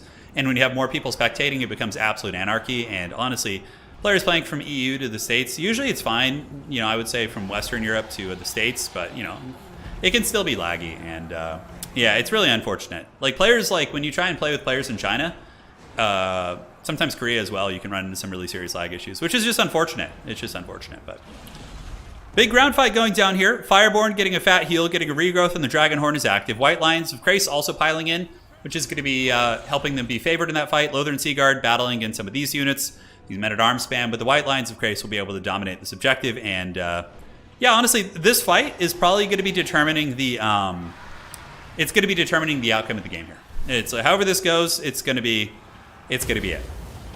And it looks like a Dweller's Blow going down right here. We see the Dwellers pushing back the Companions. Very, very nice. And the Fireborn did get a bunch of damage on not only the Companions, but also on the Royal Hippogriff Knights, and Alberic's quite beat up. And it looks like a countercharge of Reavers coming in. Reavers getting a bit of a rear charge on these Companions, who are going to get one last final charge right there. And up on the high ground, we do see some Knights Errant coming in and Questing Knights, both of which will trade okay against any sort of infantry, but the fact that they have White Lines backed by Spear, Lothern Sea Guard means they might be able to win it. And it looks like they didn't get a proper charge order. They kind of did. It looks like their lances were couched at like the last second. But the White Lines of Krace will actually defeat Knights Errant in combat. In sustained combat, that's for sure. So Imric taking a fight in the middle here, backed up by his Fireborn. Royal Hippogriff Knights trying to find an engagement. We do get some Questing Knights coming down from the high ground. Clearly both players very, very solid, but Dog Person is pulling a bit of a value lead. And on top of that, he does have healing too. Alberic has a little bit of healing, but I think I've seen more healing coming out from the forces of the Elves. It looks like Trident Madon going to be going down to the backfield here. There they go, and it was partially dodged. Dog Person still takes a pretty big shot right there. As the Lothern Sea Guard moving up in the points. Rangers still trying to clear this off, supported by some Reavers. Some Rangers in the deep backfield from Dog Person definitely need to head down here and grab this point if they can. And this one's going to flip in a matter of moments. It's just going to basically be the White Lines and the Lothern Sea Guard finishing off these men-at-arms and grabbing that objective right there. So I think this will probably be GG here. I mean, we see a really, really beat-up Alberic. Most of the cav fights have gone in the favor. And again, sorry about the lag. I'll try and mitigate it as much as I can. We had every single game today was like smooth with no lag. And this was like the first one we had. So it's unfortunate stuff. Side objective, Rangers, probably, well, Foot Squire should have the capture weight here. They're not like a expendable unit, so they should have the capture weight advantage. And the Reaver Cav, I don't know why they didn't stay. They could rear charge in and probably break this entire position. Also getting these Rangers back here would be incredibly strong. Probably lead to a triple cap situation, but the Elves do have a rock hard, like solid double cap right now. Imric running from Alberic, I don't know why. He could probably turn and just win that fight. We see Alberic at 2 leadership, going to be fleeing for the hills. And yeah, I think that's going to be game over. The breath attack! Oh, and he matrixes it! He is the one! He ran over the pillar to dodge the breath attack. I don't think that was intentional, to be honest, but it ended up looking pretty damn cool for sure. Bretonnia is basically out of steam. It's only a matter of time before the Elves get all 3 objectives here. And with Imric being dominant on the battlefield, no more Hippogriff Knights and Alberic, he's going to basically be able to just hunt down anything he wants and take those bad boys down. You know, so yeah, on the subject of dedicated servers, like, I understand that CA wouldn't want to do dedicated servers just for our multiplayer community since it is a niche and most people play single player. So the higher ups wouldn't see it as a valuable investment. But a big push in Warhammer 3 was focused heavily on multiplayer campaign. They launched simultaneous turns, a lot of really cool features, and that entire format is basically unplayable because of lag. Like, it's just, you can maybe get like 2 people. If you're really lucky and everyone lives close by, you can get 4. But overall, it's just unplayable. And it's a shame because it's so cool. It's so cool. Head-to-head campaigns are so fun. And I would do them. I would do one every single week if we didn't have lag. Like, straight up. All right. So, on the other side, good play. Fireborn. Imric, able to win the duel. Pretty self-explanatory there. I like the trebuchets. Good play from Icarus, for sure. I like the Hippogriff Knight play. That was very, very fun. The trebuchet should have been shooting the Fireborn the entire game. But, yeah, and more effort to protect those things, and maybe that game can flip for sure. All right. So, let's go ahead and get ready to party. And need more AoE 4. I've watched everything. Don't worry, tomorrow I got you covered. We will do the Black Ark. Well played, you Icarus. We're going to keep it moving along. And Dog Person currently at 3. So if Dog Person wins this, he will tie FPod. And then, you know, if FPod's still around and they tie, we could have them have a duel of fates to decide the fate of everything. Oh, Lightsy, yeah, no, it definitely bothers me a lot. I've been spoiled lately too. You know, I was playing almost exclusively Total War for like years on the old channel here, and then I started playing Age and Company of Heroes and these other games, and they don't lag, and I'm just like, oh my god, it's so nice. So like I've gotten more jaded about it because it's like I know what could be, you know. I didn't know any better otherwise. I mean, I did, but yeah, it was tricky. So we got an open spot. Anybody's welcome to join. Challenge the King of the Hill. Try and take down the king. You would essentially be the champion of FPod. Any plans for Dawn of War 2 again? I could do a Dawn of War 2 stream. I could do that. I think I could muster that. The sound bug thing though is really a bummer.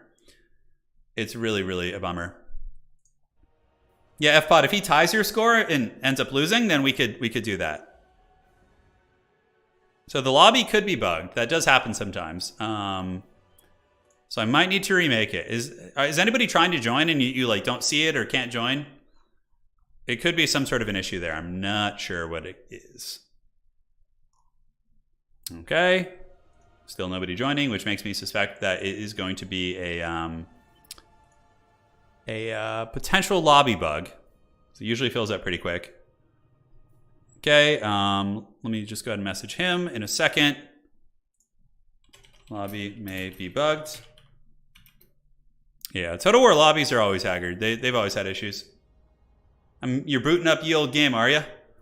Well, you need the Total Tavern pack installed. Just remember that. The 4-hour AoE FFAs have really grown. And yeah, FFAs in that game are amazing.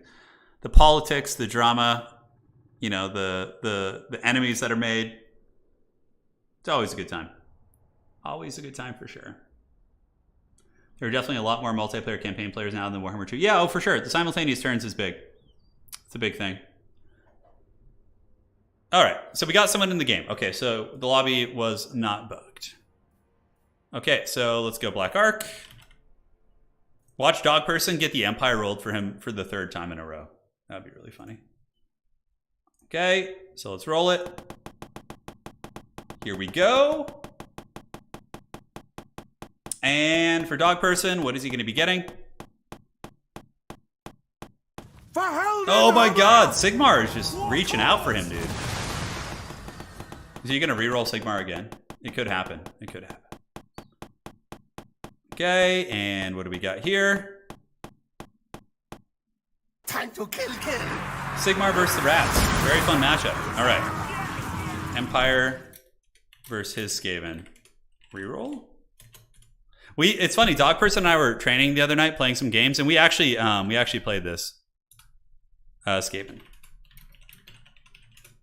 Okay. He's just getting Empire over and over. And, you know, the Empire did win it, so I think he might have some ideas of how to play this. Basically, Boris Todbringer hard carries the matchup. He is an absolute beast. Okay, so...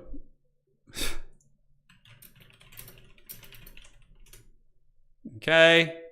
He's gonna reroll. He's gonna reroll Sigmar again. I need to see if the other gentleman wants to reroll. All right, Fidel, I need you to tell me if you want to reroll or not.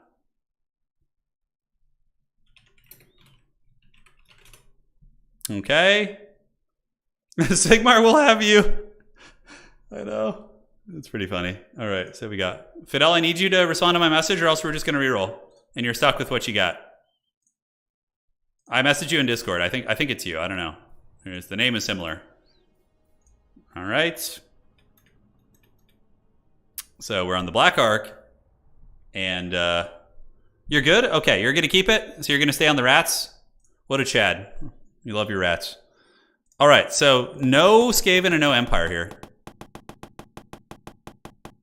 We might have to reroll twice because the odds are actually pretty high of getting those two. A walking god. Okay, Demons of Chaos. You guys wanted some Red Olgor shit. World is mine. All right, so we got Demons of Chaos coming in. No problem, Fidel, you're fine. All right, sounds good. Yeah, you're going to see some meme Demons of Chaos here, though. You're going to be seeing some weird shit. All right, so Demons of Chaos versus Skaven. For Skaven, you typically want to go Rattling Gunners with like Howling Warp Gale to stop the big demons. We could do like an FFA at the end too. We'll have to see. We will have to see, ladies and gentlemen.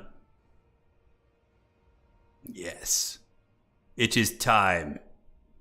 Unleash Red Olgor. The odds of seeing Red Olgor here are actually pretty high. I think we totally could see Red Olgor. Oh my god, the builds that we're seeing, I just took a peek at those builds. They're very fun. Hey, thank you for the donation, Casa. Greatly appreciate it. Do you have Warhammer 40k Dawn of War tourneys? I do not. I do not. Yeah. Oh, god, man, what a disappointment that was. Dawn of War 3 was like, I was so hyped for that game. God, that could have been so good. It was so much fun to play. Like, I actually had fun with it for like the first couple days, but then you could just kind of see the writing on the wall that you were never going to get other factions, and there was a lot of issues. Like, yeah. But when it first came out, I was so excited. I remember. They didn't have chaos. It was weird. It was like Eldar, Orcs, and Space Marines. I was like, it's like Imperial Guard, Chaos, like those. That's like, you need those kind of factions to balance it out. Yeah. What a disappointment, man. There were some really shitty things in that game too, like how Gabriel Angelos in like full Terminator plate was like doing somersaults with a Thunderhammer. It was so stupid. Like there was a lot of stuff like that was very, very janky. Okay, perfect. Settings look fine. Fairboss, thank you for the tenor. I've been watching for a year. I think it's time I actually start learning how to play against humans. Hey man, come join the fun. Join our Discord. We got great people in there. If you have any questions, there's tons of high-level players who will answer your questions as you progress. Yeah, Relic. I think Relic did a good job with Age of Empires. I really enjoy it. And Relic also, as far as I can tell so far, has done a good job with Company of Heroes 3. I enjoy the hell out of that game. So like, I have faith in them, but that was a blunder. That was a blunder for sure. Yeah, I enjoyed Dawn of War 3 multiplayer a little bit. I enjoyed it. Just kind of like when you could see, they had that tease in the campaign where they show like the Necrons, and I was so excited. I was like, oh, we're going to get like Necrons in the game, and it's just like, then it just got abandoned, Do an old school Civ 5 tourney? Oh my god, that'd be something, wouldn't it? What's the best way to learn to paint models? There's two variables. Find yourself, like, there's tons of great YouTube videos about like how to paint models, like really simple paint schemes. And so I would just find a model you want to paint and look up said model on YouTube on how to paint it, and like a really simple tutorial. Like when there's guys who are like, what I would recommend avoiding at first is there's going to be like, painting guides where they're like, all right, now here's the 8 paints you need to paint his cloak. First, we're going to do Mournfang, then we're going to wash it, then we're going to do 2 layers of this, and then 2 layers of that. Just start simpler. Like find like painting guides that are more simplistic, that focus on like base coats and like, and washing with like a little bit of highlighting. Dry brushing is also a great technique. That's really good for beginners. And just like get that model and get the reps in there, man. That's what I did. I got a Death Guard starter box like in 2017, 2016, whenever that was. And I just started painting Plague Marines, like copying a tutorial I saw on YouTube and like adding my own little flair here and there. That was basically it. Yeah, because there are a lot of guides on the YouTube where like even the Games Workshop guides, like they will use like 100 paints. Like it's definitely overkill. You don't have to use that many to make it look. I mean, once you advance, it's good, but as a beginner, you definitely want to like watch out for that. It can be overwhelming, you know. It can definitely be overwhelming. I'm gonna go get some water. I'll be right back, and we can play the hype trailer in the meantime. More Lord of Death, keep our souls, lest they fall prey to him.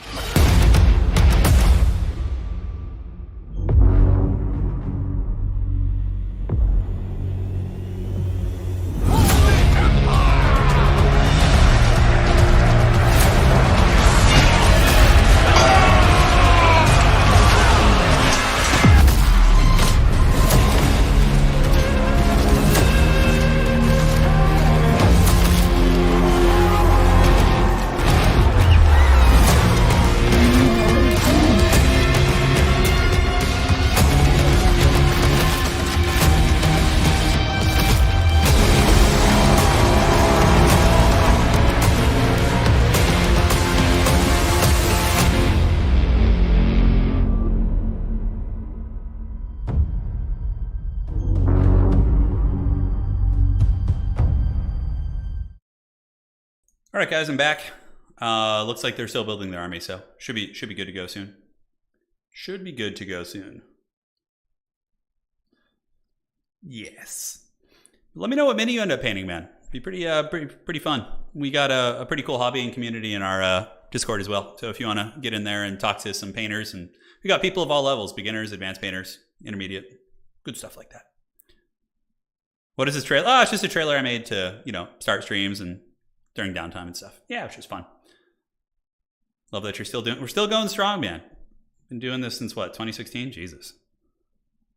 Time flies, man. Time flies. Life's too short. So Rats versus Demons of Chaos. You guys are definitely going to get some hot red Olgor action. How many wins do we have right now for Dog Person? I need to like make it so that's like a little bit more sizable. Okay, so Dog Person sitting at 3, F-Pod's at 4. So Dog Person will need to win this game and then one more to win the stream, basically. Yeah. Name of the song from the trailer, it's the song from the Blood for the Blood God trailer in Game 3. So they released a trailer, Blood for the Blood God, with like Korn versus Kislev, and it's just the music that plays in the background of that. Yeah, it's simple stuff. Play the first Dawn of War, also love the stream. Hey, no, appreciate it, man. Thank you for the $1.99. I never played the first Dawn of War game. I played Dawn of War 2 a bit with Professor Pone, and Dawn of War 3. We played some, it was fun to play the Nurgle character and all that sort of good stuff. Yeah, like Company of Heroes 3, they like nailed that. Like if they had just done something similar to that with Dawn of War 3, right? I mean, I guess they kind of tried to, and it just didn't pan out. The campaign was so bad in that game. It was so bad. Oh my god, it was rough. Yeah, I don't actually know what the actual name of that song is though. It's just from that trailer. You can check it out. All right, ladies and gentlemen, it is the dreaded Red Olgor, backed up by a Keeper of Secrets, which I don't even know what it's called. This view so rarely. We have a Nurgle healer, double Exalted Flamer, and a single Nurgling. Oh dear God. Oh my god, look at that. Just the most wild shit. And for the Skaven, it's going to be Throt the Unclean, the Thing Hell Pit Abomination, a Chieftain, Catapult, and some Rats. Oh dear god. Oh my god, look at this build. It's just pure anarchy right here. Look at that thing. The Marquis of something is what it looked like was the name. I honestly don't think I've ever seen anybody use that. Like, I think maybe somebody used it like right after launch, but it is just so wild. The Marquis of Masochism, yeah, something like that. Looking around on the other side, what do we got? Nope, still loading up here. So we have a little bit of time as we get into the match here on the Black Ark. Those are Exalted Flamers of Tzeentch, which I don't know how good they're going to be against Skaven. I'm really curious. I mean, I've seen them used sparsely. Like, I feel like the basic Flamers of Tzeentch are just way better because they're better at killing like big blobs of things because of the spread of their shots, the number of models. I really don't know about the applications of these ROR ones, but we'll have to see. So we load into Black Ark. Black Ark is a good map. CA did a good job with this one. This is definitely Black Ark and Itza are the maps that they really nailed. The other ones are pretty bad. The Death Pass is playable, and So too is, you know, Broken Lake Gully is all right too. But yeah, generally speaking, don't really touch those maps too much anymore. So yeah, we got Red Olgor, the man, the Prince of Slaughter. He's actually good. He does have passive healing. He's anti-large. He can definitely fight. We got a Plague Ridden. We do have the Marquis of Masochism. Feasting on Fear. So it heals based on, okay, like routing units nearby and whatnot. Okay, it's got an enfeebling foe, and it has a snare too. Shit, I didn't know this thing had a bound snare. That's pretty good. On the other side, we do have the Skaven, very unorthodox build. Throt the Unclean Chieftain and the Thing Hellpit Abomination, which, honestly, this little goon squad might be able to fight back against the Demon Goon Squad. We're going to have to see. We're going to have to see. Pit Fighters of Helm's Deep and Plague Claw Catapults, with a couple rats who are going to be moving to the low ground objective. And the Demons of Chaos, the Exalted Flamers. Yeah, like, these things are so weird. Like, how is he going to use these? This is a hardcore meme build. But, like, it has some teeth because the gooning potential of such a build. If the Skaven went super wide and brought, like, a 20 stack of masked clan rats with a bunch of slingers and shit, the Demon build would probably have no chance. But considering the rats brought, like, their own anti-large fighting squad, it gives them, like, something to fight. Like, all these SEs, these single entities, right? Pretty crazy shit. Let us know in chat. Let us know your predictions. You think Red Olgor is going to get it? Or is it going to go the other way? Do let us know. Going to be scheduling some fun events over the next few weeks. We're going to have a faction war. Before Company of Heroes 3 comes out, we'll have a faction war. And also going to be scheduling the grand finals of our Swiss League, which concluded a while back, but in a little bit laxities. I gotta get that scheduled up. Holy shit, the Plague Ridden is on the throne. This thing is such a meme, dude. Oh my god. What is the purpose of this? I guess it gives him more HP. That's pretty much it. So the battle is on, and how are the Skaven going to be handling this? How are they going to be handling it? The Flamers of Tzeentch are okay. The basic ones. I've seen them used in tournaments at a high level, and they've actually done okay situationally. I do agree their targeting seems a little bit funny compared to like Iron Drakes and Warp Fire Throwers and things like that, but yeah, we'll have to see. I mean, wherever this Goon Squad goes, the Skaven are definitely going to struggle to get the objectives. It looks like Dog Person is going to go down here and get on this objective and just bully these Skaven units off and then force the Skaven to overextend here, at which point he's going to have more expedient reinforcements and different things like that. Yeah, Plague Doctor, there were some really epic games. There was one laggy one, which was the last match we had, but aside from that, most of them were pretty damn good. So going to be moving down here with the Marquis of Masochism. 7,000 HP. And what else does it have? It has Devastating Flanker. It's got good weapon strength. Definitely doesn't want to be fighting the Hellpit Abomination. The Hellpit Abomination would probably beat it in combat. Especially the ROR one. That thing doesn't mess around. Red Olgor's coming for them rats, dude. He's going to be dragging down these clan rats. Some of them are spear variants, but Nurglings will trade super well into spear variant rats. And now we get a bunch of slingers coming out, which I like. I do like the Night Runners. I think Night Runners poking into the lightly armored demons is good. However, Red Olgor has 90 armor. People do forget this, so... Be'lakor has like 45 armor, so he's a little bit squishier, but your boy Red Olgor, Prince of Slaughter, he is now, he's got the big armor on. He's ready to go. So here comes the Skaven Slaves and the rats on the bottom, and looks like the Marquis of Masochism is going to be coming in. The Skaven Goon Squad's on its way down, so we do get the Chieftain and Throt the Unclean, who does have the Creature Killer, which means he can give anti-large to nearby units, which is quite good. Exalted Flamers in the back shooting into the rats here. It honestly does not do that much damage. Red Olgor thinking about fighting here. He was like eyeing it for a second, and let's watch those Exalted Flamers. Yeah, like, the damage feels so subpar, although I suppose it would probably do the same damage against like a super elite infantry, so that would be its like applications. So shooting into the rats here, kind of tickling their pickle a little bit, and also roasting some of your fellow Nurglings. The Marquis of Masochism going to be staying here and fighting. Got to be careful with that thing. They're not tanky, so the Marquis is going to want to pull back. Granted, the Nurgle caster does have Fleshy Abundance, so Fleshy Abundance healing up a big Slanesh demon is certainly very strange, but it could pay some huge dividends. We'll have to see. So we got Festering Stooges on their way and more Nurglings, and right now the Nurgle chair character, he is waddling.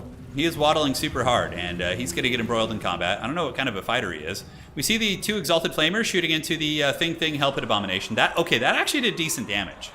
That actually did a nice chunk of damage. Looks like the Fleshhounds are going to be on their way out too. Fleshhounds will be nice against like Rat Ogres and those type of units. Creature Killer is active, and now the Marquis of Masochism is going to be jumping into fight, and the blob fight is on. Red Olgor, the Marquis, and the Plague Ridden have all chosen to fight the Skaven in combat. Well, the Hellpit Abomination seems to be doing some heavy lifting. We do see the Festering Stooges on their way up. The Holy Hand Grenades could be very useful. You just use them to kind of like bombard the Rat Ogres off. And the Exalted Flamers are just going to be suffering from obstruction, unfortunately. But they're trying their best to get some angles. You can see they're just constantly kind of repositioning and having some problems and doing their thing. Nothing crazy going on up on the high ground. Nobody's even taking that objective. As a matter of fact, the Rats do have a double cap right now. Red Olgor, he's in good shape. Red Olgor is putting some serious hurt on the Thing Helpet Abomination. Enfeebling Foe is active, and it looks like one of the Skaven units did just fall there. I wasn't sure what that was. The speedy Marquis of Masochism is going to be retreating. And remember, guys, the Marquis of Masochism does actually have its healing effect, although it doesn't look like it has any charges built up. So effect increases by each enemy unit in range with low leadership or wavering. So it has to be like routing something for it to actually heal. Red Olgor is going pretty balls deep here, guys. He's like staying the fight, fighting multiple, strong characters, including Throt. We do see the Nurgle character moving back in on his motor scooter right there. And the Marquis of Masochism definitely needs to like chase down some units. Like this thing does not want to just be randomly dying to a bunch of slingers. Flamethrowers in the back, don't really know what kind of damage they're doing. Rat's going for a triple cap though. The value trading is very, very even, but the healing that the demons have access to is definitely a little bit stronger. Red Olgor doing some WWE shit on the Thing Helpet Abomination, but the problem is that thing could get a big rebirth here. Let's see if he breaks it. It's very close to dying, 1,000 HP, and the Thing Helpet Abomination falls to Chad Olgor. So Chad Olgor gets the job done, doing some serious work. On the side, we do see Pit Fighters coming in as well as Wolf Rats. However, a couple units of Fleshhounds could probably counter both of those, I would wager. The Festering Stooges are moving up to the point, and the other Fleshhounds are feasting like the Heathen Kings of old. And if the Rats lose this like SE fight down here, which it looks like they're going to, Chad Olgor, the Toilet Seat Lord on his motor scooter, and the Marquis of Masochism. Such a weird, strange goon squad. But yeah, now that Throt is dead, like I think the Skaven are going to fold like a piece of paper.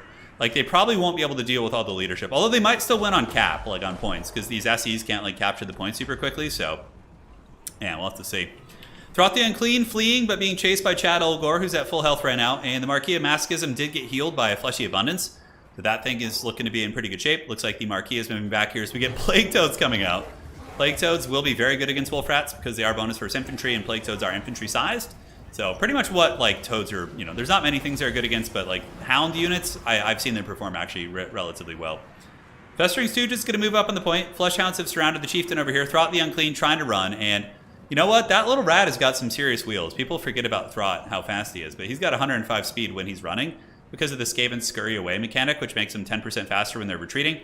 And if Throt can rally, I mean, maybe he wins on points. The demons might not be able to get the momentum to get a triple cap here.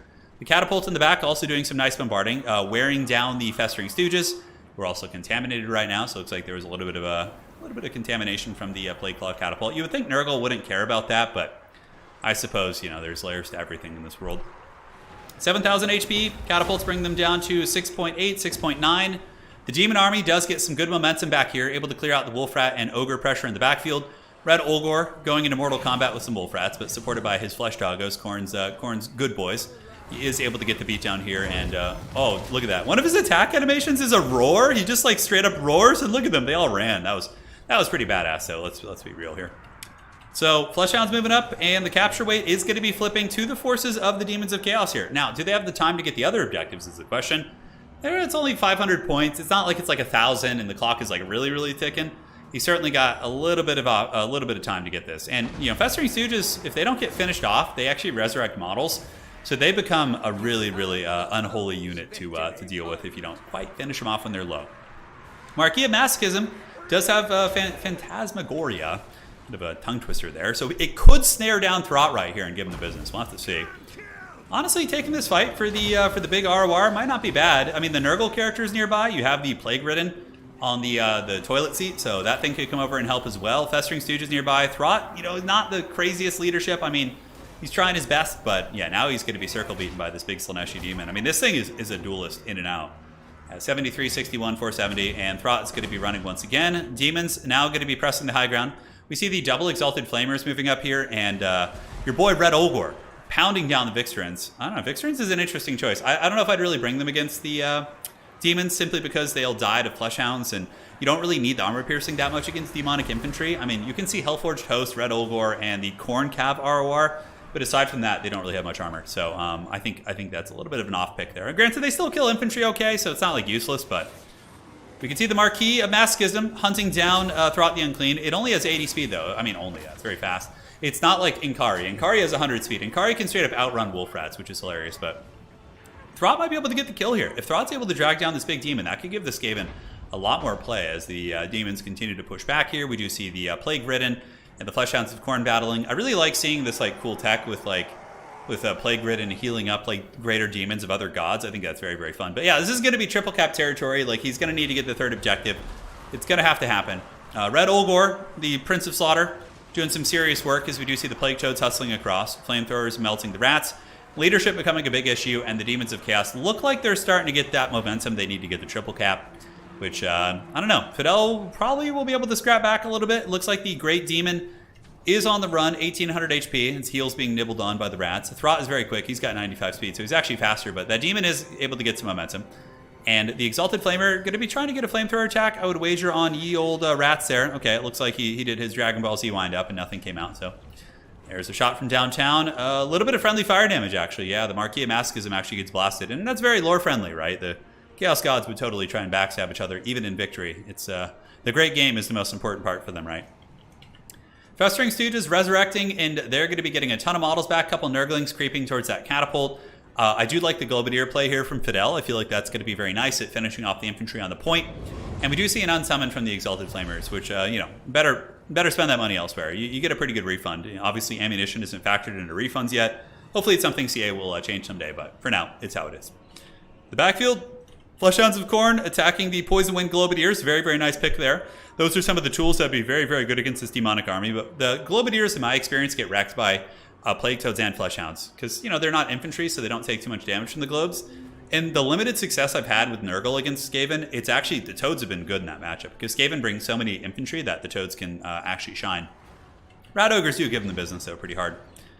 So pushing back the army here, the Toilet Seat Master going to be trying to get onto the Globes. Globes might be able to melt these Nurglings and or Festering Stooges before they get close, although I think they might be able to stabilize. We do have some Skaven Slave Slingers getting a nice volley down to about 3,000 right now. And will they be able to get another volley before the distance is closed?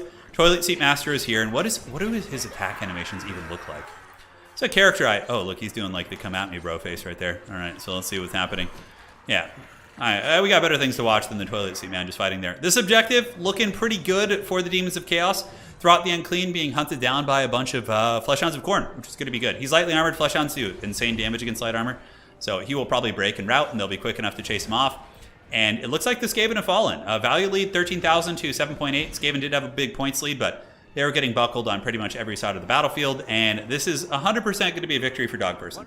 He's got a full health Red Olgor. The Marquis of Masochism is still functional and can be healed.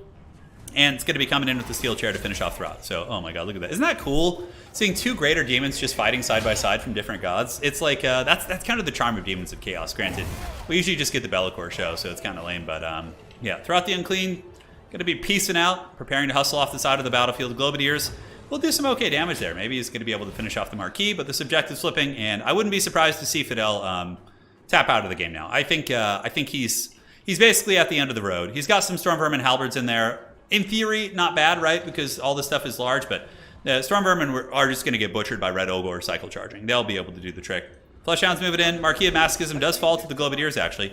Throt on his way back in. And Toilet Seat Lord and the Festering Stooges pinning the Skaven back in their spawn here. So this objective should be relatively safe. You can see Nurglings on their way up. So Nurglings coming to kind of reinforce the point here. More Toads coming across.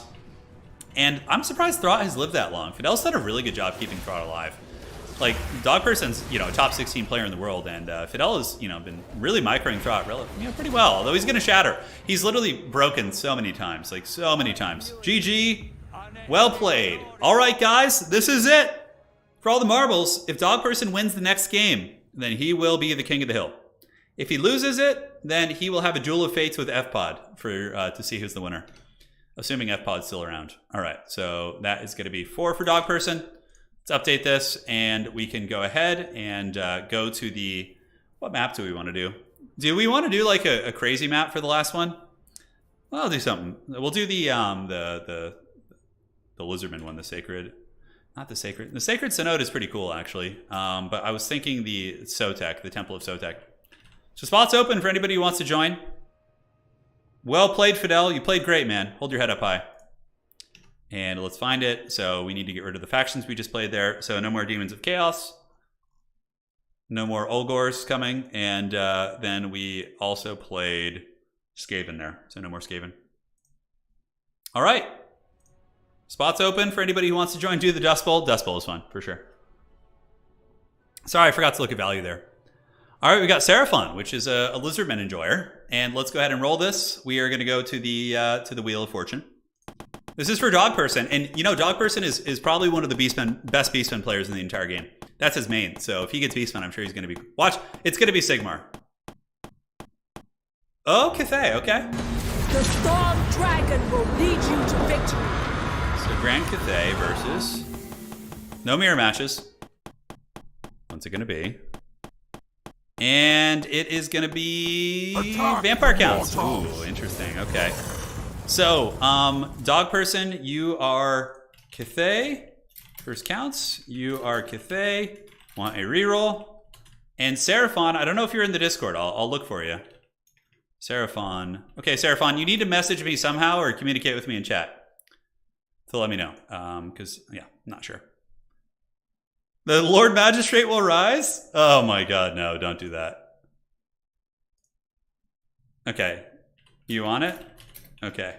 So Dog Person says he wants to play Cathay into Vampire Counts. So he's gonna take on the challenge. This map is very bad for shooting though. Iron Hills will probably be fine here though. So Vampire Counts for Seraphon, and for Dog Person, it's gonna be Grand Cathay. And let's get this party started. Sounds good, Elisa. Thank you.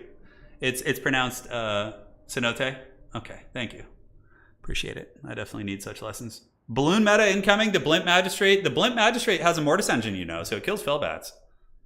I honestly think we're going to see something like that, or even a Foot Magistrate. Foot Magistrate could be cool, like buffing all the troops on the ground with his auras and his items and stuff. Yeah, the Foot Magistrate could for sure be the thing. Okay. So let's ready this bad boy up. We are on the Lost Temple of Sotek. It's a pretty cool map, one of my favorites. It's a really brawly map. Very, very, very fast and furious.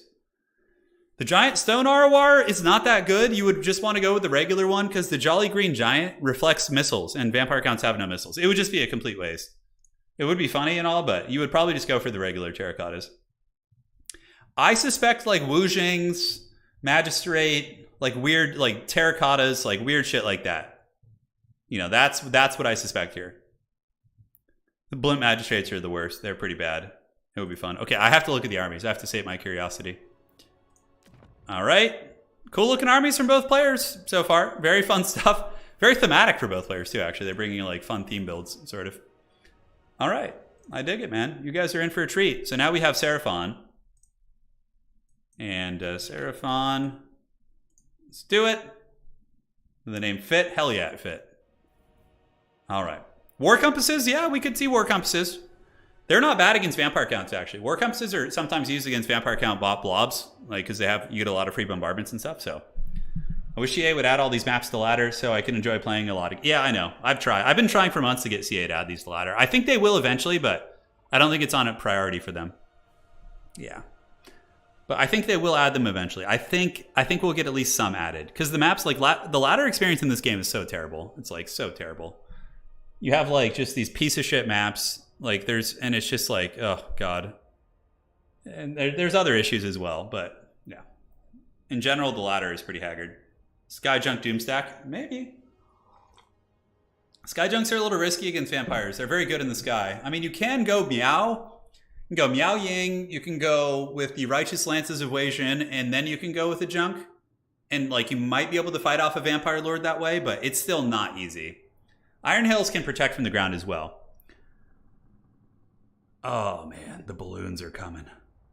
Wanted to commit hard to the Monster Mash, but got unit capped real quick. Yeah, Fidel, it can happen, man. You brought some really fun stuff, dude. I love seeing Throt. Throt's one of my favorite characters to play. He's really fun. No King of the Hill at the end. This one's gone pretty long, so we're gonna you know, probably wrap it up after a game or two here. Yeah, the ladder's pointless. Yeah, it definitely is pointless. I mean, it's not pointless. You can still get some games in, you know, but it's just like the maps are such shit. Yeah, that's like, and also the leaderboard doesn't even work. The leaderboard's like legit just been broken for a long time, like a long time. The leaderboard has been bugged for like months. It has zero meaning, the single player or the multiplayer leaderboard. that's in the base game. There's like 70 people on the top of the leaderboard with bugged scores. So you just like, yeah. Or did they fix that? I don't know if they fixed that. If they did, and I haven't looked in a while, but last I looked, they still had those issues. Yeah, Misha, I think so. Yeah, we've Warhammer 3's been a bit of a rocky. I mean, it was great after we got Immortal Empires, but you know, it's been pretty slow in terms of like getting new stuff for it. I just finished my second, Lisa says, my second bloat drone mower, and my dog took. Feeling blessed. There you go. Look at that. Very much in the flavor. Yeah, the bloat drone lawnmowers are really good. I have two of them as well. Yeah, I have two of those, and then one of the spitter drones. The spitter drones aren't very good. When they added Armor of Contempt and just gave like all Space Marines like one armor for free, the Nurgle flamethrowers got pretty shitty on those things. Yeah. The entire visible leaderboard is now bugged. Yeah, okay, it still is. Got it. Hey, thanks, Wicked. Appreciate that, man. I like it. Nice coffee. Just to hang out with all you guys, drink some coffee. It's going to be fun. All right, vampire counts already. You guys ready for some scary vampires, some scary ghosts and zombies and ghouls and all that sort of neat stuff? I think Dog Person is going to bring a fun build, I can assure you. There will be most likely Wu Jings. Magistrate on... Dude, the Magistrate should be able to ride a Sentinel. Yeah, that'd be sweet. There's like a crow's nest and he's just like standing on his shoulders. Like giving orders. That would be interesting. But like the problem is... Like the Colossus for the Vampire Coast, the way that it walks, it usually doesn't make extreme movements. So the idea of like Noctilus remaining balanced in a crow's nest is like reasonable. But the Terracotta Sentinels literally do like somersaults and like side flips and like these big overhanded swings. So I don't think somebody could like hold on. Like they take more athletic movements. No, Plague Doctor. I definitely am much angrier than that. Yeah. Jokingly, yes, but you know. There'll probably be a dragon. There'll be a dragon. I don't know. Yeah, Cathay, you can mount things on your Wu Jings. The Cathay casters, the Heavens and Metal caster, can ride a Wu Jing War Compass. So you can bring casters on there as well. But yeah, you can't normally mount the old terracottas. And you've seen their attack animations when they do that like big spinning one. Dude, the guy would just go flying. Just have him in the head, Pacific Rim style. That'd be pretty cool.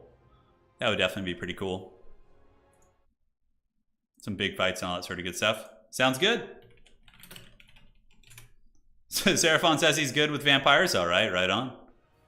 No problem. And the vampire counts are ready to go. They are ready to go.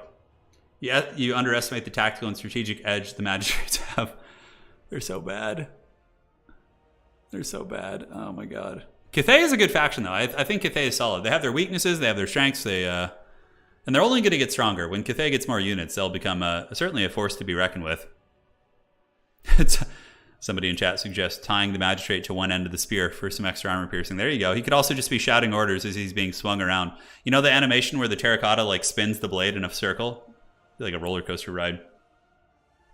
Yeah, that's right. You can't mount the alchemist. It's only the astromancer. Correct. Yeah, I got it confused. Thanks for the reminder. Yeah, Cathay has a lot of potential. They have a lot of potential. Kislev and Cathay, I wonder how they're going to do like the DLCs going forward. Like, are we going to get like a blanket like DLC, like kind of like what we had before, where like, you know, we got like 4 Chaos factions getting updated? Are they going to do like focus individually on, you know, like a Kislev one, and then like 4 months later a Cathay one? Like, I wonder how they're going to do that. I wonder how they're going to do it. All right, so we got the Iron Dragon, badass fire damage. He's going to be, oh my god, the Iron Dragon is going to wreck here. He's got the Foundal Transmutation and also the Dragon's Breath, so he can melt those Cairn Wraiths super hard. Triple Celestial Dragon Guard, double Alchemist, it looks like, with double Wu Jing and Iron Hails. I love it, man. This is great. We've got a really fun build. It looks like a land battle build. That's honestly like very similar to like how Cathay plays this matchup in land battle. They would just have like more infantry, obviously, in their starting army, because in land battle you start a little bit higher. And vampire counts, definitely not an orthodox build. Normally you would see Graveguard Great Weapons because they're far more resilient. But it's a cool build, but I feel like it's going to get plowed. I just have this like lingering suspicion. Cairn Wraiths and Ghost units don't really make like a good front line.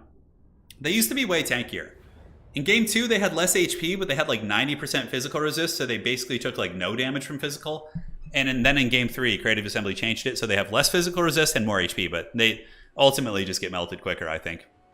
Yeah, Zhao is really good. And plus he's got the spell augmentation. So the Wujing War Compasses and the 2 characters are going to be augmenting the spell damage. It should be plus 40 or 50% based on what I saw, spell damage. So yeah, shooting isn't great here, but Cathay, you know, Iron Hails don't have much range anyway, so they just kind of like shotgun things that are going to be coming their way.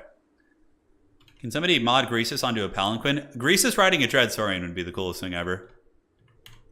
Like imagine Greasus just like rolls up at like a Lizardman City and just like buys a Dread Saurian with his enormous wealth and just rides it. Although Lizardmen don't really care about monetary systems too much, right? Yeah, so I don't know if they would sell him a Dread Saurian or if the Dread Saurian would be willing to, you know, let Greasus ride it. Seem a little bit wild, but yeah, Greasus riding a Dread Saurian would be pretty funny. Or like put Greasus in like a gyro bomber. That'd be hilarious. Oh my god, just like his fat head sticking out of the top of it, the cockpit.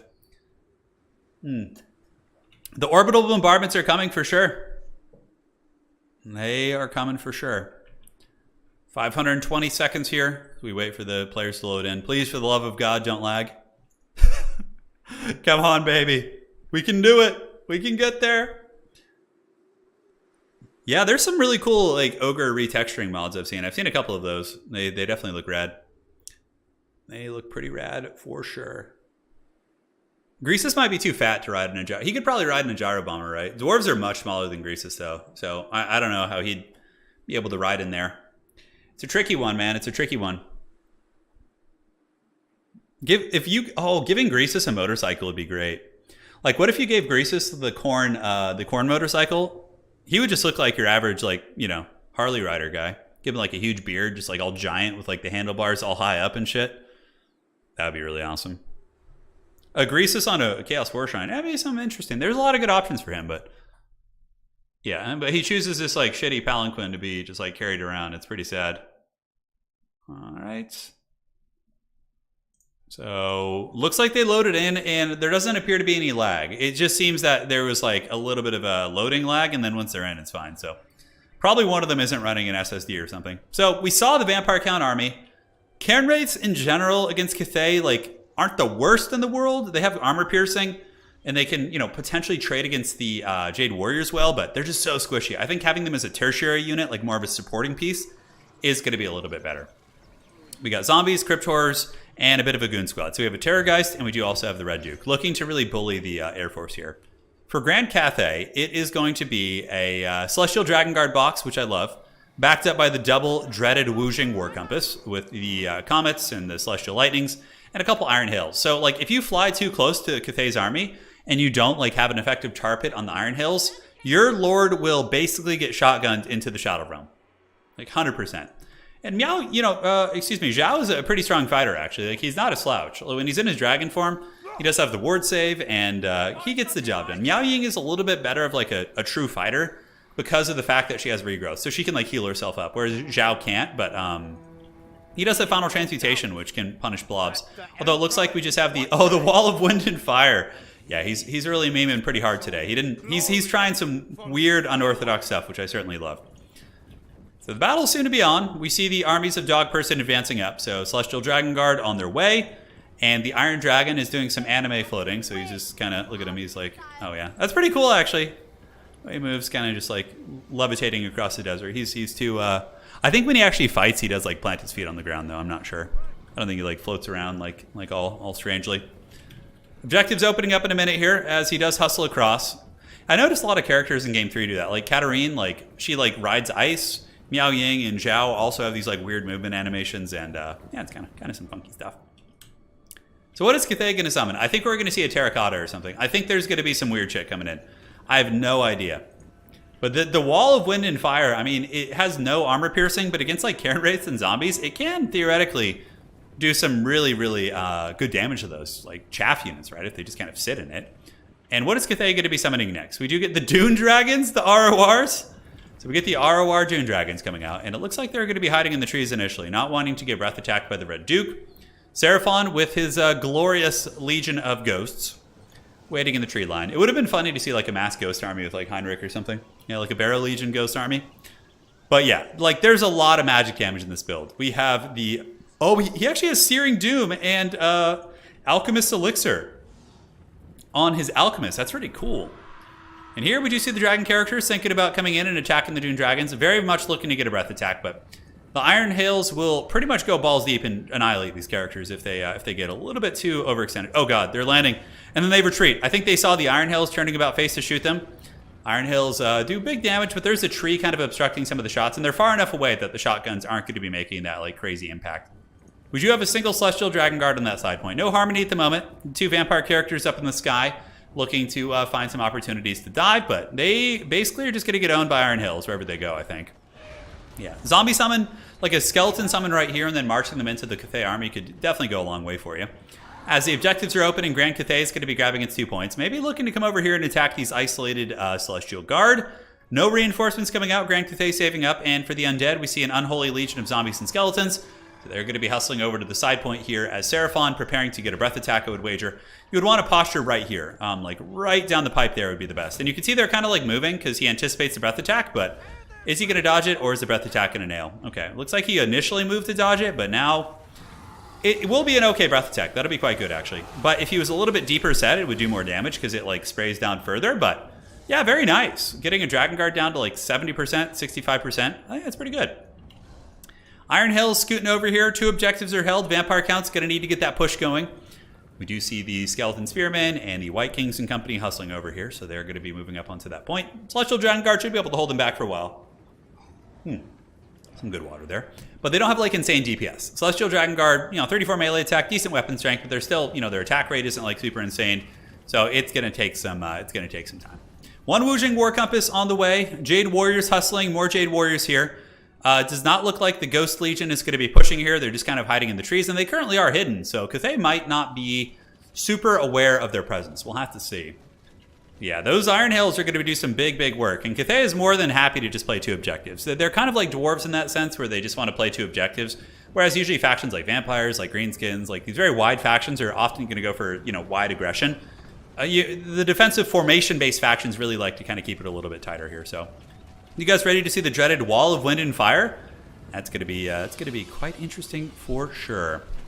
So looking here, we do see the Iron Hail Gunners blasting into the Skeleton Spearmen and into the Bats. A little bit of support is going to be coming down. I wonder what the Goon Squad's going to do. They're going to land on the Iron Hails, which is a good call. Like, Iron Hail these ones and get a zombie summon on the other one. That's going to be quite nice. Now, the Wujing's not active at the moment. We have more Iron Hails chilling over here. And honestly, Cathay might be a little bit underprepared for this Alpha Strike here. They're getting swarmed pretty heavily, and the Wujing War Compass is certainly not going to be able to do much against the big dragon characters. Now, where is the magic going to be going? So we do see the bombardment coming in from the Metalcaster, which is going to be a Searing Doom on top of the Skeleton Spearmen. Obviously, they're going to... Oh, no, that was the lightning from the Wujing War Compass, the basic lightning, so... Not bad, but Iron Hail's being swarmed. Fellbat's also slowly kind of crumbling down, but the Cathay infantry are holding on very, very well. What are the Vampire Counts going to be doing with their characters? Where are they going to be diving? It looks like they're going to go after the War Compass initially, and one of the Iron Hail Gunners is shut down right there. Cathay obviously has a ton of power allocated to this objective, right? Really, really holding this one quite heavily. And you could see that Seraphon is currently waiting for him to leave that objective. So he's waiting for desperation to go that way, and then he can swarm with his Cairn Wraiths, which actually, honestly, is not a bad idea. It's kind of a cool tech there. I do like that. Looks like there's going to be a comet coming down, so letting it rain. Oh my god, Skeleton Spearmen get eviscerated. Not quite crumbling. Oh, okay, they are. Negative 46 leadership. They're going to be paying the troll toll. And Zhao is he casting any spells here? What is he doing? He looks like he's just attacking here. And he does go Dragon Form, figuring that will be a little bit more useful. Now in the backfield, we do see the Fellbat swarming very effectively on top of the Iron Hail Gunners, but we do get the Righteous Lances of Wei Jin coming in, who should be killing the Fellbats off.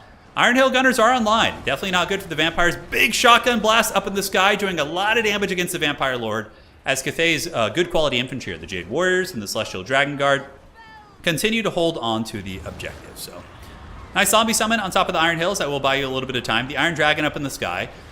Strangely enough, isn't it weird that the Iron Dragon doesn't do fire damage? Like, what? He's literally a dragon that is all about fire magic. It's so strange. Anyways, weird stuff. So Dune Dragons, talk about MVP.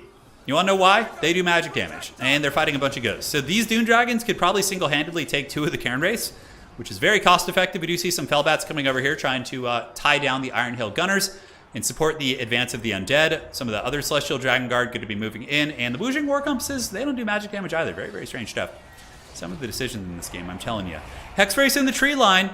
So the Hex Race waiting, getting ready to ambush some of the KOTH troopers. The Dragon Roar during the transformation is definitely one of the coolest things ever, so.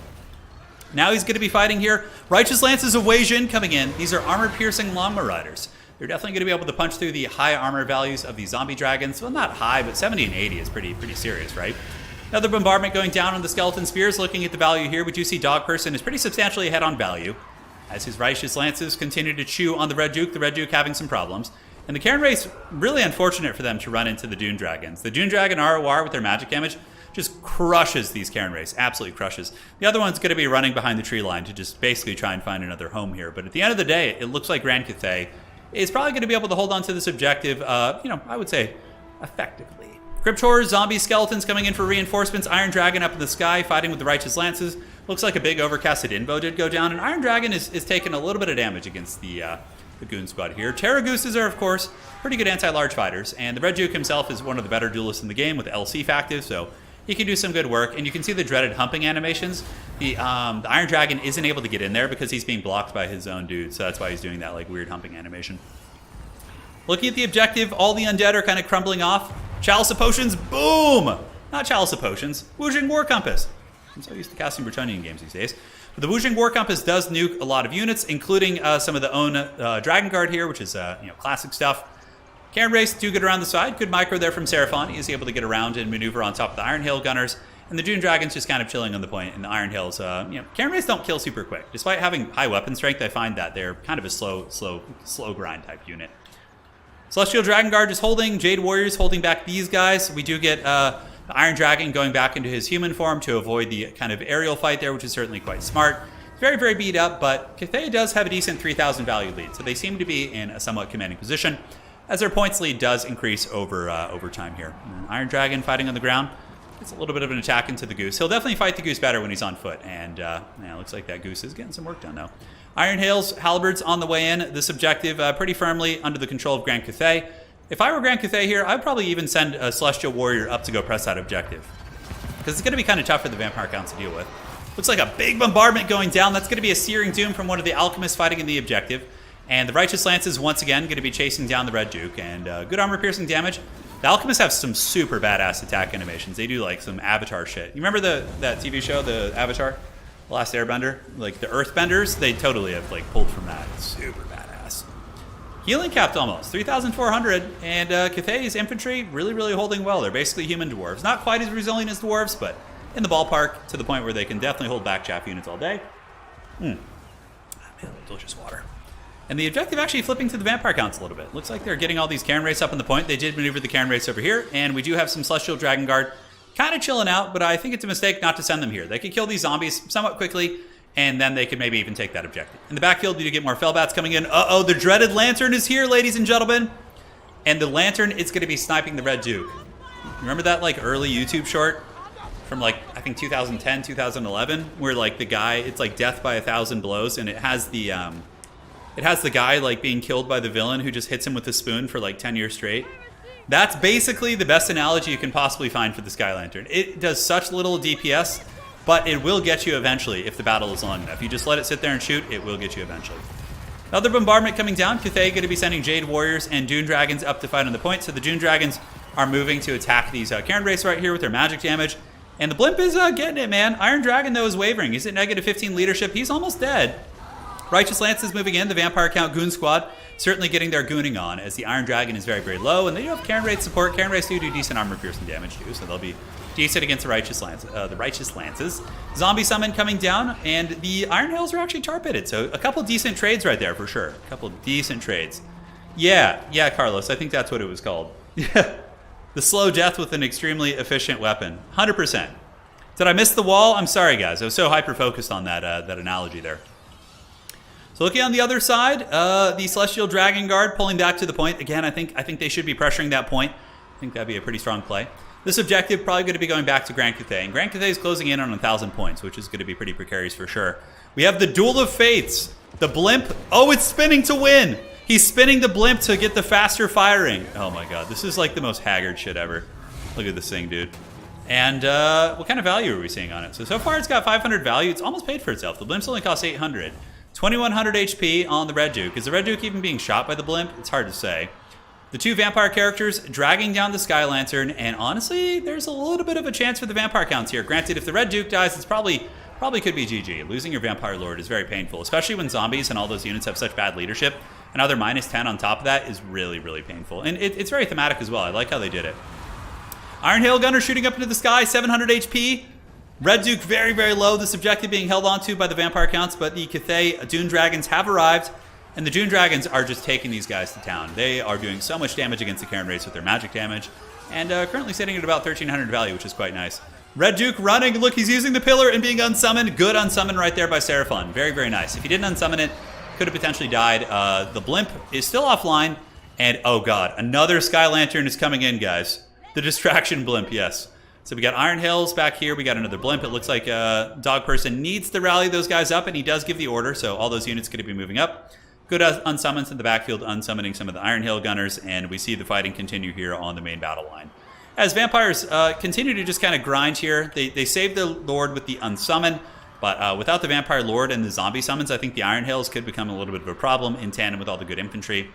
And the one thing that blimps do well is they provide harmony. So like all of your infantry that are fighting near the blimps are going to be getting the harmony buff, if I'm not mistaken. Like I could be wrong, but I'm pretty sure I'm not.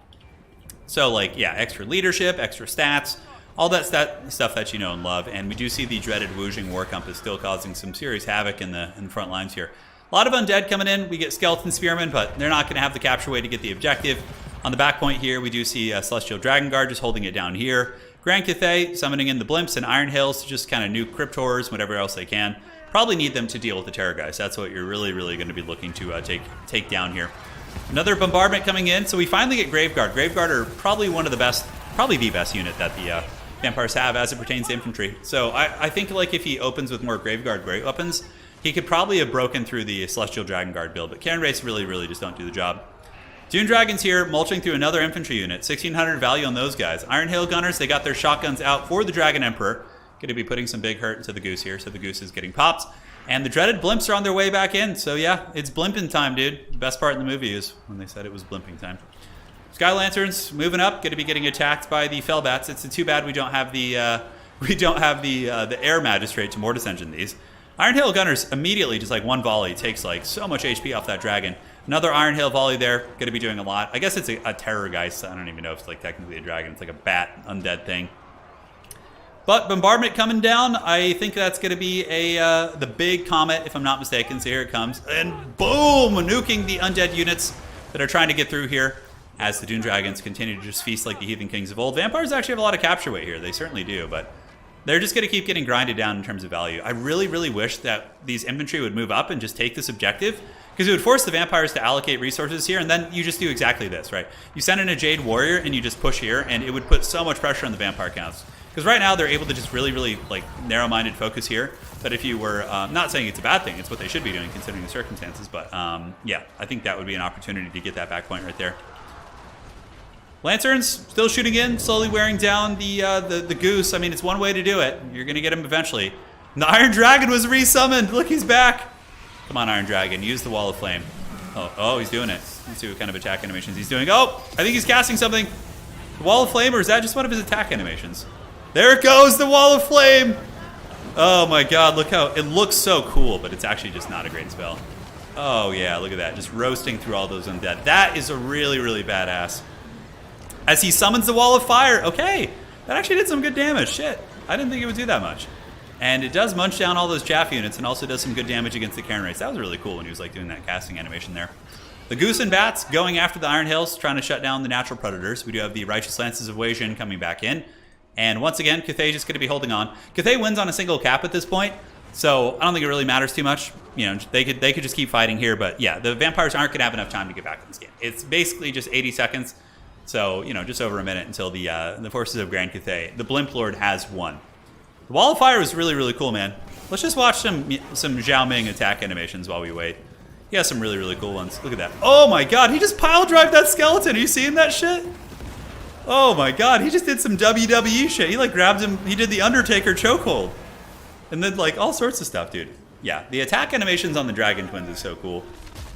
So he's still down there fighting, a little bit surrounded by Cryptors, and yeah, he's doing his thing, just being a badass. As 69 there, that's what she said. I saw the blessed number as we approach 1,500 points. GG, well played. The Chad Iron Dragon coming out, indeed. So with that, Dog Person is going to be the winner of today's King of the Hill stream. He wins with 5 wins, surpassing the previous king, who had 4. So well played to the Dog Person, and honestly, most of his games he memed pretty heavily too. Like trying really weird, unorthodox builds, but that is going to be a victory for the Dog Person. So we can do this, Dog Person, and he wins with 5. Well played. Hopefully you guys enjoyed today's stream. If you did, please do drop a like on the way out. It helps quite a bit. And man, what a fun one. We got some really weird shit today. That was fun. Like great games. Pretty close matches too. That was like a neat opening from Seraphon. He brought like Cairn Race, which is a really unorthodox. And this build is like, this style is kind of like done well against vampires, but he also brought blimps and shit. So it was crazy. All right, guys, that's going to be it for today. Hopefully you enjoyed this one. We'll see you on the other sides. Congrats to our winner, Dog Person. Bringing some really fun builds, and we will see you soon tomorrow night at 5 p.m. Pacific Standard Time to be precise. We are going to be having our Age of Empires 2v2v2v2 Team FFA event, so that'll be great. All right, guys, take care of yourselves. See you next time. Well played to everyone, and that is going to be it for tonight.